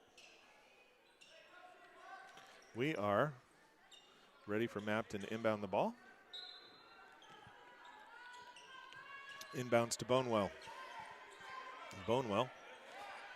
Oh, thought she was going to get Zavala, but ends up going out of bounds. Lake Roosevelt ball. For the Vikings, number 5, Michaela Molina. That's going to be a problem eventually. All right. Shea floats it up, doesn't drop, doesn't get the call. And they're going to say Mabton ball. 109, 41-32. Zavala. Back to Morales. Morales brings it across. Kicks it down to Molina. Molina to Zavala. Zavala wants someone to set a screen. Passes it in to Morales, gets it lost. They aren't picking it up, and they're gonna say she traveled. She rolled. None of the Lake Roosevelt girls were picking it up. It was like hot potato. 46.6. Inbounds to Kinsey.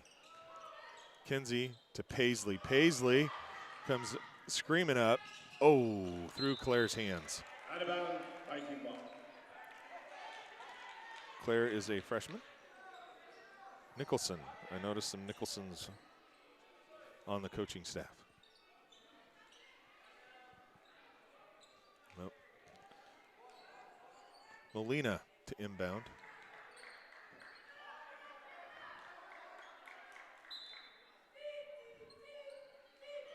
Puts it in to Morales. Zavala. Zavala to Molina. Back to Zavala. Zavala, three-pointer. Oh, doesn't drop for her. Chased down.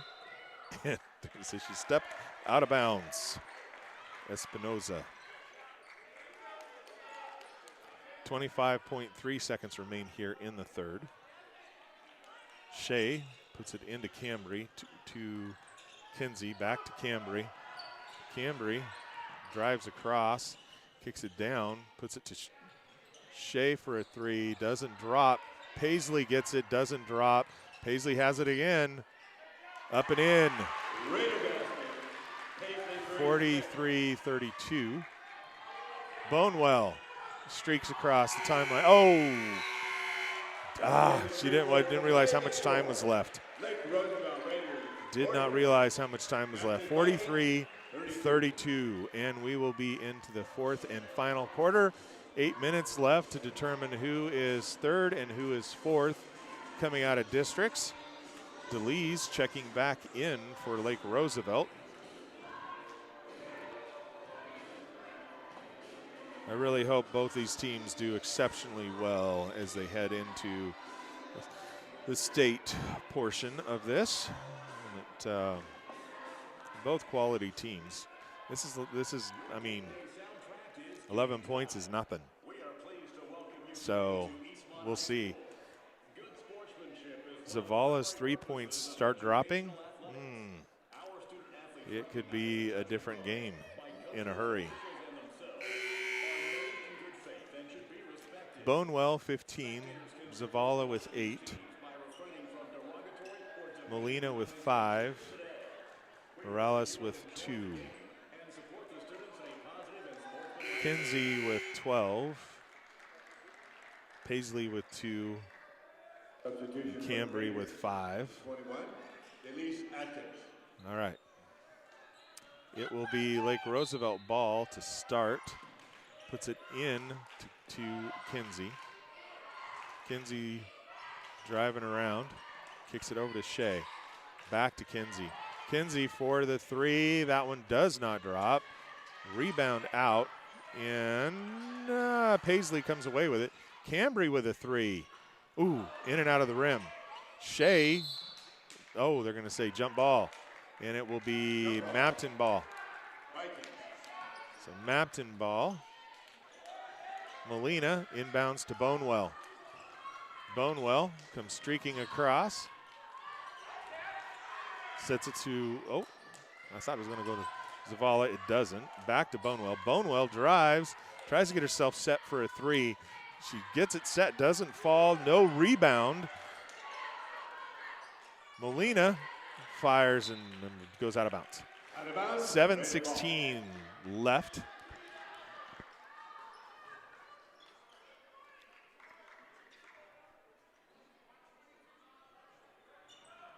Puts it into Kinsey. Kinsey streaks down the side around Molina. Kicks it out to Paisley. Paisley kicks it over to Cambry. Cambry down to DeLees. DeLees, little move and up and in. 45-32. Bonewell with it. Bonewell coming across the timeline. Kicks it out to Morales. Over to Molina to Zavala. Zavala Kicks it back out to Espinoza. Doesn't drop. Paisley with the rebound. Gives it back to Cambry. Cambry across the timeline. Down to Kinsey. Down to DeLeese. DeLeese puts up a shot. Doesn't drop. Rebound out of there. Gives it back to Molina. Over to Bonewell. Bonewell hits Zavala. Zavala drives. Yep. Up and in. Viking basket. Zavala. Zavala with 10 points now. Cambry. Oh, Paisley. Up and in. Raider basket. 47-34. Zavala spins. Backs up. Fires a three. Ooh, just still not quite dropping for her. Paisley on the ground with it. And they're going to say Lake Roosevelt ball, and they're going to call that one on Espinoza. That'll be her third. First team foul. Paisley comes off. And Chantel goes on. Kicks it into DeLeese. DeLeese over to Cambry, or excuse me, Kinsey. Blech. Kinsey fires it down to Shea. Shea drives, puts it to DeLeese. DeLeese up and in. 49-34. Zavala with it. Zavala drives around the side.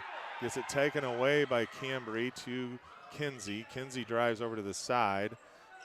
Backs it out. Chantel fires, doesn't drop, gets her own rebound, puts it up and in. Man, 51-34. Zavala to Bonewell. Bonewell drives, round through traffic, and she's gonna, oh, it's on the ground. So she's not gonna go to the line. That's gonna be on Shea. So that'll be the third foul on Shea. First team foul in the period. 5:11 remain here in the game. Molina kicks it out to Bonewell. Bonewell steps. DeLeese smacks it down, but it will remain Mabton ball. Molina will do an inbound again. Kicks it all the way out. It does not drop for Espinoza. And Chantel gets it taken away, gives to Bonewell. Cambry flies in, but they're going to say she was out of bounds. So inbound play for Mabton with 4:54 remaining, 51-34. Timeout. Mabton wants to talk about the play, figure out how they're going to get a bucket here. They need to get a bucket up and in.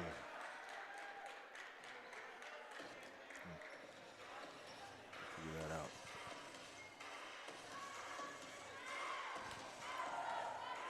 Oh, man. Good games. Glad to be here and bring this to you. I know in this gym we are the option.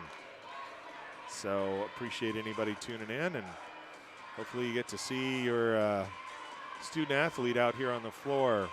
Both great teams. Love the heart, love the effort, and I love the fact they're both going to state. That's what I love.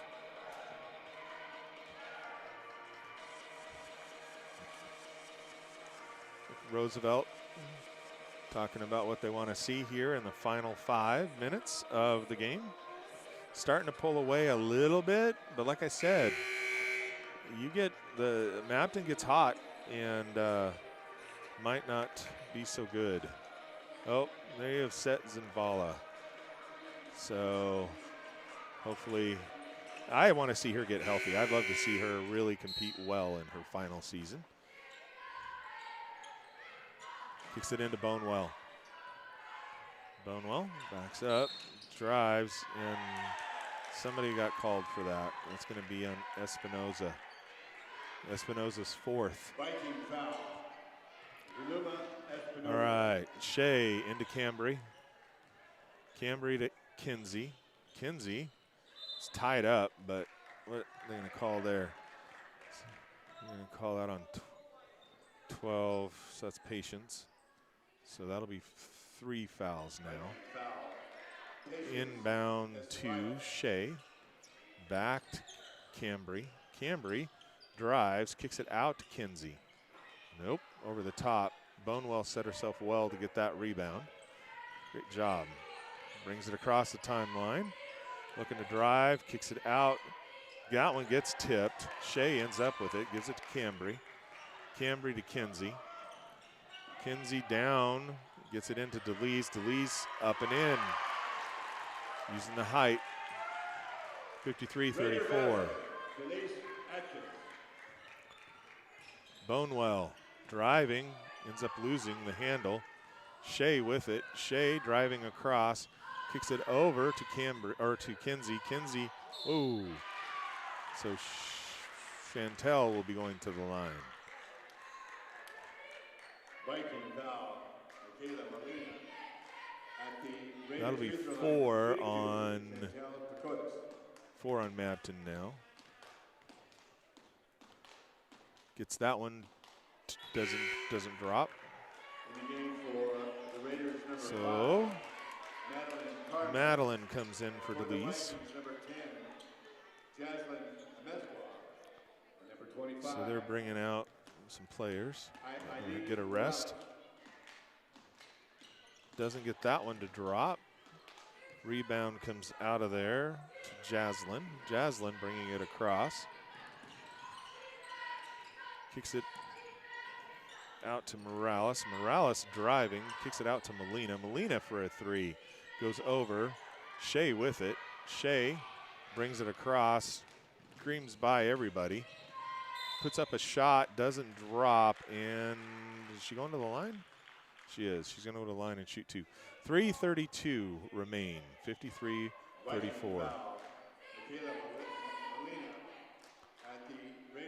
So that is the fourth foul on Molina. So Shea, seeing if she can go up and does not drop for her. So Lake Roosevelt subbing in.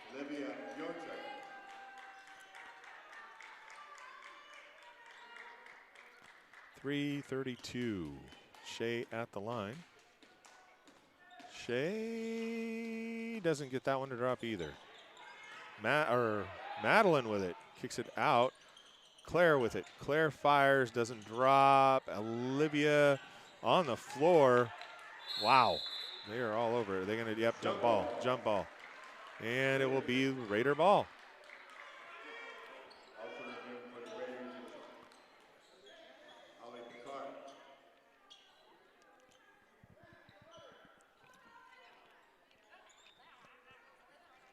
.320 remain. Hallie inbounds to Madeline. Madeline feeds it over to Claire, puts it to Shea. Shea spins around, doesn't drop. Mabton with it, going down. Hustle, nice stop. Oh, doesn't drop. Claire comes out of there with it. And Claire will be going to the line to shoot two. So that is her fifth. Michaela Molina ends up with 5. Claire at the line. Substitution for the Vikings, number 11, Jasmine Morales. So at the Raider free throw line, shooting 2. Jasmine Morales. So Morales going in. Claire at the line.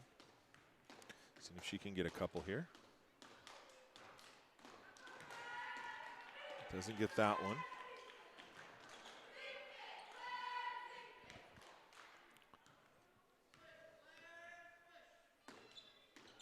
Doesn't get that one.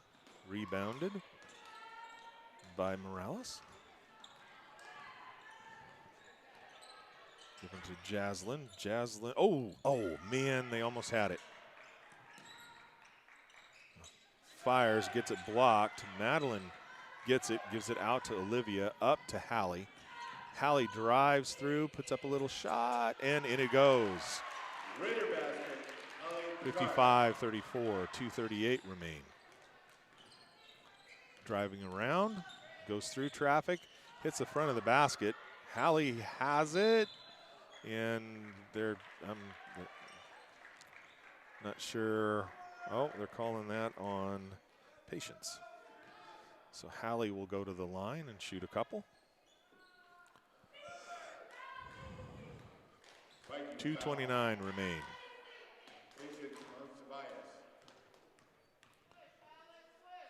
Hallie fires, and that one drops in. 56-34.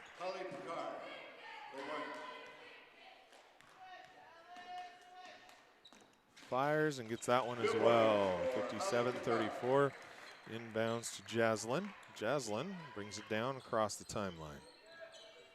Kicks it out to Morales, and they're going to call it 2:20 remain. So that's Madeline's first. Mabton to inbound. Looks at it, puts it in. Claire takes it away, puts it up for Shea. Doesn't drop, but she'll go to the line. 2:13 remain. So, Shea Crawler.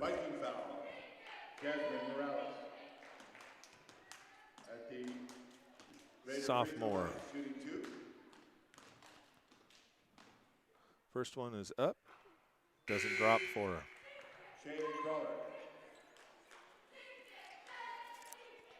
One more.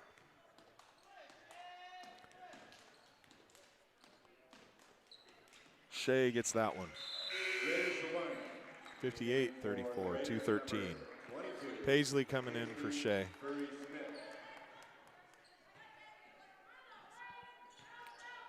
Jaslyn brings it across the timeline. Feeds it down. Shot does not drop. Paisley comes out of there with it.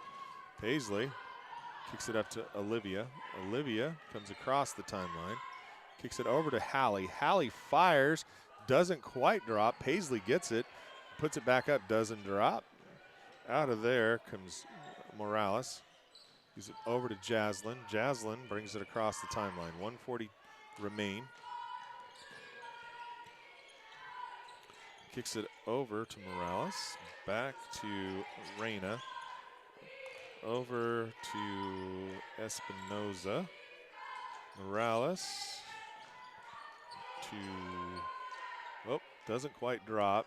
Paisley comes out of there with it, gives it to Olivia. Olivia up to Hallie. Hallie drives through traffic, lays it, oh, does not drop for her. Paisley has it, gives it out to Madeline. Olivia for a three, doesn't drop. And out of there, Patience gets it, gives it to Jaslyn. Jaslyn comes across the timeline, 59 seconds remain.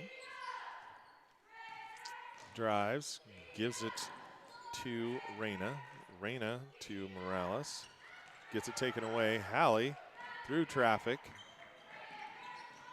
Pulls up. Doesn't drop for her. Olivia out to Madeline, to Hallie, to Claire. Claire fires the three. That one doesn't drop. Madeline gets the rebound. Puts that out to Claire. Claire says, let me try that again. And gets it.